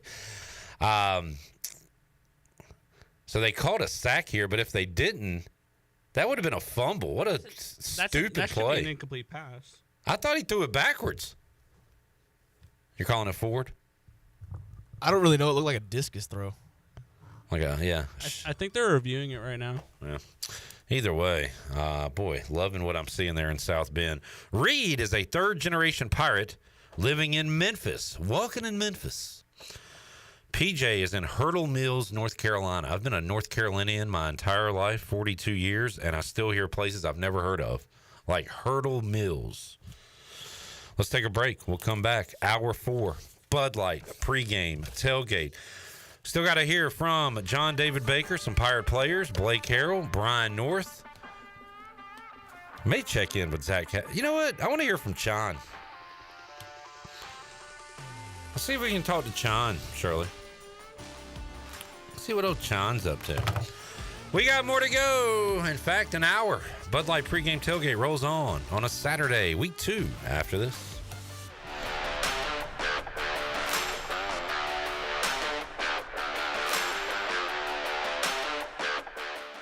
Do you ever talk to yourself about where to eat today, and then you hear Warren's hot dogs? Then you're thinking, yeah, 2 hot dogs, chips, and a drink for $7.50 would be awesome. Warren's hot dogs. And maybe some homemade lemonade, perhaps a pizza or a sub, and definitely an apple or peach turnover. Warren's hot dogs. Don't overthink where to eat today. Go to Warren's Hot Dogs in Greenville across from Ron Ayers, or in Chocowinity next to the fire station. Warren's Hot Dogs, serving the Pirate Nation since 1991. Go Pirates! I'm Michael Vaughn with East Coast Grading and Utilities. Many of you know my dad, David Vaughn, and his work in putting in subdivisions all over Pirate Nation. But East Coast Grading and Utilities is not just for those type of big jobs. We're here for the homeowners. Whether it's concrete, driveways, hauling rock, or sand, whatever you need, East Coast Grading and Utilities can get the job done. Call us at 252-531-7494 or check us out on Facebook at East Coast Grading and Utilities. Take a hit from a 300-pound linebacker, and you better be wearing pads. Take a hit on the road, and you better have good auto coverage. When you've got North Carolina Farm Bureau Auto Insurance, you've got the best local agents ready to help you bounce back. If you don't, well, you'll probably play football without a helmet, too. This is proud ECU graduate and former baseball player Brandon Manning. Give me a call today, and let's talk about your insurance coverage and about the Pirates. Call 531-1812 and go Pirates. The Holistic Company in downtown Greenville is a family-owned and operated business offering hemp-derived products such as tinctures, topicals, raw flour, skincare products, and more. They even have a drink menu including infused mocktails and frozen lemonade with a variety of flavors to choose from. At the Holistic Company, they pride themselves in offering true education about the hemp plant and its abundant benefits. So stop by 501 Evans Street, just a few doors down from Pirate Radio, to get informed and try the array of products today. Michaels & Gateway Cosmetic and Family Dentistry has been Greenville's premier dental practice for over 40 years. I am Dr. Chris Gateway, and our mission at Michaels & Gateway is to provide exceptional dental care with compassion, integrity, and innovation, ensuring every patient leaves with a healthy, confident smile. Doctors Michaels & Gateway are committed to providing an outstanding patient experience with every visit. Not only do we offer all your dental needs under one roof, in most cases, we can take care of those needs on the same day. Bring your smile to us at Michaels & Gateway Cosmetic and Family Dentistry. This is Aaron Williams with New Blue Service Group. Our technicians stand ready to face any challenge that time or the elements may throw at your home. Your home deserves the best, and New Blue is here to help with all of your plumbing, electrical, and HVAC needs. Facing electrical issues due to the elements? We're on it. Plumbing concerns or emergencies? We're ready to fix it. HVAC struggling to keep up? We'll bring the climate back under control. So go to callnublue.com today. Go Pirates. Slow ruins everything, so why not pay less for fast? U.S. Cellular's home internet gives you the speed you need for just $39.99 per month when bundled with a wireless plan with a 3-year price lock guarantee. Get fast 5G home internet made simple. U.S. Cellular, built for us. Terms apply. See uscellular.com for details. This is Brandon Tate, owner and operator of Atlantic Wireless, an authorized agent for U.S. Cellular since 1997. Visit AtlanticWireless.com to find a store near you. We go beyond the call. It's bow time. It's not just football season. It's tailgate season, and that includes every kind of football, whether it's got goalkeepers or goalposts. The kick is good! Because it doesn't matter where or how you tailgate. When you've got crispy chicken and fluffy buttermilk biscuits from Bojangles, your tailgate is better than great. It's legendary. Head to Bojangles and order your tailgate box with boldly seasoned chicken, fixins, biscuits, and legendary iced tea today. It's bow time. Hey folks, Coach Steve Logan here, asking you to support the life-saving mission of the Atlantic Beach King Mackerel Tournament this October. This event helps raise needed funds for the fire department's purchase of life-saving gear that could save someone you love. Join Bojangles, Window World, Flatlands Jessup Insurance, and Linda Wright Real Estate as we raise money to save lives. Sign up for the Atlantic Beach King Mackerel Tournament or simply make your life-saving donation at WeFishForLife.com. This is Pirate Radio, WGHB Farmville, 1250 and 92.7 FM Greenville, WDLX Washington, 930 and 104.1 FM Washington.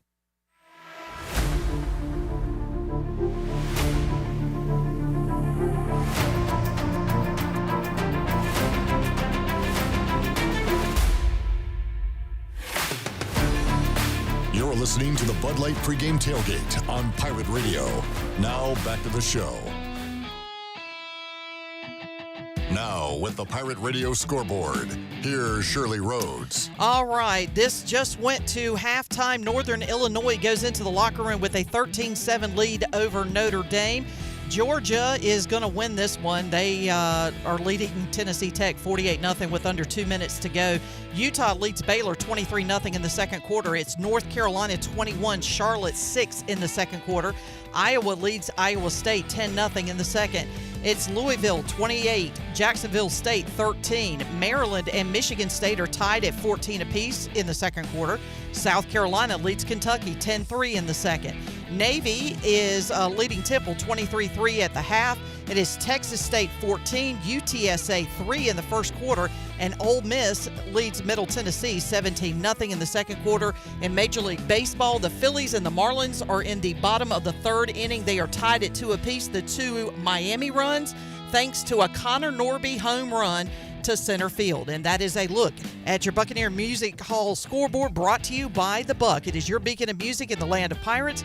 They are open 7 days a week from noon until 2 a.m. with live music every night and free entry for ladies on the weekends. Follow The Buck on Instagram for an updated schedule, and we'll see you at The Buck. Now let's head back in to the Bud Light pregame tailgate. Here is your host, Clip Rock. All right, South Carolina gifts Kentucky 3 points because they are allergic to offense. Quarterback has all day in the pocket, throws high, throws a pick. Of course, Kentucky doesn't score a touchdown either because they suck on offense. I've watched this entire game. It has been brutal. Score is 10-6, South Carolina leading, and they're about to go to halftime. If South Carolina tries to score with like 40 seconds left, fire Shane Beamer. Just take knees, get out of there, get to the locker room. Ugly football in the SEC. All right, we're going to check in with the Chan Man here in a moment, hour 4 of the Bud Light pregame tailgate. Buck Scoreboard, brought to you by the Buccaneer Music Hall. We'll be there Monday night for sports trivia. You can follow the Buck on Instagram for updated schedule at the Buccaneer Music Hall. See you at the Buck. I might see you there Sunday for some NFL football. All right, I got the thumbs up. Yeah, I didn't even tell you all this. So I ended last segment by saying we need to talk to Chon, see what Chon's doing. At 4:58, I got a text from Chon. It says, "When did you want me to get on? I'm in a spot that's pretty quiet. Going to head into the stadium soon." It's almost like, Chandler, it's almost like we are in each other's brains. He also sent me that same text, by the way. Great minds think alike, Clip Rock. That's right. And you were in Beta Club. I was AG as a kid, academically gifted. In fourth and fifth grade. So here's the thing. I was in Beta Club, but I was never in AG. So And how about this? I was in AG and I wasn't in Beta Club. Isn't that crazy, dude? Life is weird, man. You know what else is weird? Oh my God, Jarrett, can you get on mic real quick? Somebody on YouTube, PJ is visiting his 2-week-old twin grandkids, a boy and a girl, son and daughter-in-law. Twins are weird, right? Yeah. Like, just kind of freaks you out, right? Yeah.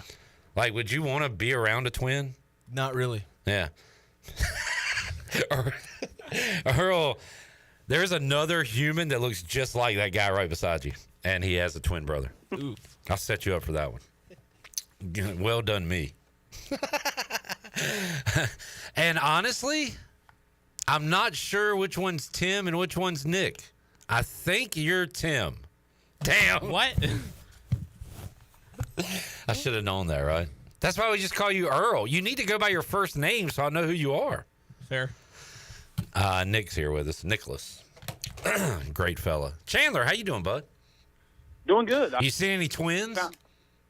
I do not see any twins, but there might be some here because there is a lot of people here at Old Dominion. I finally found a quiet spot because it is loud around these tailgate spots, and their stadium is smack dab in the middle of campus. All their class buildings are like around the stadium, and we finally were able to find the Pirate Club tailgate zone. We got some good video of the marching Pirates playing the fight songs and some of our favorite songs that they play. So a lot of Pirates on hand as we expected. So be on the lookout on TV to see all the Pirates in the stands here at Old Dominion. Chandler, it would be great to get to 2-0 and welcome in App State to Dowdy-Ficklin Stadium next week. How do the Pirates go about doing that tonight? Just stay consistent with their offensive play from last week. I know we played Norfolk State, but if you can just keep the tempo going and spread the ball around. We saw a lot of guys last week get the ball. Just continue to get the ball distributed to a bunch of different guys. Keep the tight ends in play. Get the tight ends the ball. Casey Kelly, DeSero Riles, Tyler Savage, and then the defense needs to put pressure on the quarterback of Old Dominion. We talked about going into last week. Something we didn't see last year, I should say, is putting pressure on quarterbacks, getting sacks. I feel like we didn't see that a lot last week. We might have saw some pressure, but let's get to the quarterback and let's force him to throw some errant throws and get some picks from this defense. So just keep the tempo going, get the ball distributed to different guys because we have a lot of weapons on this offense, and put the pressure on that ODU quarterback. I'm going to check something on the UBE stat sheet and look from last week at how many sacks were allowed by Old Dominion, and that is not on ESPN.com, so I will try another click and see if I can find that. And I'm still struggling to find that. So Jarrett or Earl will find that for me. Could you guys see how many sacks ODU allowed last week? Sean, I was going to put, because we're going to see Norfolk State didn't throw the ball a ton last week. We're going to see more pass attempts, I think, this week. Wilson last week threw the ball 38 times. Jarrett, do you have that number? Yeah, South Carolina had 5 sacks. Ooh, I was going to put the over-under at 1.5. And you know what? I'll keep it there because ECU did not have a lot of sacks last year. But, Sean, we need to see him in the backfield. Can we get 2 or 3 sacks today? Yeah, I definitely think so, and especially with the addition of Elijah Craig that did it at Louisville. We saw Elijah Craig create havoc last week in the backfield, but mostly on run plays. Can Elijah Craig get back there? And Chad Stevens, a veteran guy who's been here for 6 years, can both of those guys contribute to the sack game today? I think the Pirates can at least get 2 today. So when you got a guy like Elijah Craig, Chad Stevens, who's been here a long time, I could definitely see it. But just need to get after them early and often today. Jamie's asking if Sean knows the Orthopedics East injury report. I do not know. I do know that this week, Chase Sowell had an injury in the preseason. I believe it was his hand. He was back at practice this week in pads and was kind of going through the motions. Don't know if he's going to be on the field or not today. That's the only one I can think of as of right now. So that's all I got for you when it comes to the Orthopedic East injury report. Sean, you're going to go to the game. You heading home after the game? Yep, we're heading home right after the game. Should be back in Greenville hopefully around 12:30. because I want to be back in Greenville so I can get rested up for the first day of the full slate of NFL football tomorrow. I could not wait. Chances at Saints and your Commanders playing the Bucs. I plan on seeing you around 12:40 at Tiebreakers. All right, I'll be there. I'm going to order my wings and get ready for some NFL action, man. I'm just ready to get through this game first. It's great to be 1-0 for the first time since 2016. Can the Pirates go 2-0 for the first time since 2016? By the way, I got a little tidbit for you. East Carolina is 4-0 against the Monarchs. The who? Against the Monarchs. Oh, okay. In 2013, of course, we remember Taylor Heineke coming in and throwing the ball all over the yard in Dowdy-Ficklen Stadium that year. 2013, the Pirates defeated them 52-38. 2018, Pirates squeezed by the Monarchs 37-35. 2019, it was the same way, 24-21. And then in 2022, the last time the Pirates played Old Dominion, it was 39-21. So can the Pirates not only get a win today, but can they do it in dominating fashion like they did last week against Norfolk State and go 2-0 for the first time since 2016? And what a huge, huge crowd that's going to be in Dowdy-Ficklen Stadium next week if the Pirates get it done today and go 2-0. So we shall see. Coming up at 6 o'clock, y'all have a great rest of the show, and make sure to tune in for the fifth quarter call-in show. 252-317-1250 is the number. So hopefully we'll be talking about a victory and a 2-0 ECU football team coming up after the game tonight. All right, well done, John. Thank you, man. Jamie says your Italian garlic wings will be waiting tomorrow. John, how about this? I'm going to buy you a kickoff beer tomorrow at Tiebreakers. So there's one in the hole. If ECU wins, I'm going to double down and get you another one. And if the Panthers lead at any point in the game, that'll be beer number 3. What if the Panthers win outright? Panthers win outright. He'll already have 3 beers in him. He'll be happy. That'll be fine. Well, I will say this, Cliff. You did tell me yesterday that you already guaranteed me not 1 but 2 beers. Yeah, I've changed my mind. Now you got to earn them.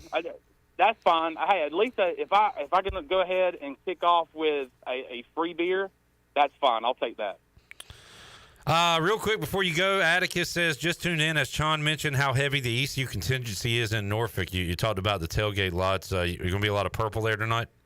Oh, yeah, there's going to be a lot of Pirate fans here today. I mean, just looking around right now, the Pirates Club tailgate's still going on. They got a good crowd over there.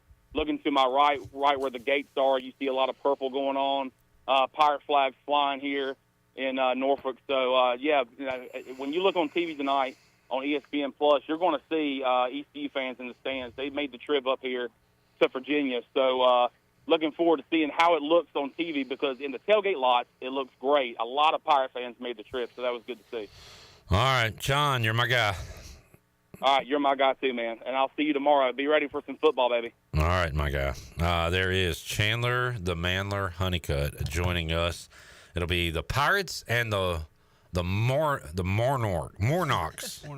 coming up tonight in Norfolk. All right, still got a lot to get to, so let's take a break. We'll come back. We'll get our United Bank Coaches Corner.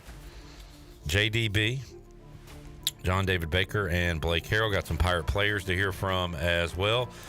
More to go. Bud Light Pregame Tailgate back with you after this.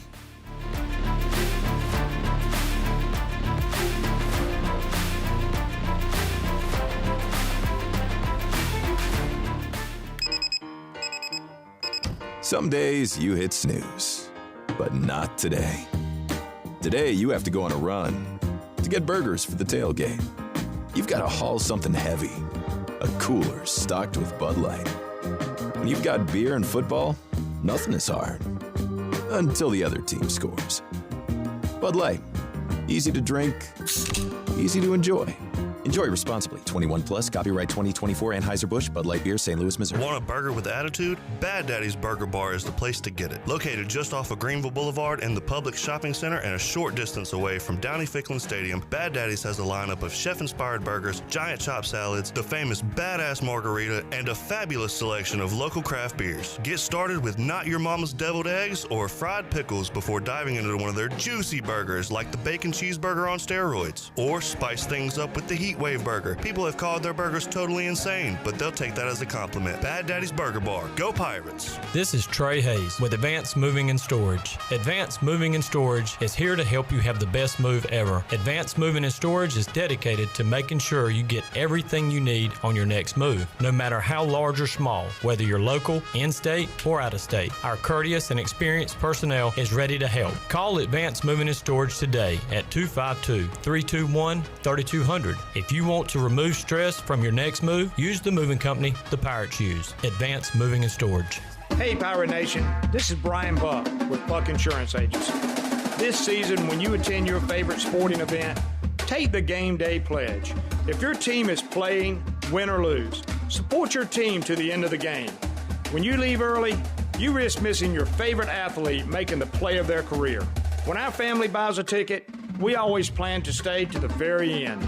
Take the Game Day Pledge this season with Buck Insurance Agency. Play to the end, stay to the end. Are you ready for football? Big Rock Powersports and Marine is your complete source for recreation and marine sales and service. With a full selection of ATVs, side-by-sides, motorcycles, slingshots, watercraft, pontoons, and boats, Big Rock Powersports and Marine is sure to have what you're looking for in everyday adventure. With 5 locations in North Carolina, Rocky Mount, Lake Gaston, New Bern, Elizabeth City, and of course, Greenville. You can find us on Facebook and Instagram or online at BigRockPowersports.com. Big Rock Powersports and Marine. Choose your adventure. If you're in the market for a swimming pool and you're located from the capital to the coast, Elite Pools can make it happen for you. They are the Carolina's premier fiberglass and concrete pool builder and renovation contractor. Every pool is built with the highest quality products and on schedule. Visit the Elite Pool showroom located across from Agri Supply in Greenville with fiberglass pools on site and a design center to simplify all of your pool selections. They also have a full service department with pool supplies and they provide expert water analysis. Call Elite Pools today at 689-6557 or visit ElitePoolsNC.com. For pools, think Elite Pools. You want a sub freshly sliced to order? You go to Jersey Mike's. You want the perfect radio idea? You go to me. Like this. I'm a lone ninja warrior. By night, I glide unseen across the rooftops, watching my enemies from the shadows. By day, I go to Jersey Mike's, watching someone freshly slice my sub. My blade is called Shadow. His blade is a Berserba brand meat slicer. Clearly, I have much to learn about this land. Freshly sliced just for you. Jersey Mike's, a sub above. This is Alex Harper, the current long snapper of the East Carolina Pirates. And you're listening to Pirate Radio, the voice of the Pirate Nation.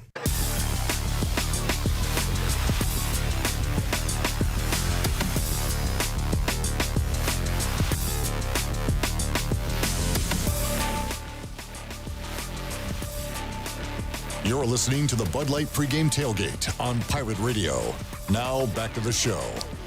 Welcome back for the latest breaking news, interesting stories, and awesome contests that can make you a winner. Be sure to follow Pirate Radio on our social media. You can follow us on Facebook, X, and Instagram at PR927FM. Join the over 81,000 followers today. Now let's head back in to the Bud Light Pregame Tailgate. Here is your host, Clip Rock. Seeing some nice picks on our Game Day Smiles presented by Michaels and Gateway. Shirley and Sean getting some good picks there in Norfolk as the Pirates and ODU get ready to do battle. Shirley's here. Did I say Shirley and Sean? Yes. Jenny and Sean. Thank you. My apologies. I was going to say, I'm not up there. I'm here. You're right here. Right by my side. Along with Jarrett and Earl. Good work by the boys today. Big Dog Glenn Griffin here. Monitoring everything and updating you on social media. It is a full all hands on deck game day here at Pirate Radio. All right, let's go back inside the United Bank Coaches Corner. United Bank, bankwithunited.com, member FDIC. Let's hear what ECU offensive coordinator John David Baker had to say earlier this week when he met with the media. Coach, how would you assess game one and how things went out there?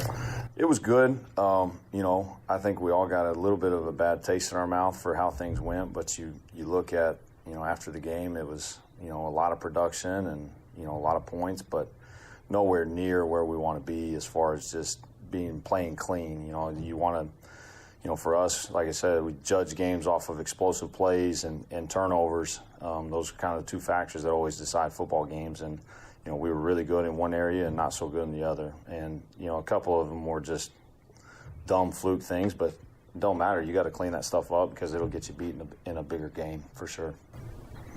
Saw Chase is back out there today. How's he progressing towards getting wins 100%? He's good. He's he's been with us for a while now. Just getting him back rolling. It's been good though to see number 5 out there running around a little bit. I'll give you another weapon. You were able to actually distribute the football the other day. You have to like to see that. Yeah, absolutely. It's a big key, and what I think we try and do a good job of is we got a lot of different people that can play, and we got a lot of guys that can do good things with the ball in their hand, and we got to continue to find different ways to get them the ball. We got at every spot, really, every spot at receiver, every spot at tight end. A lot of good depth there, and we got to continue to do that. It's kind of a unique week, and OD runs a similar offense to you guys, and they have a unique defense. So what type of challenge is that? Yeah, absolutely. It's this type of defense is, we've seen it a couple times over the last couple of years, but it's a challenge. They make it really, really hard on you. They do a good job. DC over there does a great job coaching his guys. They play extremely hard. They're extremely sound in what they do. But it's for sure a challenge, and we got to do a great job just going out and executing the game plan and trying to do our best to go attack it. You guys feel like the scout team has done replicating it? No, they're doing a great job. And Coach Auer and Coach McManus and Coach Nichols, Coach Leo, they've done a great job of getting those guys coached up because it's like, it'd be like our defensive scout guys trying to get a triple option team going. It's just a different deal, and they've done a great job getting those guys coached up because you're not only talking about different scheme, you're talking about different techniques up front and on the perimeter, and so they've done a great job getting us the best look possible, and hopefully it'll pay off on Saturday. With them running a 3-down lineman set and you guys running a lot of RPOs, does that have to change any rules for the offensive lineman when it comes to you don't want them working to that backer too quick and getting that ineligible money that field? Yeah, the nice thing about that is our defense. They give us all kinds of different fronts, all during spring ball, all during fall camp, and so spots are spots. You got to kind of hat some things differently, but for the most part, IDing up front, it's try and stay basic in what we do so that we can always never get something that we're not prepared for, haven't seen before already. How did it kind of stand out the way they were able to wreak havoc on the line of scrimmage last week in South Carolina? Yeah, absolutely. I mean, you look at what they did last week. I mean, I've obviously been in that league the last 3 years, and I don't care what team it is, it's still the SEC, and they got after them. They got after those guys up front. I thought they were the more physical team. I thought they took it to those guys on the edge up front. And they made it hard. They made it hard on those guys to run the football. And so we got to do a great job making sure we're sound in our technique, sound in our scheme and what we're doing so that we give our guys the best chance to be successful. There's John David Baker on the United Bank Coach's Corner. Very confident and pleased with what he saw in his first game as OC here at East Carolina.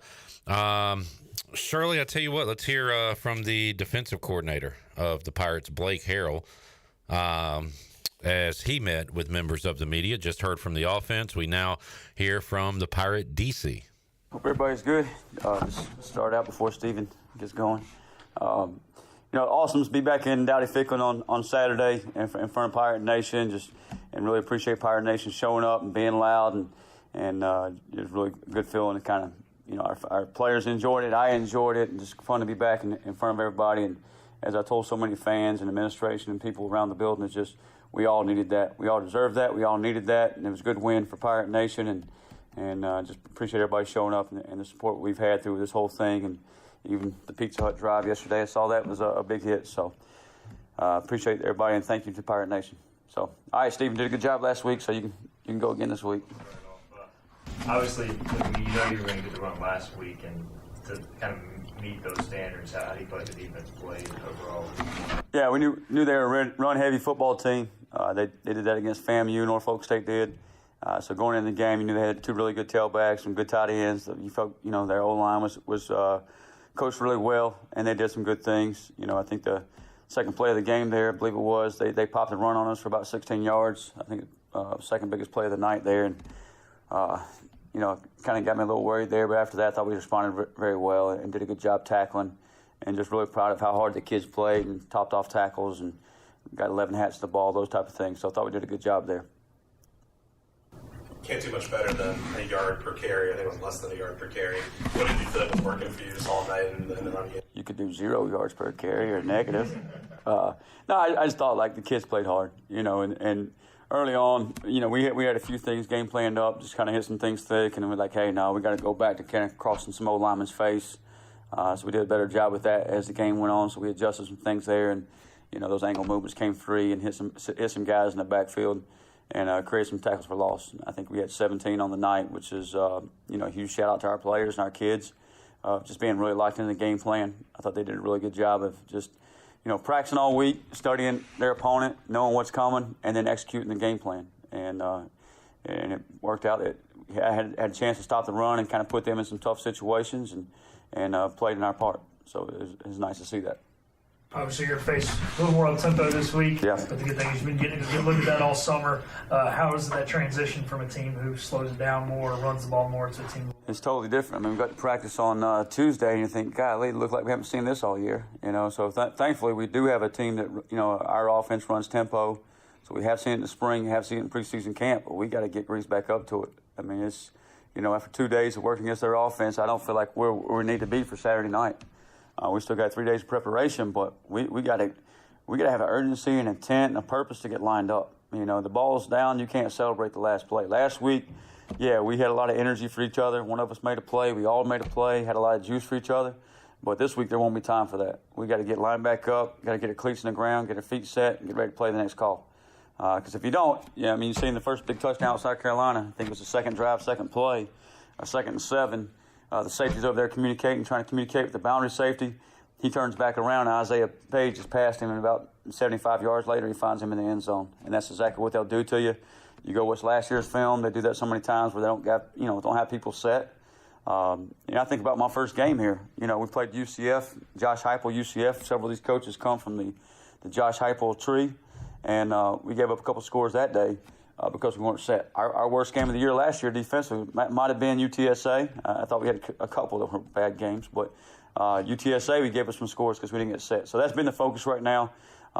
We can't take one play, one tackle, one TFL, one third down from last week. We got to move on forward and get on to ODU and make sure that we're ready for that tempo, ready to get set, ready to get lined up, and go play our best football this year. How do you think Sakai did translating what you were saying in his ear to the guys out there? Yeah, I think we struggled with that a little bit. It was kind of cutting out a little bit, so it probably didn't function as well as we had hoped. They said I got to do better, speak louder, talking the mic clearer. I don't know, maybe it's my accent. I don't know what it is, but we got to iron that out a little bit. I think some of it's just going to move the location of the how it transmits and stuff like that. But I think it was helpful for them at times.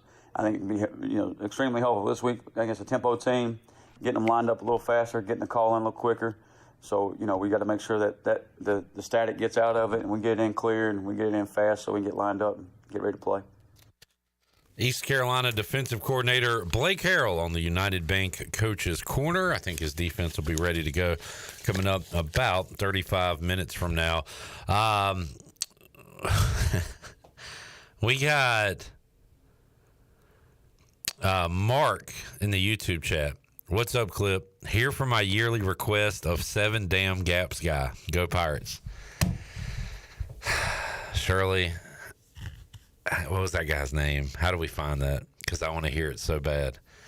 That is my challenge to myself and you, Shirley. But before this show is over, I want to hear 7 damn gaps. It'll be a great way to get ready for the U.S. Sailor 5th quarter call-in show coming up later tonight. Matt says, Clip, is the MAC Elite Bowling Green and now Northern Illinois? Well, Bowling Green lost.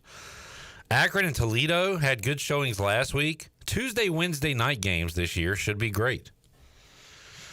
Earl, you might have more information on this. Is the MAC elite? No, but they're a team that big teams can definitely overlook and can be a little bit of trap games. Like we've seen, I think we saw last week with Akron. They kept it like within reasonable at halftime, I think, with Ohio State. And we saw that with Bowling Green. They led, I think, heading into halftime. And so did NIU. I said that was going to be a potential trap game, and I said that NIU could be leading heading into halftime. Look where we are now. South Carolina could go out on the field, collectively poop their pants, take knees, and punt the ball, and get this cover. Instead, they want to fumble, throw interceptions, and give Kentucky chances to get points.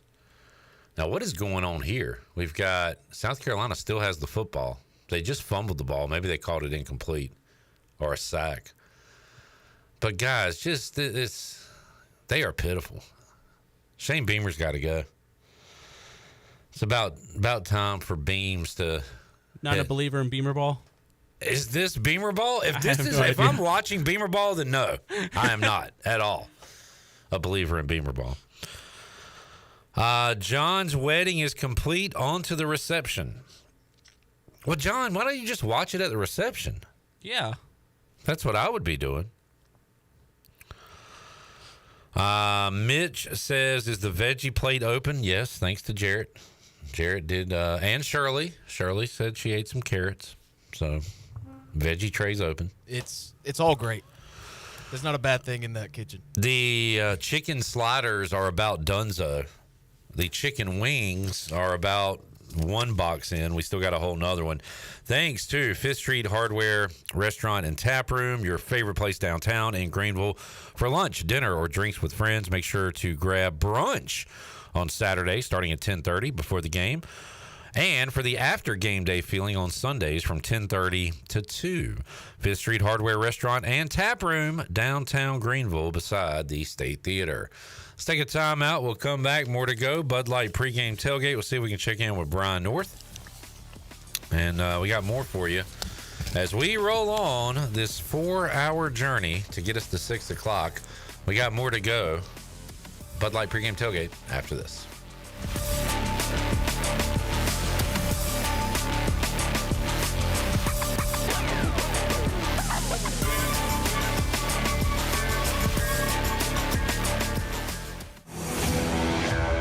The best burgers around. Everyone loves a thick, juicy, and fresh burger. Tiebreakers does real burgers better than anybody. And don't forget about the cheese sticks, fresh salads, and more. So don't just go to any burger-themed restaurant chain. It's time to break the chain and eat local. Tiebreakers, burgers and sports at its best. Go Pirates! Arr! This is proud ECU alumni David Price of David Price Construction. As a leading general contracting firm, we specialize in commercial construction and renovation. Whether it's updating your office space, renovating your restaurant, or building a new retail store, our team at David Price Construction is ready to assist. We are committed to delivering quality, value, and customer satisfaction across all of our projects. So give us a call at 919-820-3612 or find us online at DavidPriceConstruction.com. Go Pirates. Do life stresses have you feeling exhausted? Do your golf, tennis, and workouts have your body aching? If so, K-Ross Float and Wellness Studio has your solution. Come visit us on 2800 East 10th Street and try our services like our float therapy, which is a private pool containing a saturated solution of Epsom salt that allows you to float effortlessly for ultimate relaxation and therapy. At K-Ross Wellness Studio, we also have an infrared, sauna, cold plunge, and salt halo therapy that will leave your body feeling relaxed and healed. Contact us today at KRossFloats.com. K-Ross Floats and Wellness Studio. Restful intentions. You know texting while driving is dangerous. That's not new information. Yet most people admit to doing it anyway. Drivers are 23 times more likely to be involved in a car accident while texting. Know the facts and wait to text. The danger is real and it applies to you. Auto Owners Insurance. The no problem people. Information provided by Virginia Tech Transportation Institute. This is Brian Smith with Town Insurance in Greenville. Call me today at 756-8300. Go Pirates!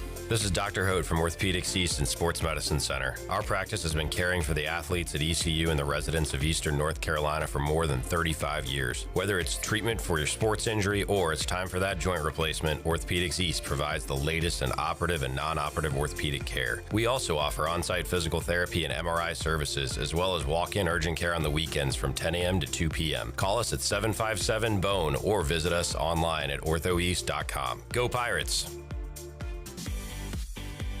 Hey Pirate Nation, be sure to have the best and comfortable shoes with a stop at Fleet Feet. This is ECU alum Chris Lunyon, owner of Fleet Feet of Greenville, and we provide solutions through one-on-one service to runners, walkers, and everyone in between. Fleet Feet has the tools and technology to get you in the right shoe, including a 3D foot scanner that measures arch height, width, and more. Come visit us at 207 East Arlington Boulevard in the old Gordon's Golf location. Fleet Feet, we run for you. This is Talbot Green with Integrity Home Mortgage. Are you ready and pre-approved if the home you want to purchase comes for sale today? This is a very important step when trying to purchase a home in the current market. Integrity Home Mortgage offers a wide variety of loan programs. Our team of Talbot Green, Braxton Green, and Joe M. Weir has over 50 years of experience and is committed to providing you with the superior customer service you deserve. To get started, call me, Braxton Green, at 526-8260. Braxton Green, NMLS 222-3878. For informational purposes only, Integrity Home Mortgage Corporation is an equal housing lender, NMLS 208516. Washington's favorite place to eat and where all the locals go is down on Main Street. Down on Main Street's famous weekday lunch specials are only $7.99. Stop by for the house salad with grilled chicken, the half club sandwich with chips, or everyone's favorite, the fried shrimp plate. After work, Down on Main Street is the perfect spot for dinner and a drink on the patio. Join Down on Main Street every Wednesday for half-price wings from 4 to close. Down on Main Street in historic downtown Washington. Go Pirates! Talk radio. From the depths of space. The center. Outer space mumbo jumbo. Of the talk universe. The center of what? Pirate Radio. We have prepared a planet with a suitable atmosphere.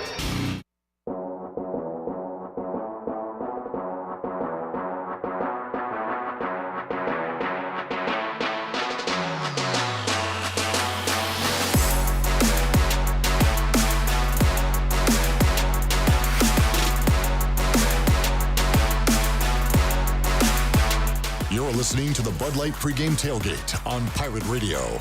Now back to the show. Now with the Pirate Radio scoreboard, here's Shirley Rhodes. All right. Georgia wins it over Tennessee Tech by a final of 48-3. Utah leads Baylor 23-3 in the third quarter. It is Charlotte still trailing North Carolina 21-6 in the third quarter. Iowa has a 13-0 lead over Iowa State at the start of the third quarter. Louisville has a 28-14 lead over Jacksonville State in the third quarter. Michigan State leads Maryland 17-14. It is Notre Dame 7, Northern Illinois 13 in the third quarter. Kentucky trails South Carolina 10-6, and Navy leads Temple 31-3. Ole Miss pounding Middle Tennessee 31-0 in the second quarter, and Texas State all over UTSA 21-3 in the second quarter. Virginia Tech has a 7-0 lead over Marshall. And in Major League Baseball, the Marlins lead the Phillies 4-3. Connor Norby 2 for 3 with 3 RBIs, including a home run. And that is a look at your Buccaneer Music Hall scoreboard, brought to you by The Buck. It's your beacon of music in the land of pirates, and they're open from noon until 2 a.m. every night with live music and free entry for ladies on the weekends. Follow The Buck on Instagram for an updated schedule, and we'll see you at The Buck. Now let's head back into the Bud Light pregame tailgate. Here is your host, Clip Brock. All right, Mark says it was from the South Carolina game, September 11th, 2021. So Shirley, that should help us out, and we'll get on it. Thank you, Mark. I've changed my tune on this too. This South Carolina-Kentucky game has now turned into my all-time favorite football game. First of all, let me go over some stats on the UB stat sheet. South Carolina's quarterback, 5 of 8, 57 yards, touchdown, interception. Kentucky's quarterback, 3 of 7 for 30 yards. We're in the third quarter of a real football game in 2024. Neither one has hit 60 yards yet. We just had a play in the Kentucky game on third down where the quarterback is under pressure. South Carolina probably would have got to him, but we just had a self-ass sack. The Kentucky quarterback runs into his offensive lineman's ass and falls down. So a Mark Sanchez. Everything but the fumble. It was a butt sack, a self-butt sack. He self-butt sacked himself. Say that 10 times fast. It is just a terrible game. 10-6, South Carolina leads. We need a gift of that stat. Yeah, I want y'all to see the self-butt sack that we saw. All right, what do we do? Shirley, can you see if North can join us? What? Can you call Brian North? Oh, yeah. See if we can get him on. We are 20-ish minutes away from East Carolina and ODU. Oh, my goodness. These teams are awful. South Carolina just ran like a little fluky, we're going to go for it on fourth down, on 4th and 1. Kentucky's guy jumps into the neutral zone. That should be a flag on Kentucky, first down South Carolina. This is one of the most hilariously awful games I've ever watched in my life, and I've watched every minute. And I hope we can push back the start time to ECU Old Dominion so I can watch the entirety, because there's more hilarity that's going to happen in this game. Brian North joins us on the Big Rock Powersports Live line. North, how you doing today, man? I'm doing good. Obviously, Shirley does not share in your excitement. She yawned when I answered the phone. So I don't. Well, if anybody's actually watching this Kentucky-South Carolina game, there's a lot of yawning going on. No quarterback has 60 yards yet throwing. It's 10-6. It is brutal. Brian, East Carolina and ODU, expecting to see a little more offense, although we've been getting scores in, predictions and everything, seen a lot of 30s out there. I don't know if we see that just because of ECU's defense, and I'm not completely sold on East Carolina's offense yet. But how about you, Brian, as far as, I think, what's the point total, guys? We're in the 50s, right? 54, 56? Where are we at? Total for ECU and ODU. Brian, let's call it 56. It's something like that. 53.5. Okay, let's call it 53.5. What do you think about that number, Brian? Yeah, I think it's right on. ECU's defense obviously is pretty good. We saw what Old Dominion did last week, but now again, you have to find out. It takes 2 to 3 weeks to figure out what is actually going on here. And now you're seeing maybe South Carolina's offense isn't that dynamic either. So, look, every time ECU plays Old Dominion, it's close. And so at 53, you're talking, so somebody, whoever gets to, 21, 28 first wins the game. So I just don't know if ECU's defense gives up that many unless there's short field situations or there's turnovers. So I can see it where it's not a high-scoring dynamic game, but I think whoever gets to, I'd say 20, let's say I'll split the difference. Whoever gets to 25 first wins the game. Brian North joining us on the Big Rock Powersports Live line as we get ready for the Pirates and Monarchs. Jake Garcia had some good, had some bad. What did you think of the QB in start one, Brian, and what do you expect to see today? Well, shaking off the rust. Obviously hasn't played in a couple of years, and new offense, new environment. I think there was probably a few nerves there as well, but you could tell he was a guy who was experienced compared to what you saw the year before at ECU's quarterback. You saw some guys who actually looked like they'd played before, and so I think a lot of it was rust and getting out the jitters. There were some overthrows. I think accuracy will be a lot better this time around. So, but again, this is what we're going to find out. I think Game 2 is really what's going to tell you a lot. I still go back to Mike Houston when he had that comment during a press conference about Rio Johnson and Shane Carden. It was Game 2 where we saw the difference in the quarterback situation there. So how does he look today? That's going to determine a lot of what happens here the rest of this season. South Carolina has completed a forward pass for a touchdown. It is a miracle. South Carolina extends their lead on Kentucky. And interesting to note, too, because this South Carolina team did play Old Dominion last week. And how about from the ODU perspective of this thing? How worried should we be about what they bring to the table, Brian? Well, you never know with Old Dominion because, they're a school that they can get a lot of transfers in. They've changed some things around the last couple of years, but that's kind of the unknown deal is who they have playing for them until a couple of weeks in. But you always know they're pretty decent at home. They've had some upsets before. They beat Virginia Tech last year. So they're prone to having talent. It's just a matter of how they get together and how dynamically they can be offensively. So there's always those unknowns with Old Dominion just because of the academic nature of the university and the athletes they allow in, perhaps. Well, as an East Carolina grad, I really look down on universities like that. Didn't Brian Bailey graduate from Old Dominion? I mean, that's the only reason I said. Yikes. Yeah, enough said. Brian North joining us. North, does NC State keep it close with Tennessee tonight? I'm looking for a close game. I think NC State plays them close. I don't know if they can beat them, but I think the Pack, this is a game they've been focused on for ever since last year. And so I just think this is a game that they put all their eggs in this basket here. They don't. That's the one thing I think maybe Dave Doran's missing from his resume is a sexy national win against an SEC team and a big environment. So I just think they're going to be ready to go in Charlotte. I don't know if they can win. The back end of that Wolfpack defense is going to be tested, and that's what I'm really curious to see is how that defense does against Tennessee. Brian, does Bryce Young and the Panthers offense look different, and hopefully different means better for Panthers fans, week 1 against the Saints on Sunday? They can't look any more bland or boring than they did last year. I do think they will look better. But, so I think they look better. I don't know if it's enough to win. So that's going to be the bottom line. But I do think they will look better. I think Bryce Young will try to push it down the field a little more. I think he's got better weapons to throw to this year. So I do expect them to look a little more dynamic. I still don't think they win this game, but I think they will be better offensively this year. We'll wrap it up with Pirates Monarchs. What did you say earlier, Brian? Get to 24, 28. How many points do the Pirates need to score to secure a win today? Yeah, 25 is not a good number in football, but I think whoever gets to 25 first, I think wins this one. All right, there you go. Brian North joining us on the Big Rock Powersports live line. We doubled down on CTI 12 today. Talked to Luke Schwartz earlier, live from Norfolk, and Brian North here. Appreciate it, Brian. Thank you very much. We'll talk to you next week, man.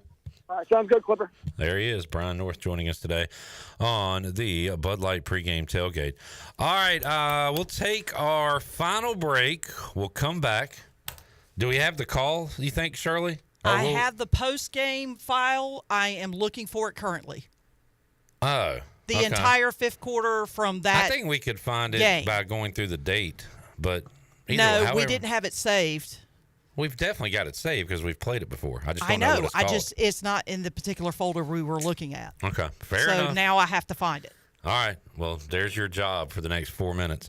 We'll take a break, come back, and have more for you. We'll make our fantasy picks as well when we return. Bud Light pregame tailgate, week 2. Back with you after this.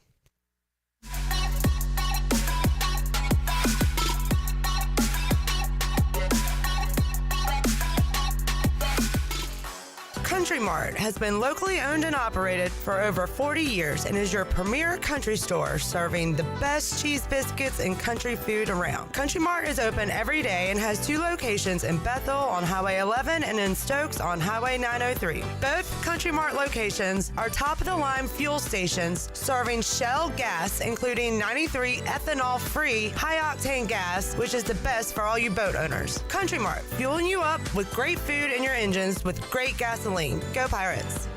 Come experience Greenville's newest theater, Golden Ticket Cinemas, located on Greenville Boulevard near Cracker Barrel. With stadium seating and reserved luxury recliners, you can enjoy the movie along with great concessions such as L House sliders, delicious wings, pizza, and hot dogs. And they even have milkshakes. You can always find great deals at Golden Ticket Cinemas, such as $5.50 Ticket Tuesdays and free family movies at 11 a.m. on Saturdays and Sundays. Sit back, relax, and enjoy the show in style with luxurious amenities and top-notch service at Golden Ticket Cinemas.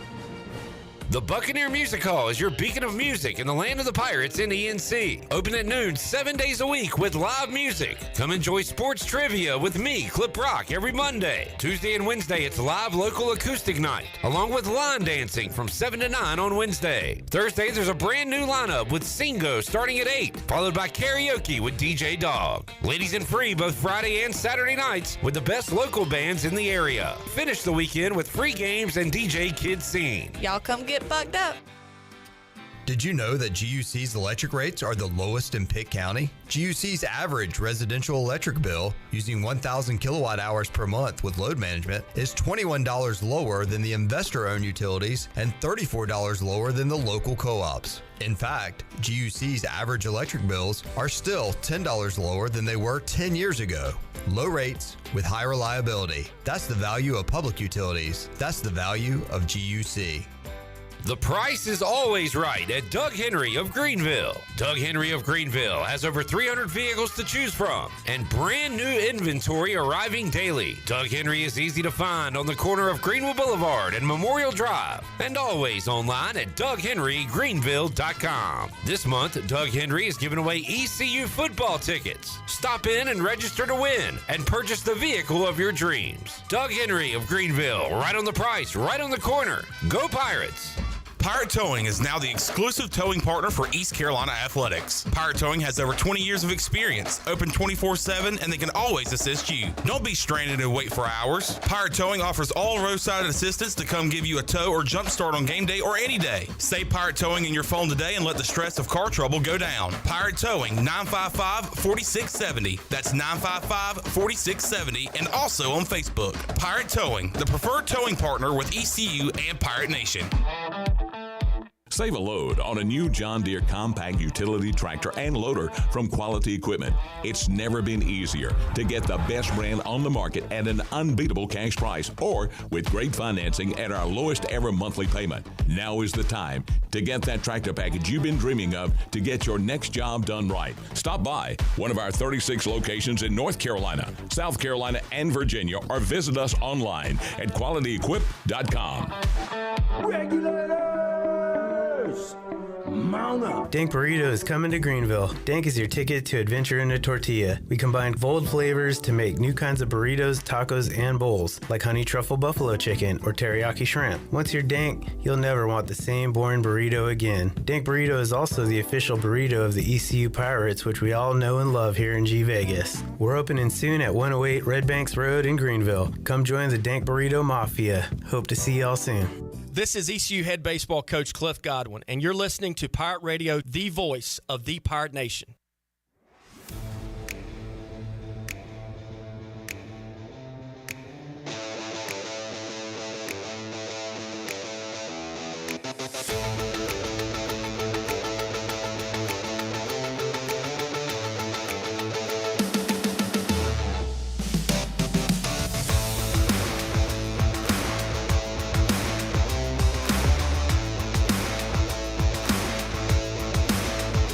You're listening to the Bud Light Pregame Tailgate on Pirate Radio. Now back to the show. Welcome back. Watch all of Pirate Radio's local programming on YouTube Live. Go to YouTube and search for Pirate Radio TV and subscribe today. And you can watch Pirate Radio Live Monday through Friday from 3 until 6 p.m. The Bud Light Pregame Tailgate and the U.S. Cellular Fifth Quarter on game days, plus all the Pirate Radio podcasts like the Holton Naylor Show and the Greg Hudson Show. Just go to YouTube and search Pirate Radio TV and subscribe and like today. Now let's head back into the Bud Light Pregame Tailgate. Here's your host, Clip Brock. All right, Mark, can we just hire you? He's doing our job for us, Shirley. Oh, of course they drop an interception. Should have been a pick six for South Carolina. Mark says from the YouTube link, Shirley, it's 2:25:23 into the video. So, what? He's telling you right where it is. Just go to YouTube. Never mind, Mark. Don't work here. It's a very toxic environment. All right. We got to get our fantasy picks as well. Who's going to score for the Pirates today? Jared, since you're a first-timer, I'm going to let you go first. This Kentucky quarterback might be the worst in America. Jared, who you got? Sorry, I didn't hear. So we are making fantasy picks. Who's going to have the most points is point per reception, point per tackle if you want to go the defensive route. 10 yards, 1 point for return man, if you want to factor that in. You can pick anybody but a quarterback on the East Carolina roster. I'll go Rajay. He gets in the end zone this week? Yeah, I think he wasn't used that much last week. I think they'll give him the rock. All right, 47. Since Shirley yelled at me, I'm going to let you go next, Earl. I will go with Javius Bond. Bond. Javius Bond. Shirley, that means all receivers and tight ends are available for you. Okay. My choice will be, because I expect him to have a huge game, Chase Sowell, and I have your caller. All right. You said 225, right? I said 225-23. Okay. So, I just need to speed it up enough. just a couple seconds Okay. here. Oh, man. All right, here I hope this is what we want. You going to play it now? Yep. All right, here you go. 3, 2, 1. Joe is up. Hey, Joe. Yep. Hey, how's it going, fellas? Yep.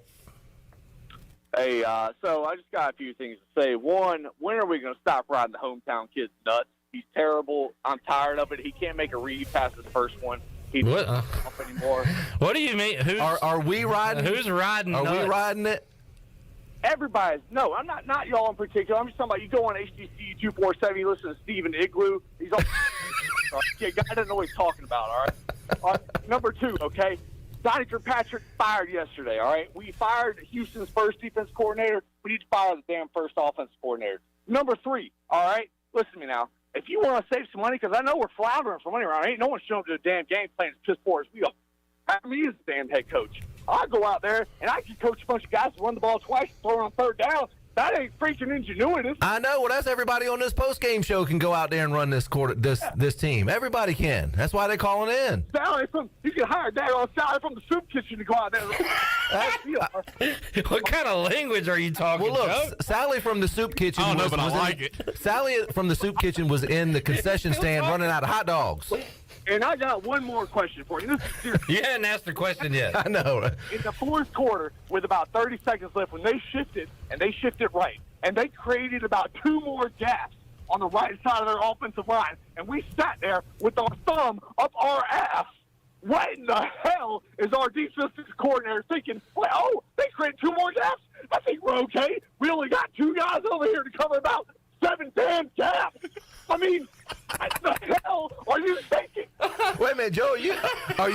Are you getting on the defense now? Well, Blake Harrell's name is. Yeah, no, the defense played great. I'm not blaming them. I'm not blaming because the defense only gave up 10 points. Now I know. I'm blaming the coach. Wait a minute. Let me tell you where we get 10 points from too, because 7 points obviously was on the pick 6, and then you give up a 65-yard kickoff return on special teams, which set up an easy field goal after a 3-and-out from there. So in my opinion, the defense only gave up 10 points to an SEC team. I'm good with them. You're exactly right. I'm not blaming the players. Okay. The players played great on defense. I am blaming the coach. You call it timeout with 30 seconds left, and we save it to ice the kicker inside the 20-yard line? Are you freaking kidding me? That's a damn extra point at that point. Look, they shifted 2 guys to the right. They created 2 more gaps on the right side of the field, and I coach football. Look, I'd have called a damn timeout and be like, hey, guys, we're not going to put 2 players to cover 7 damn gaps. We're going to shift right when they do. And you know what our defensive coordinator they said? Well, daggone, Coach Houston, I think we're a bunch of freaking dumbasses. Joe, I got a question for you. We got a tough schedule coming up, Joe. How are we going to go to Marshall win a football game when we can't win a game here at home? Wait till Marshall gets a hold of us and whoops our damn ass. And then what do we do against Charleston Southern? What are we giving up so many gaps on defense? What are we going to do when we play Charleston Southern? Charleston Southern might whoop our ass too. Joe. Charleston Southern's going to kick our ass right in Downey Ficklin Stadium. Joe, you made me smile, man. We're going to put a 5-star recruit about 4 times in a row. He's the only good player on their entire damn defense. We're running out every play. We got to go, Joe. Yeah. But that was a great call, man. You gave us new life. Thank you, man. Oh, man. Joe, where are you? Where are you? Joe, call in tonight. Tell me about the gaps. How many gaps did you see? How many gaps did we cover? What a way to wrap up. Thank you, Mark, for bringing that back to our attention. That was awesome. All right. Shirley, Jarrett, Earl, Big Dog, thank y'all for a great show today. A lot of fun. Thank you to our viewers listeners, everybody who is a part of our Pirate family. Thank you to Bud Light, UBE, 5th Street Hardware, United Bank, Orthopedics East, the Buccaneer Music Hall, Papa John's, Advanced Moving and Storage, Celsius, and Big Rock Powersports. We will talk to you after the game on the U.S. Sailor 5th quarter call-in show. For the crew, I am Clip Brock. Go Pirates. You've been listening to the Bud Light Pregame Tailgate, powered by Bud Light, the official beer of the ECU Pirates. Stay tuned and join us after the game for a complete recap and your phone calls on the U.S. Cellular 5th quarter call-in show, right here on Pirate Radio.